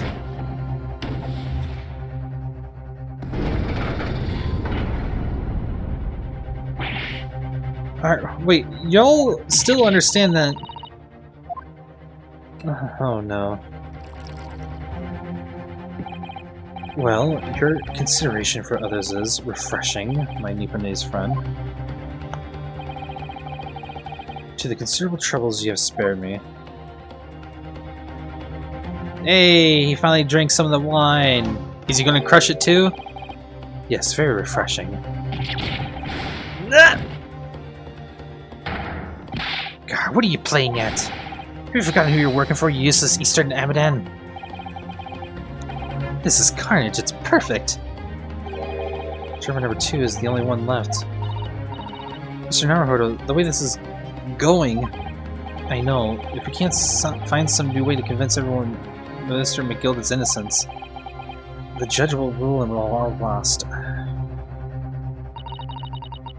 very much wanted to believe the words of one of London's most respected gentlemen, but those of us in service, we know we must accept hard truths.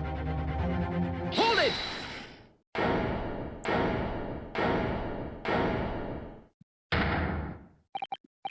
Yes, the witness's last statement seems to have revealed a critical inconsistency in her story. However, if we consider the possibility that her statement is in fact the truth, then it may shed an entirely new light on this whole case. What are you saying? Because in the fact that he was sitting on the seat, making sure that she wasn't yeah, because I was thinking about this, is that because he sat on the seat that covered her side of the carriage, her being underneath there also covers his alibi as well. Or else, you know, at any given point, had he have gone out of his seat to kill the poor dude, she would have been able to look and see what happened. She would have been able to become a witness. And that would ruin his own alibi. But in this sense, they're basically covering for each other's alibi. Counsel? I'm sorry, sir? Whatever do you mean? Counsel, I will not tolerate you attempting to prorogue my education. Yeah, okay, I'm sorry. Words here. It's not like I've been talking for 4.5 hours straight. Explain yourself at once. When the accused boarded the omnibus on the night in question, the victim was nowhere to be seen. Subsequently, the carriage door was not heard opening at a single time as testified by the witness in the stand. And yet the victim's body was found inside the carriage. If this petty thief's words are to be believed, how do you explain this victim's miraculous appearance inside the cabin of the omnibus? He was dropped in from above. Because the carriage, the omnibus does have an opening on the top. So, at some point when no one else was available or seen, the thing was opened and someone was able to be dropped, or he was dropped in. There's only one way to explain how the victim came to be inside the carriage, because there's another entrance. Yup.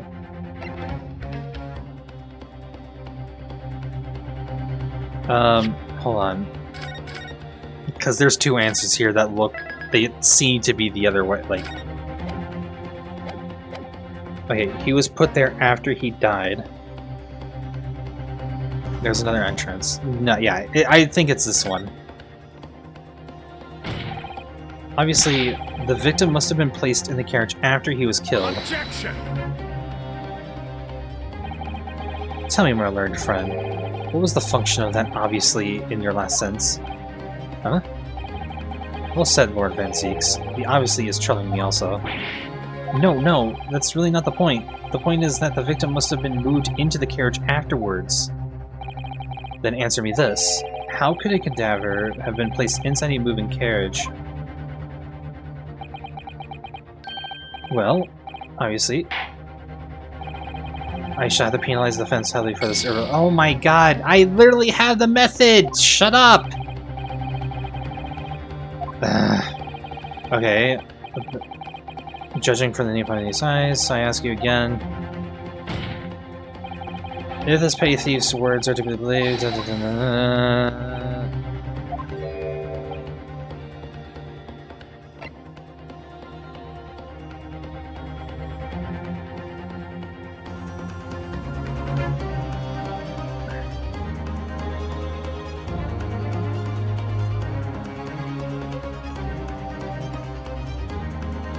I swear to God. Hey, hun, how's it going? Is there an entrance? Yeah, no, like the... Yeah, let's go with this one. Fuck it. There's no way he could have been in there already. The door wasn't opened even once. The only explanation is that the victim entered the enclosed cabin some other way. Objection! I swear to God, if this game penalizes me one more time, you would come up with a blind panic. But behold, the omnibus is here for all to see. Only one side of the enclosed cabin is furnished with a door, the other are only windows. Fixed windows which cannot possibly be opened. In short, there's no entrance to the cabin other than the door. That is not true. There's actually, in fact, a one-way, but there could be. There's one possibility you haven't even considered. Oh, really? Yes, one other way inside that isn't the door. Another opening. There we go. This is what the game wanted me to pick. Another opening, the use of which allowed the victim to appear inside the enclosed cabin. Yup. The defendants will identify the location of the court. Here's the omnibus in which the incident occurred. Where on earth is this entrance by which you propose they enter the cabin? From above! Take that! The answer is obvious. It can only have been the skylight. I say the skylight. Objection! Your ludicrous proposal almost has me lost for words. However, Objection! the skylight may well be large enough for someone to pass through. Objection! So you claim. But do you have a shred of evidence to support your addle-brained theory? Both Mr. McGilden and Miss Lestrade said the same thing in their testimonies. They each claimed to have heard a loud thud, such as the noise made by someone falling to the floor. See, that's where it all makes sense. Yeah, which has already been explained, as the sound of the victim falling from his seat having been assaulted with a dagger. Yes, it has, but would a man slipping from the seat on the floor really have made such a loud noise as the witnesses describe?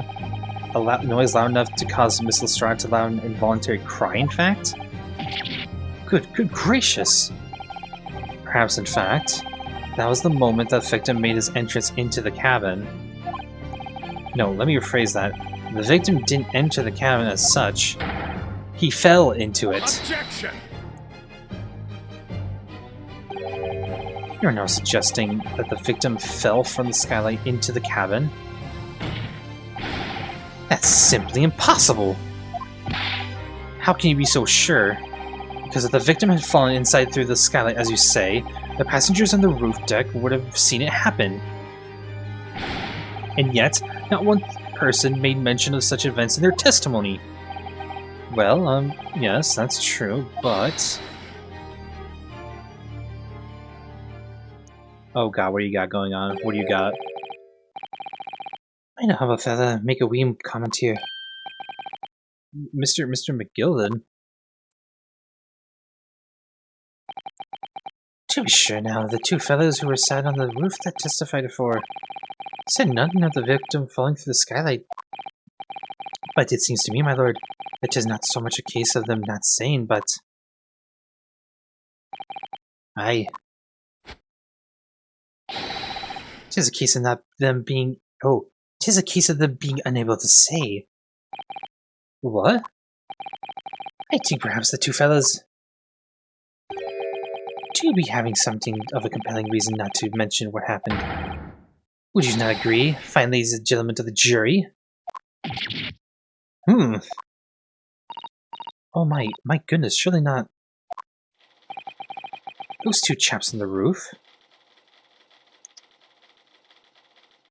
Don't... You wouldn't think that both of them were actually the murderers, and they were just like, oh, if we kill this man and pinned it on him. Okay, possibly. Let's see. You mean the ones who stuck the knife in the man were...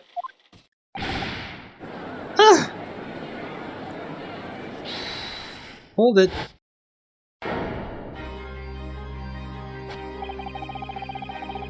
Just where exactly are you insinuating here, you blitherer? You rotter, he said. You rotter? What are you insinuating? What are you doing here, bruh? You okay, bruh?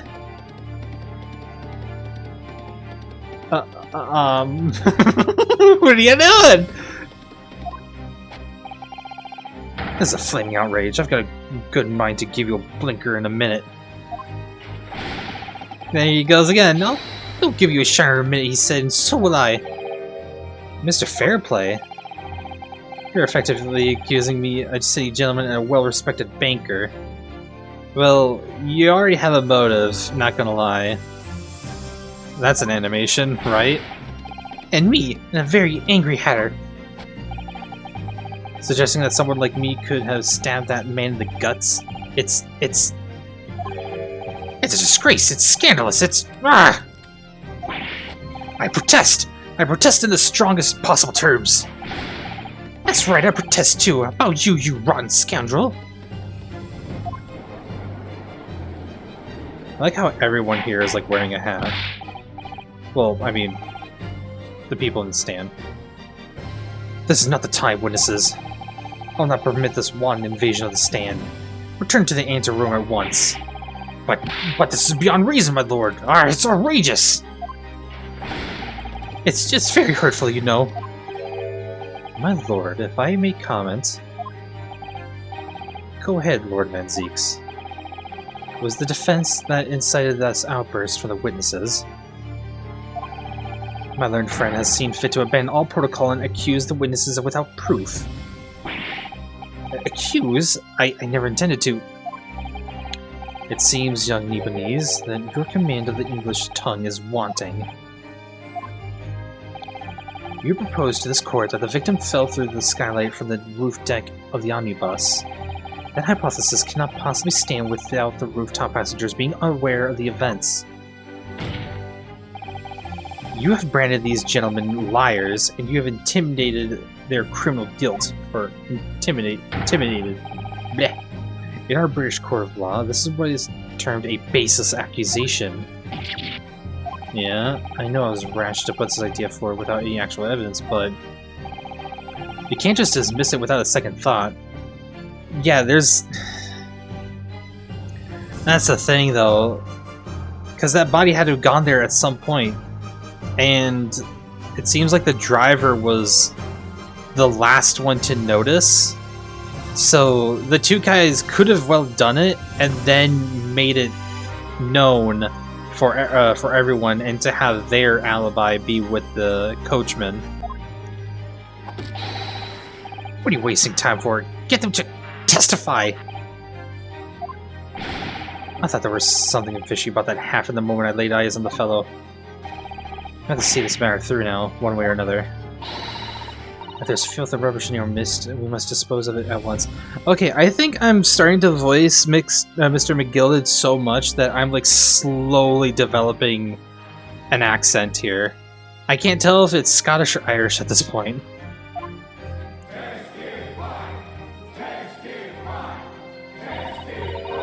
What's happening, Mr. Naruhodo? The spectators in the public gallery they're in a complete frenzy. Mr. Fairplay and Mr. First. My lord? You will take the stand again and make another formal testimony in reference to the indictment brought by the defense. Yes, my lord. I didn't come here for this. Oh, there's no time to think this through. All I can do is keep pushing forward. Damn, Naruhodo's got some fucking serious eyes, though, not gonna lie. He's got that glare. We were the only two people on that roof deck, dead or alive, I could swear to that. If anything had happened when we were sitting, don't you think one of the others of us would have noticed? In any case, neither of us know the first thing about the victim. We had no reason to kill the man. The sky was shut the entire time, I tell you. We couldn't have possibly have opened it. If you're so sure the victim fell through the skylight, where's your proof? I must say that on listening to this testimony, it's somewhat hard to imagine how either witness could have performed any malevolent act on this open rooftop deck without the other noticing forthwith. That's right, you see? That's because they're covering for each other. We're innocent, I tell you! Although logically, of course, the argument falls down if the two of you were in collusion with them. Yeah, look at her go! What? Eh? According to the investigations by Scotland Yard, the two witnesses share no common dealings. Ha! I don't trust coppers any more than I trust the stinking rich. Something doesn't feel right here. The trial is going in our favor, really. So why do I feel so uneasy? Counsel for the defense, over to you. Your cross-examination, please. Oh, yes, my lord. Alright. Let's see this through. Really only two people on the roof deck, dead or alive, I can swear that. I'm gonna keep pressing. I'm just gonna press them all. So at no time did the victim, Mr. Mason, climb up to join you on the roof deck. Absolutely not, Dickin. No, that couldn't have been the case. Because...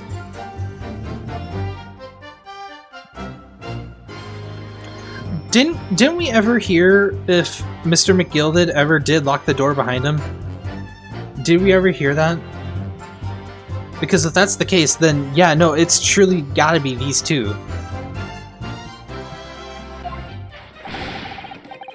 No question about it, he said. None at all. Oh, but yes, but of course. I remember seeing them both. I saw the victim inside the enclosed cabin talking with this man here.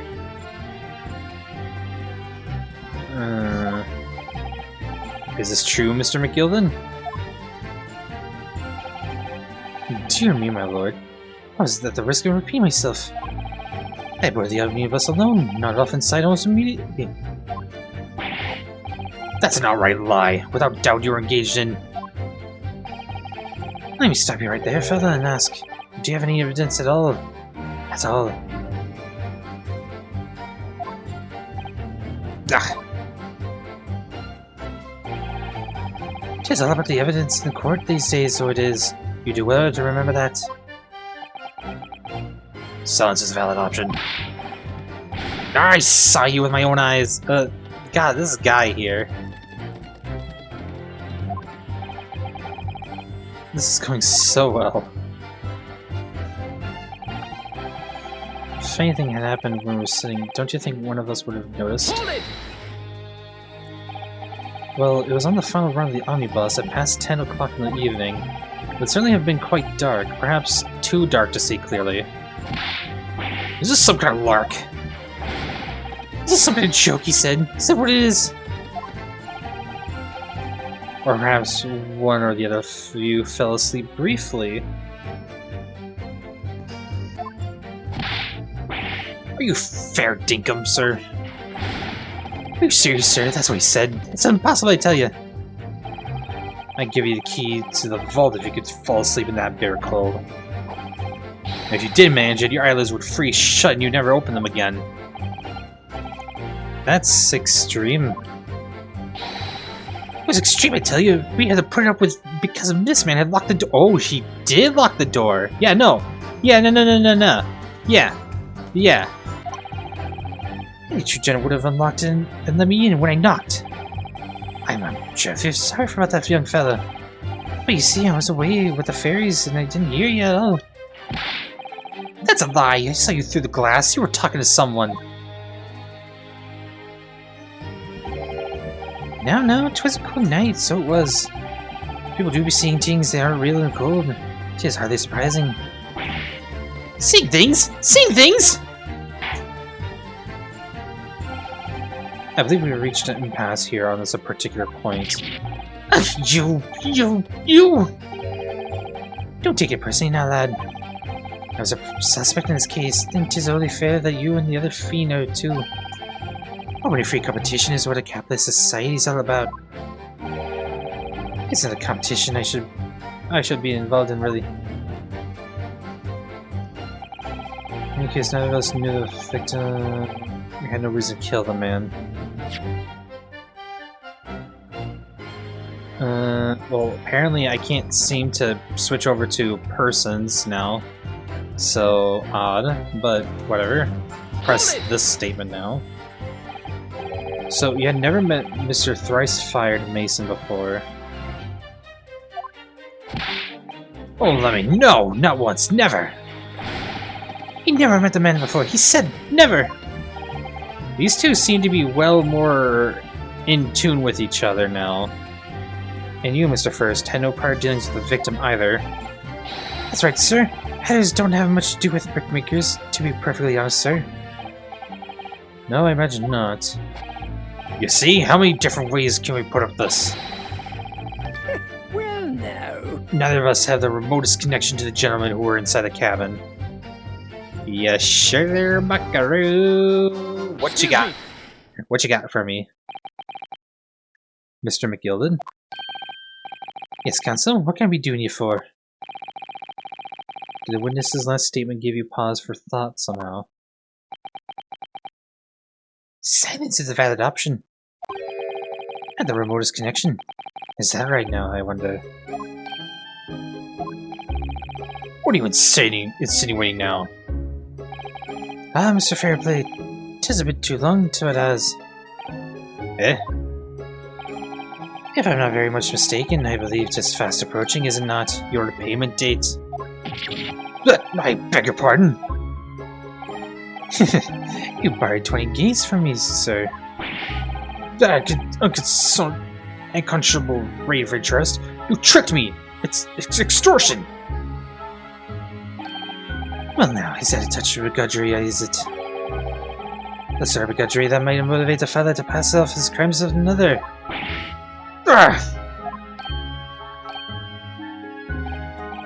And young Mr. First. Me, sir? What do you want with me, sir? You do be making hats for a living, do you not? That there top hat sliding about you on your head. Is that one of your own creations, is it? Well, I'm still just an apprentice, you understand. I'm learning to find the perfect fit for whatever fine gent walks through the door. The perfect fit, is it? Well, it is a very distinctive design, so it is. My customers like it, I tell you. They like a distinctive touch. Customers, such as Thrice-Fired Mason.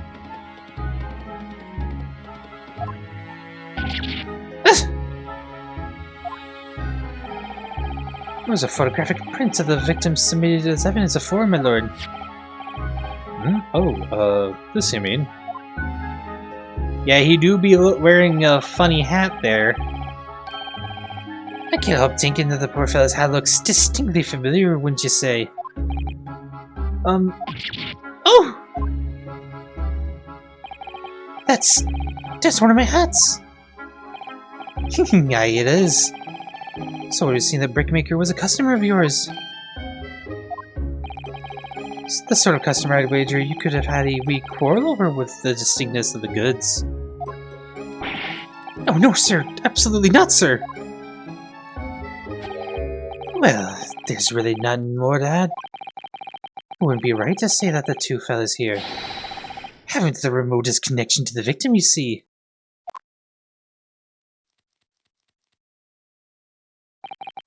I rest my case. You little weasel! Ah! He's better at this than I am. Gosh, Mr. McGriddle has certainly been through this research, hasn't he? Silence is a valid option. Please don't let me the interruption hold of your proceedings. Hat Hunter. Nice.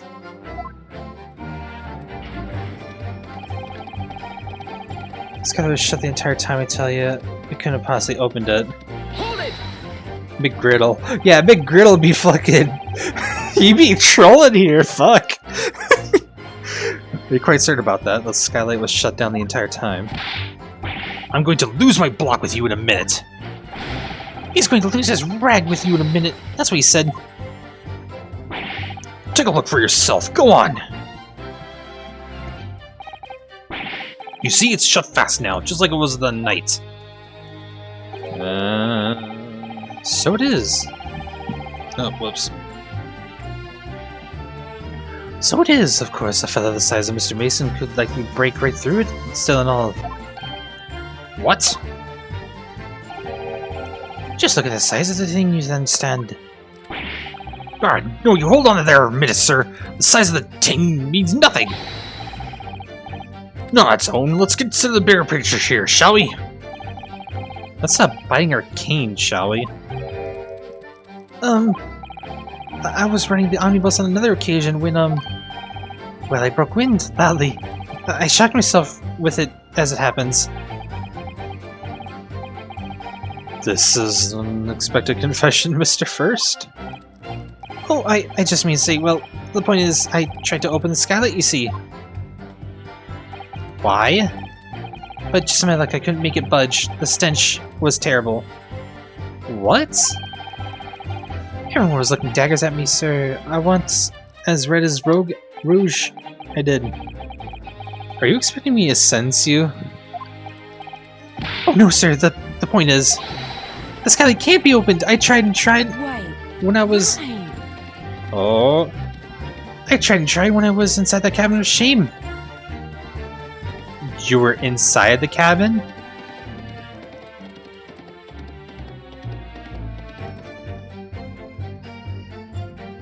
First, what are you talking about? Excuse me. Also, what do you gotta say, girl? Do you have something to say about that, Miss Lestrade? Science is a valid option. Miss Lestrade?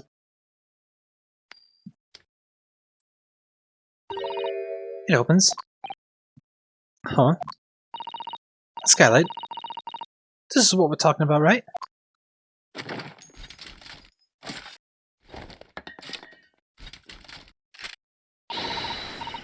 All those skylights open dead easy. Oh, alright, you know what? Okay, so we got Irish and a Scottish, so, disgusting. Okay. That's a lie, I tell you. Otherwise, when I broke wind, I... You can't do it from inside, you mug. Oh! Look, a few weeks ago, I was up on the roof deck of one of the drags, and I had a great haul. I mean, I had purses out coming to me as... Miss Lestrade, that is not the form of... to be eulogizing on the subject of criminal activities. Well, anyway, I had a bit of a scare. Which one of y'all's? Disgusting! Okay. I'm trying to nail down the Scottish, because I think I might have been using the Irish quite a bit, but I'm trying to nail down Scottish.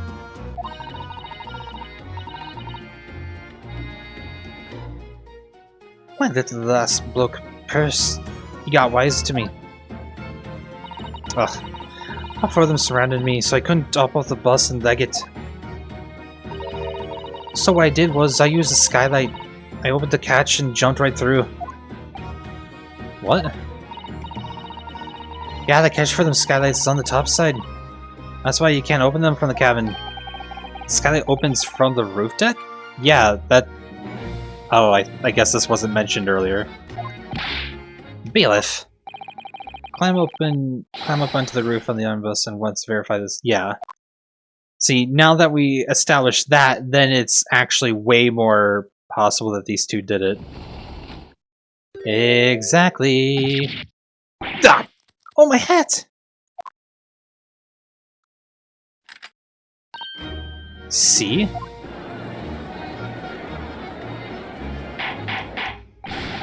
Order! Order! Order! So it appears the street girl's statement is quite true.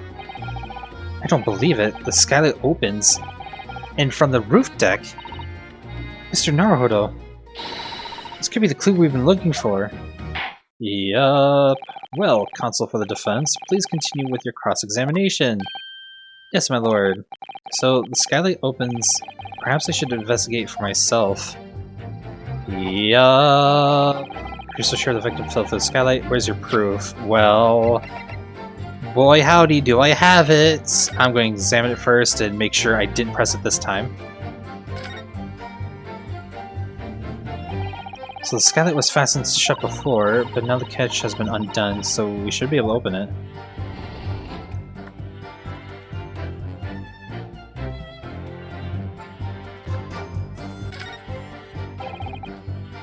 Can't find anything out. Okay, I guess it's from this end that we gotta enter in.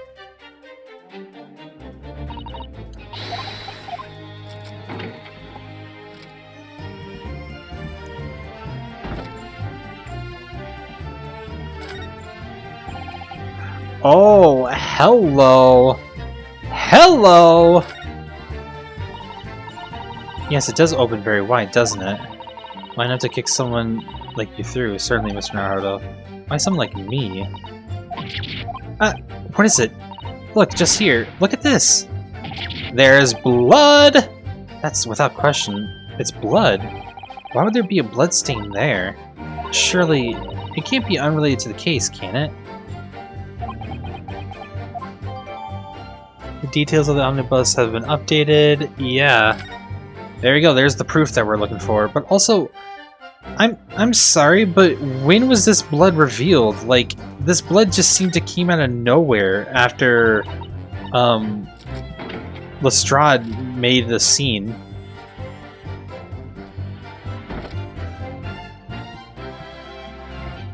Yeah, sure enough, it's right there.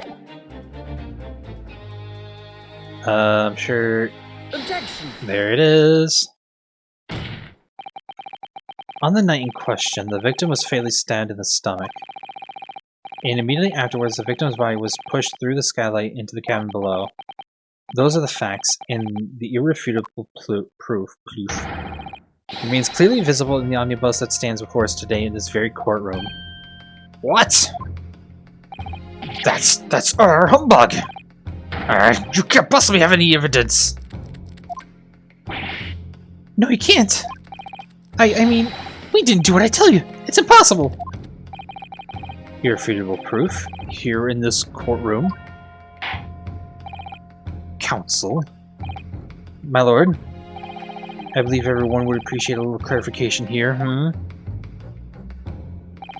Where exactly within the omnibus is this evidence which you allude? You will point out what it is that proves the victims fell from the roof deck through the skylight. Do do do do do do do do do do do do. Yes, it does open very wide, doesn't it? Yeah.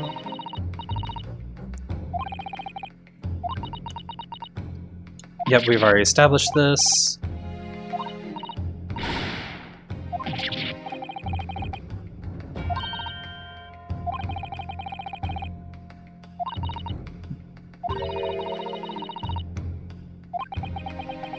It's right there! Got it! There you go. By Jupiter, is that blood? Blood! Ah. This blood stain proves two things. Firstly, when the incident occurred, the skylight of the omnibus was open. What? And secondly, the victim was already bleeding when he fell through the opening. Oh my! And so it follows that Mr. McGriddle, or why do I keep McGriddled? Is that why you said McGriddle earlier? Is that why? Is it because I accidentally slipped and called him McGriddle? God damn it. I just realized it. Oh my god. Mr. McGilden, who was inside the enclosed cabin himself at the time, cannot possibly be guilty of this crime. No!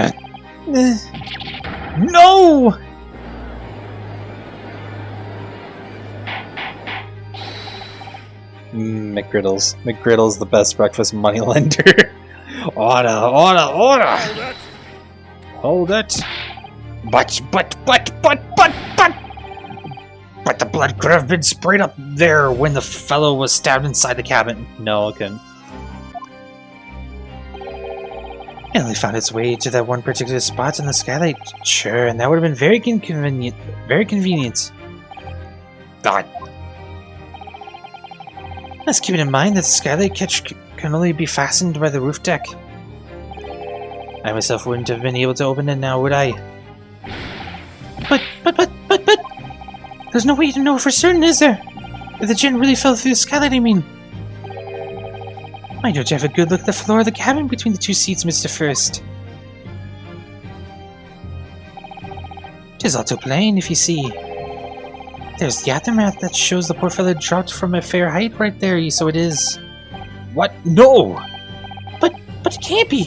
It's all lies! Hold it! Hold it! My furry. My furry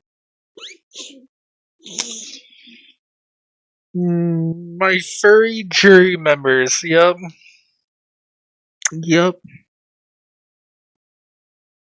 My furry jury members. Oh, I've been speaking for too long. I need to shut up. I'm starting to slip Freudian slips here. Freudian flips. Hydrate.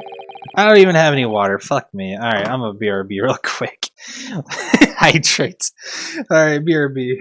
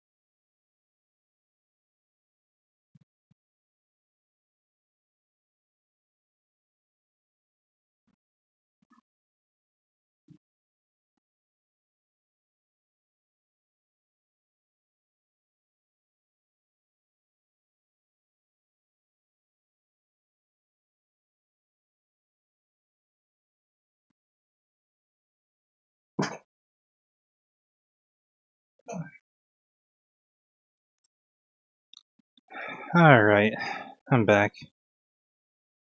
Good. No, stop it. Seat! Please! My seat! My chair, come on. Here you go.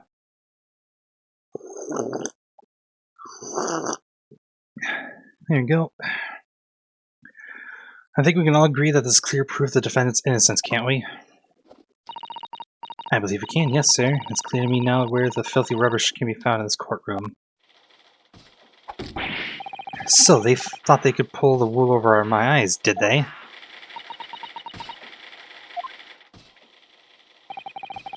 I won't tolerate any of the guild's carriages being sullied with blood. I won't tolerate it. Oh, I always knew that nice gentleman who gave us that delightful part couldn't have done such a thing. You're sweet, Grandma. You're sweet, but damn it, you were a little let on there too. On 3 then, everyone. 1, 2, 3. Objection! Hello? I'm sorry? Chilling performance, Mr. McGilded. Oh, what would you be referring to there now, Lord Van Zykes? Zippet. A bloodstain in the frame of the skylight. Such evidence is null and void. What? Why? The guy looks like a FF villain. Wait, which one? Vaughn? Oh yeah, he does. He does look like he kind of fits in Final Fantasy a little bit.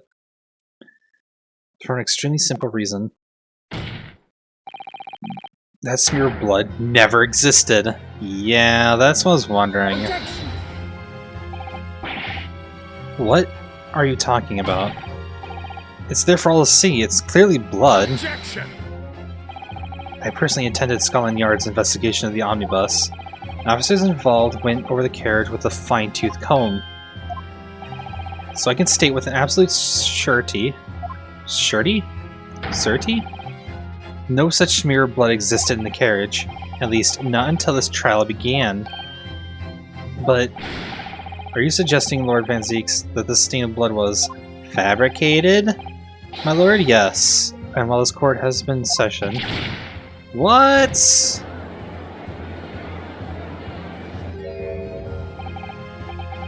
What a palaver.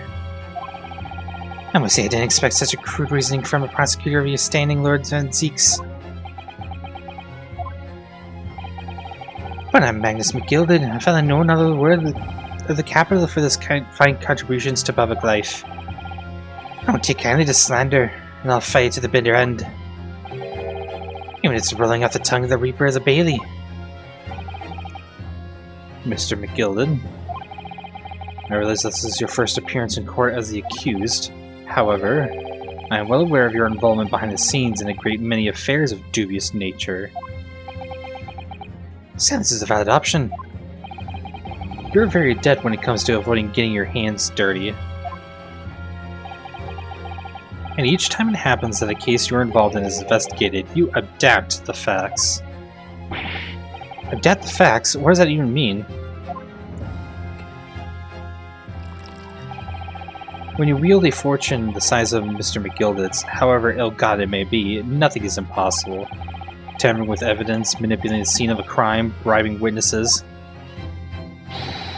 I toast your ability to concoct the most convenient of stories, sir. Tut-tut, Lord Van Zieks. This will not do, to be sure. Where then now, counsel? Oh, no. I think it's fair to say this does all sound like a rather far-fetched excuse by a desperate man. The blood on the skylight didn't exist, you say? But if you will all cast your minds back, is it not true that the omnibus there has been in the courtroom the entire time? How could anyone possibly have put a smear of blood in it without the world and his wife seeing? Isn't that right now, counsel? It's true, and the omnibus has been in full view the entire time that court has been in session. My learned friend. Oh. Here's to hearing your opinion on this matter in your own words. As you wish.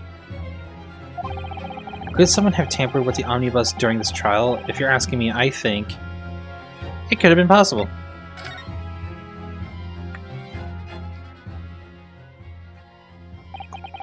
As a defense lawyer, it's my job to advocate for the defendant as best as I can, but still, I feel as though there's something even more important at stake here. There's no evidence to suggest that the defendant did as my learned friend suggests. However, in terms of having the opportunity to carry out the alleged tampering, there is one possibility. Oh! Good gracious. Explain yourself, counsel.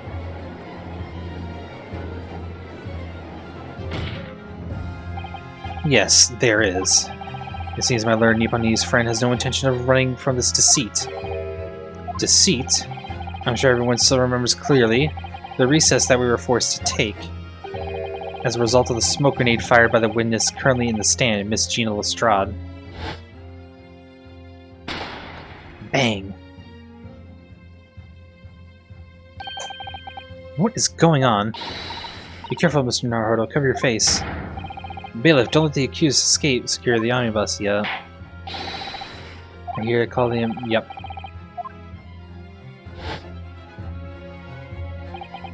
The courtroom was filled with smoke, and everyone was thrown into confusion.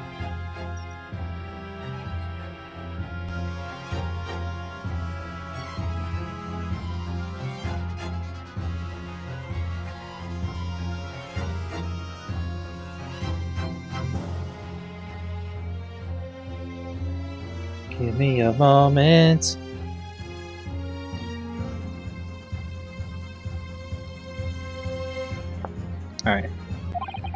All of us were made to leave this chamber. In that brief interval, under the veil of smoke and all the chaos, it could have been possible to steal inside this omnibus. I'm surprised this was made point now. Like, legit. Are you wise? What are you trying to pull, you rotten feckless gouger? Feckless gouger? You're supposed to be defending me. Tis a wicked plot. Tis a plot to undermine me, so it is. Objection! Wherever you think this is, it changes nothing. The facts are the same. After this courtroom was evacuated earlier as a result of the smoke grenade, a number of inconsistencies materialized in relation to the omnibus. Inconsistencies such as the contents, start with the storage compartment underneath the rear passenger seat.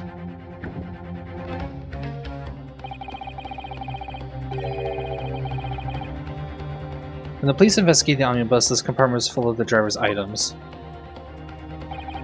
Secondly, we have the smear of blood on the edge of the skylight. As I've said, that was not present at the start of the trial this morning. Unfortunately, Lord Van Zeeks, no one is able to corroborate your claims. That's true. When the omnibus was first wheeled out, both the storage compartment and the skylight were shut.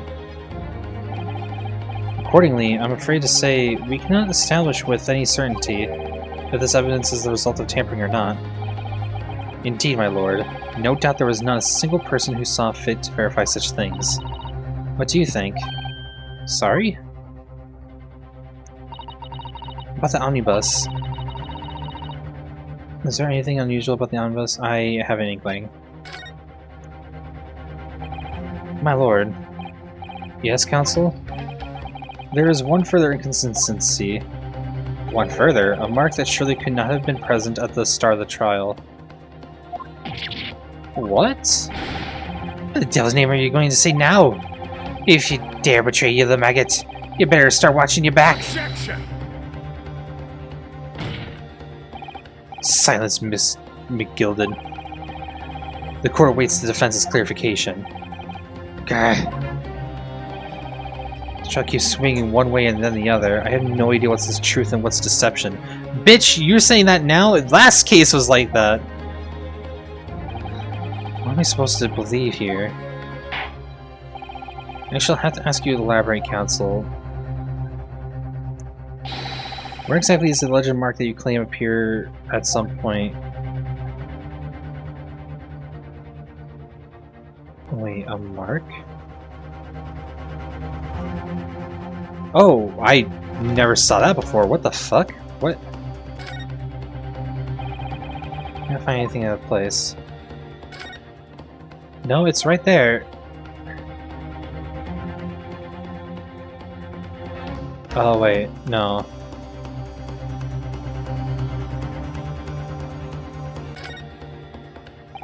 I can't find anything out of place, so it has to be here.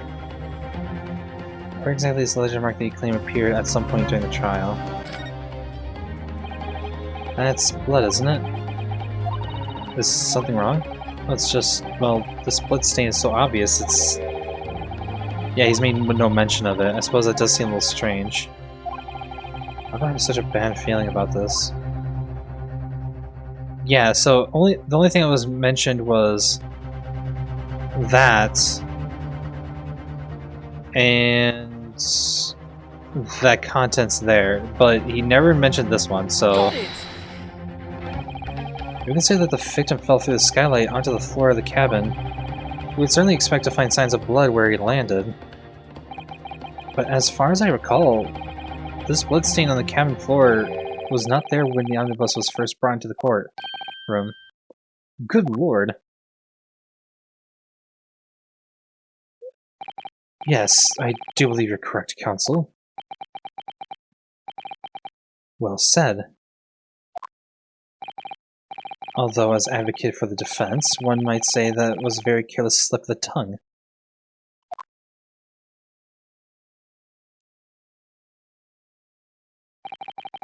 I believe that bloodstain on the floor is a decisive piece of evidence.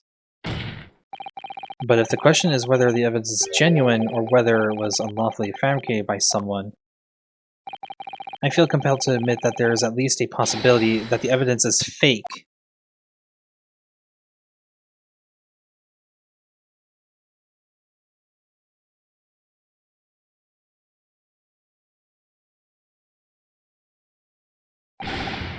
Nah! Ooh, this trial is over. Mr. McGilden? I've done everything I possibly can to cooperate with the court, but it is all over now. But you're the defendant. It is over, I tell ye! Memory, recollection, what people think they saw. It is all nonsense. Facts are what counts, and the fact is that bloodstain is there now! Well, and you are the course of this desperate trial, long and extremely drawn out as it been. That good-for-nothing Reaper the Bad has failed to present any decisive evidence at all. I'm scandalized, so am I. So I am. I thought better of Lord Van Zieks. Well, my lord? I think my accent's breaking. Fuck. I must concur with the defendant. The unaffirmed recollections of the individual cannot stand as evidence. At this moment in time, the particular bloodstain in question is very much in existence, and in the absence of a credible method by which to prove its alleged previous non-existence, I regret to say that it would be improper for this trial to continue. Your lordship can be serious. Lord Van Zieks, what is your position? Prosecution, my lord? Has no further witnesses or evidence to present. Very well. In that case, as I believe we have explored every possible avenue in this matter, I shall proceed to my adjudication. As a formality, I am of course obliged to confirm with the defense first. What formality? As things stand at the moment, it would seem that Mr. McGilden will be found not guilty. Yes, which would mean we've won. Is that really the right outcome here? Is it really outright for the trial to come to an end now with all these unexplained inconsistencies? Counsel for the defense, your closing statement, please. Can no one please, just take the gun from Lestrade? Yes, my lord. The defense believes...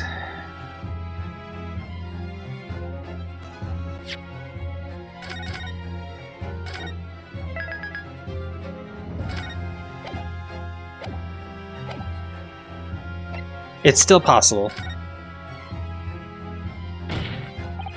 I am here in this courtroom today to advocate for the defense of my client, Mr. McGilden. However, at this moment in time, I cannot in all good conscience attest fully to the defense innocence. What are you saying, man? Without any question, there is no conclusive evidence to prove that the defense is guilty. However, there is also no conclusive evidence to prove that he's innocent. Good. Good gracious me! Order! Order! This unprecedented behavior, counsel. The defense lawyer calling the accused innocence into question. Are you of sound mind?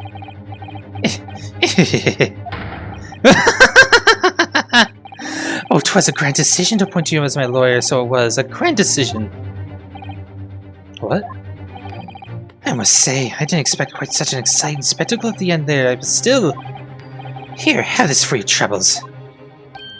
Look! Your job here is done, fella. And some fine work you've done, so you have... What do you mean?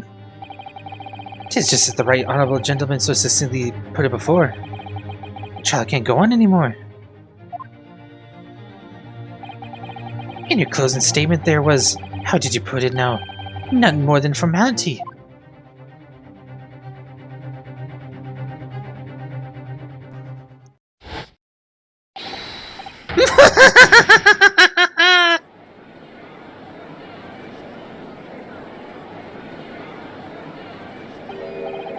I really don't know what to make of all this. Was the evidence we've seen genuine, or was it fake? His lordship would be fuming. Any unsightly rubbish should be disposed of promptly, as they said. The stinking rich are always guilty of something. You mark my words! I feel terribly ashamed for I ever doubted that lovely man who gave us the lovely park. Now the proceedings have unfolded in this way, I'm compelled to declare a premature end to this trial. Furthermore, the court must accept the defendant's plea.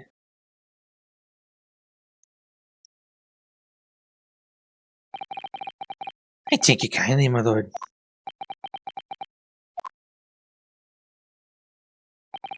I hereby pronounce the verdict of this court. Objection!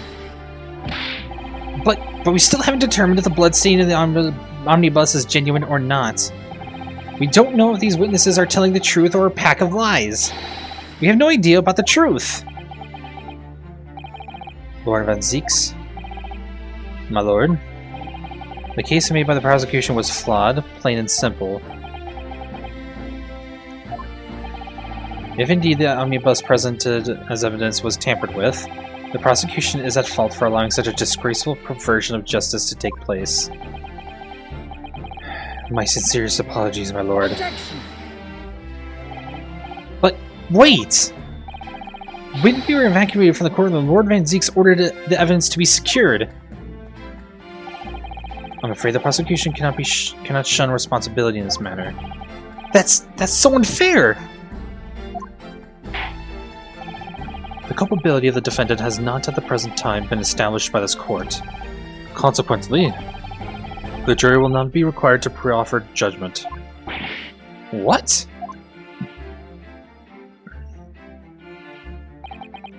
Well, Lord Van Zieks, it's been a pleasure, so it has. And as for you, my dear feather, I couldn't have asked for a better defense. Do you mean to tell me that this has all been a grand waste of time? 'Tis the law of the land, my good man. If you'd like to pursue this matter further, you can always go ahead and try to change the law. Magnus McGilded. Good grief, you've more to say to me, have you? Just one thing, a warning. This is far from over. It's something to look forward to then.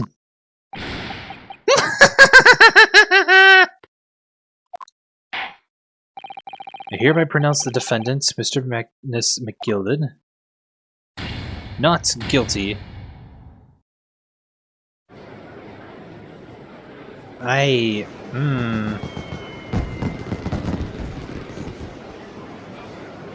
That's it?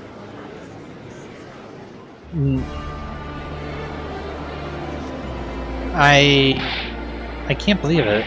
This is outrage. They should have examined the evidence more. What are you talking about? The man's been cleared. He's innocent.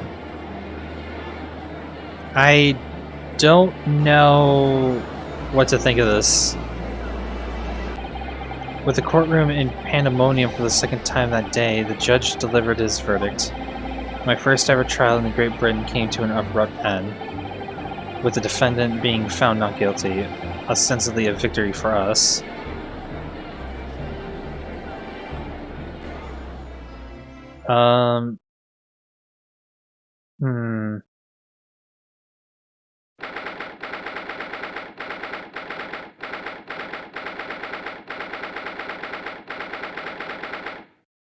That isn't the end, is it? That...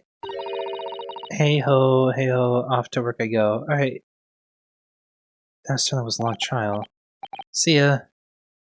Yes, it was. Your first ever trial on foreign soil and your first victory. It was a wonderful performance. My heartfelt congratulations. And to you, Mr. Sato, thank you for your assistance. I suppose we should be happy. The trouble is, we're still completely in the dark about what actually happened. Well, we didn't have enough time. But isn't it wrong? I mean, who was actually responsible for Mr. Mason's death? We didn't even know that. Sole aim of the defense is to obtain a verdict that exonerates the defendant. You carried out your duty to perfection. Aye, that you did! Mr. McGilded. Ah, and that girl's with him too. Well, it seems the stories are true. Oh, what stories? How about the 6 enormous fireworks they do be letting off when there's a verdict of not guilty? I'm sure you must have seen them by now. Spectacular, wouldn't you say? Yeah, definitely. It was a sight to behold, and to be sure it was. I told you to tank, I suppose. I have you to tank, I suppose. For having an opportunity to see it. Oh, I don't know about that. Not sure I really did anything. When are you certain, fella? How did I walk out of there a free man then? I don't think it was so much thanks to me as down to your planning. You're a straight-talking fella, aren't you? I must say, you had me straight in the head there once or twice. But you're young and headstrong. Ah, 'tis water under the bridge. Congratulations, Mr. McGilded, on having your name cleared. But nothing's resolved. There's only one thing that matters to me. Oh? Aye. They've all seen that I didn't do that odious and obscene deed. 'Tis grand, is it not? I suppose it is. And the fine fellows of Scotland Yard can take matters in hand and sort out wee details. You'll see for what it is. They'll get to the truth.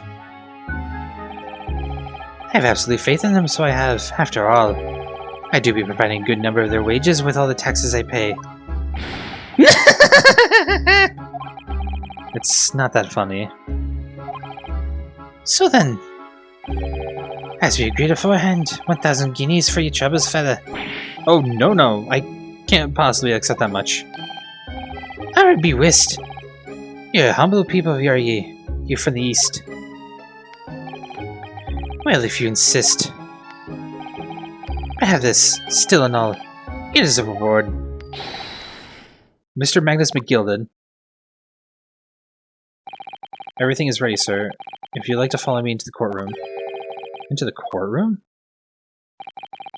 What's this, officer? 'Tis sooner than I was led to believe. Oh, it's not inconvenient, sir. There were some changes to the schedule. Well, they must be making tracks now. 'Tis fine for the inspection. Sorry? What inspection? They're going to examine the omnibus again, so I'm told. I asked if I can be present for it myself. They're going to examine it again? Now? Naturally, I'm under no obligation to take part in any more of this matter now. But as an upstanding member of London society, I do be my best to help where I can. 'Tis a gentleman's duty, so it is. So then, fairly well. 'Twas an absolute pleasure meeting yous. I hope you have a wonderful time while you're studying here in Great Britain. And there he goes, a free man. Oh, I forgot she was here too. Can I take that from you, please? Don't move. Whereas I want to say, get a move on. She really does take forever to load that thing. Miss Lestrade, would you mind putting that thing down? You're a grown-up. Sorry.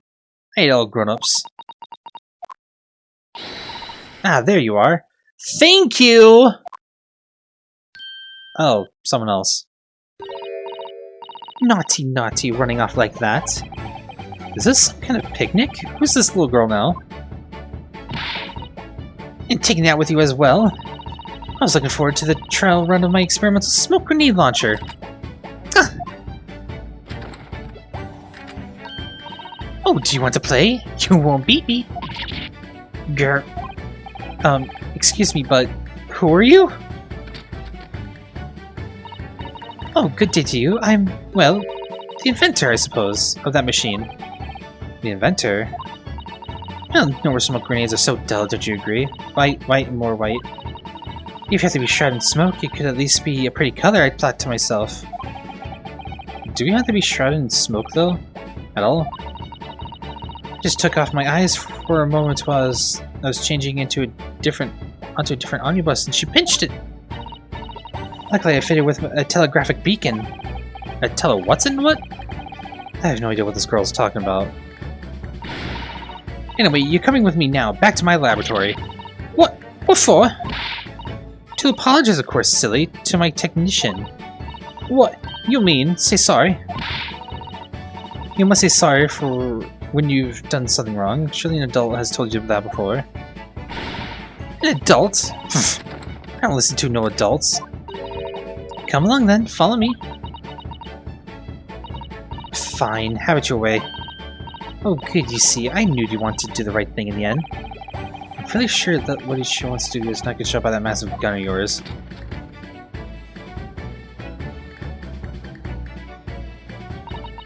We'll be leaving now then. Bye-bye. I'm so sorry for all the fuss.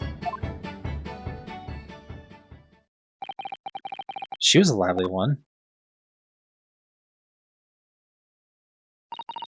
Well, do you think perhaps we ought to be on our way now too? Yes, you're right, but where to? Oh! We haven't had time to find a place to stay. No sooner have we arrived in London than we had to rush here.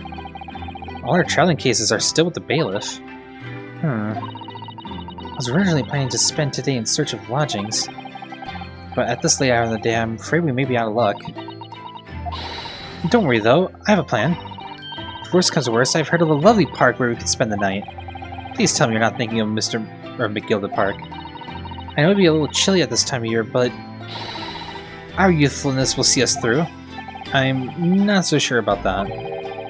I think in midwinter in London, night will freeze a young person solid just as easy as an elderly one. Oh dear, it doesn't sound agreeable. I'm starting to regret turning Mr. McGilda down. That 1,000 guineas would have paid for a lovely warm room or a mansion. And so, the trial to determine my worthiness for the study tour was over by the end of our first day in London. However, as we were soon to learn, there were more trying times ahead. Just as the Reaper the Bailey had warned, the case was far from over.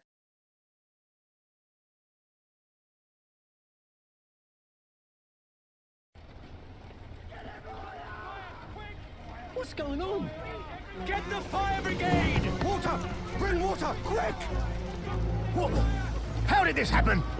I don't know, sir. By the time I got here, it was already engulfed. No one was supposed to be allowed in here before we started investigating. Oh, what the f- No. Oh, good God. There's someone in there. Oh,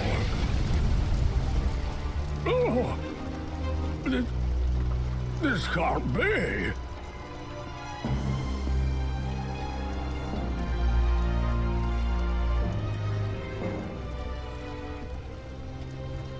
Um.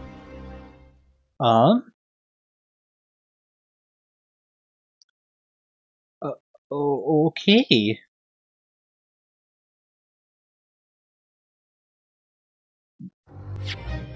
What?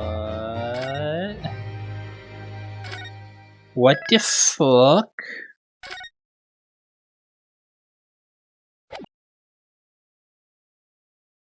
The Adventure of the Cloud GoPro.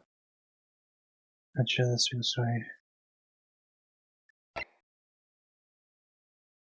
What the fuck? Okay, okay.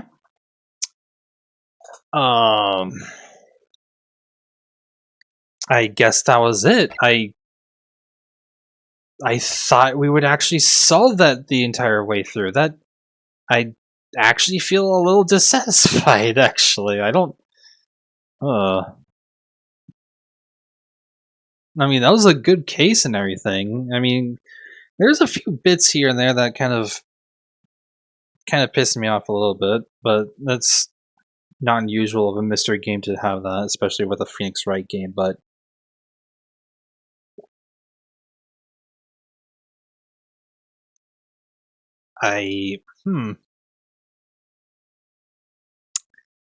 That was interesting. I guess I'll just have to continue this next time. So, thank you all for coming. I hope you enjoyed the stream. And hope to see you next time when I stream more of this. But, I think, no, today is Tuesday. So, yeah, tomorrow would be Wednesday. So, there will actually be more Kingdom Hearts instead. Since I'm now implementing the schedule thing again, that Mondays and Tuesdays are going to be one game, Wednesdays and Thursdays are going to be another. And for this particular week, I don't think I'll be streaming at all Friday due to having some guys come over to deal with the bed bugs they have going on here. So there will be no stream on Friday. So with that said, I hope to see y'all come by for some Kingdom Hearts. Kingdom Hearts 1, in fact, tomorrow. So with that said, I hope y'all have a good night.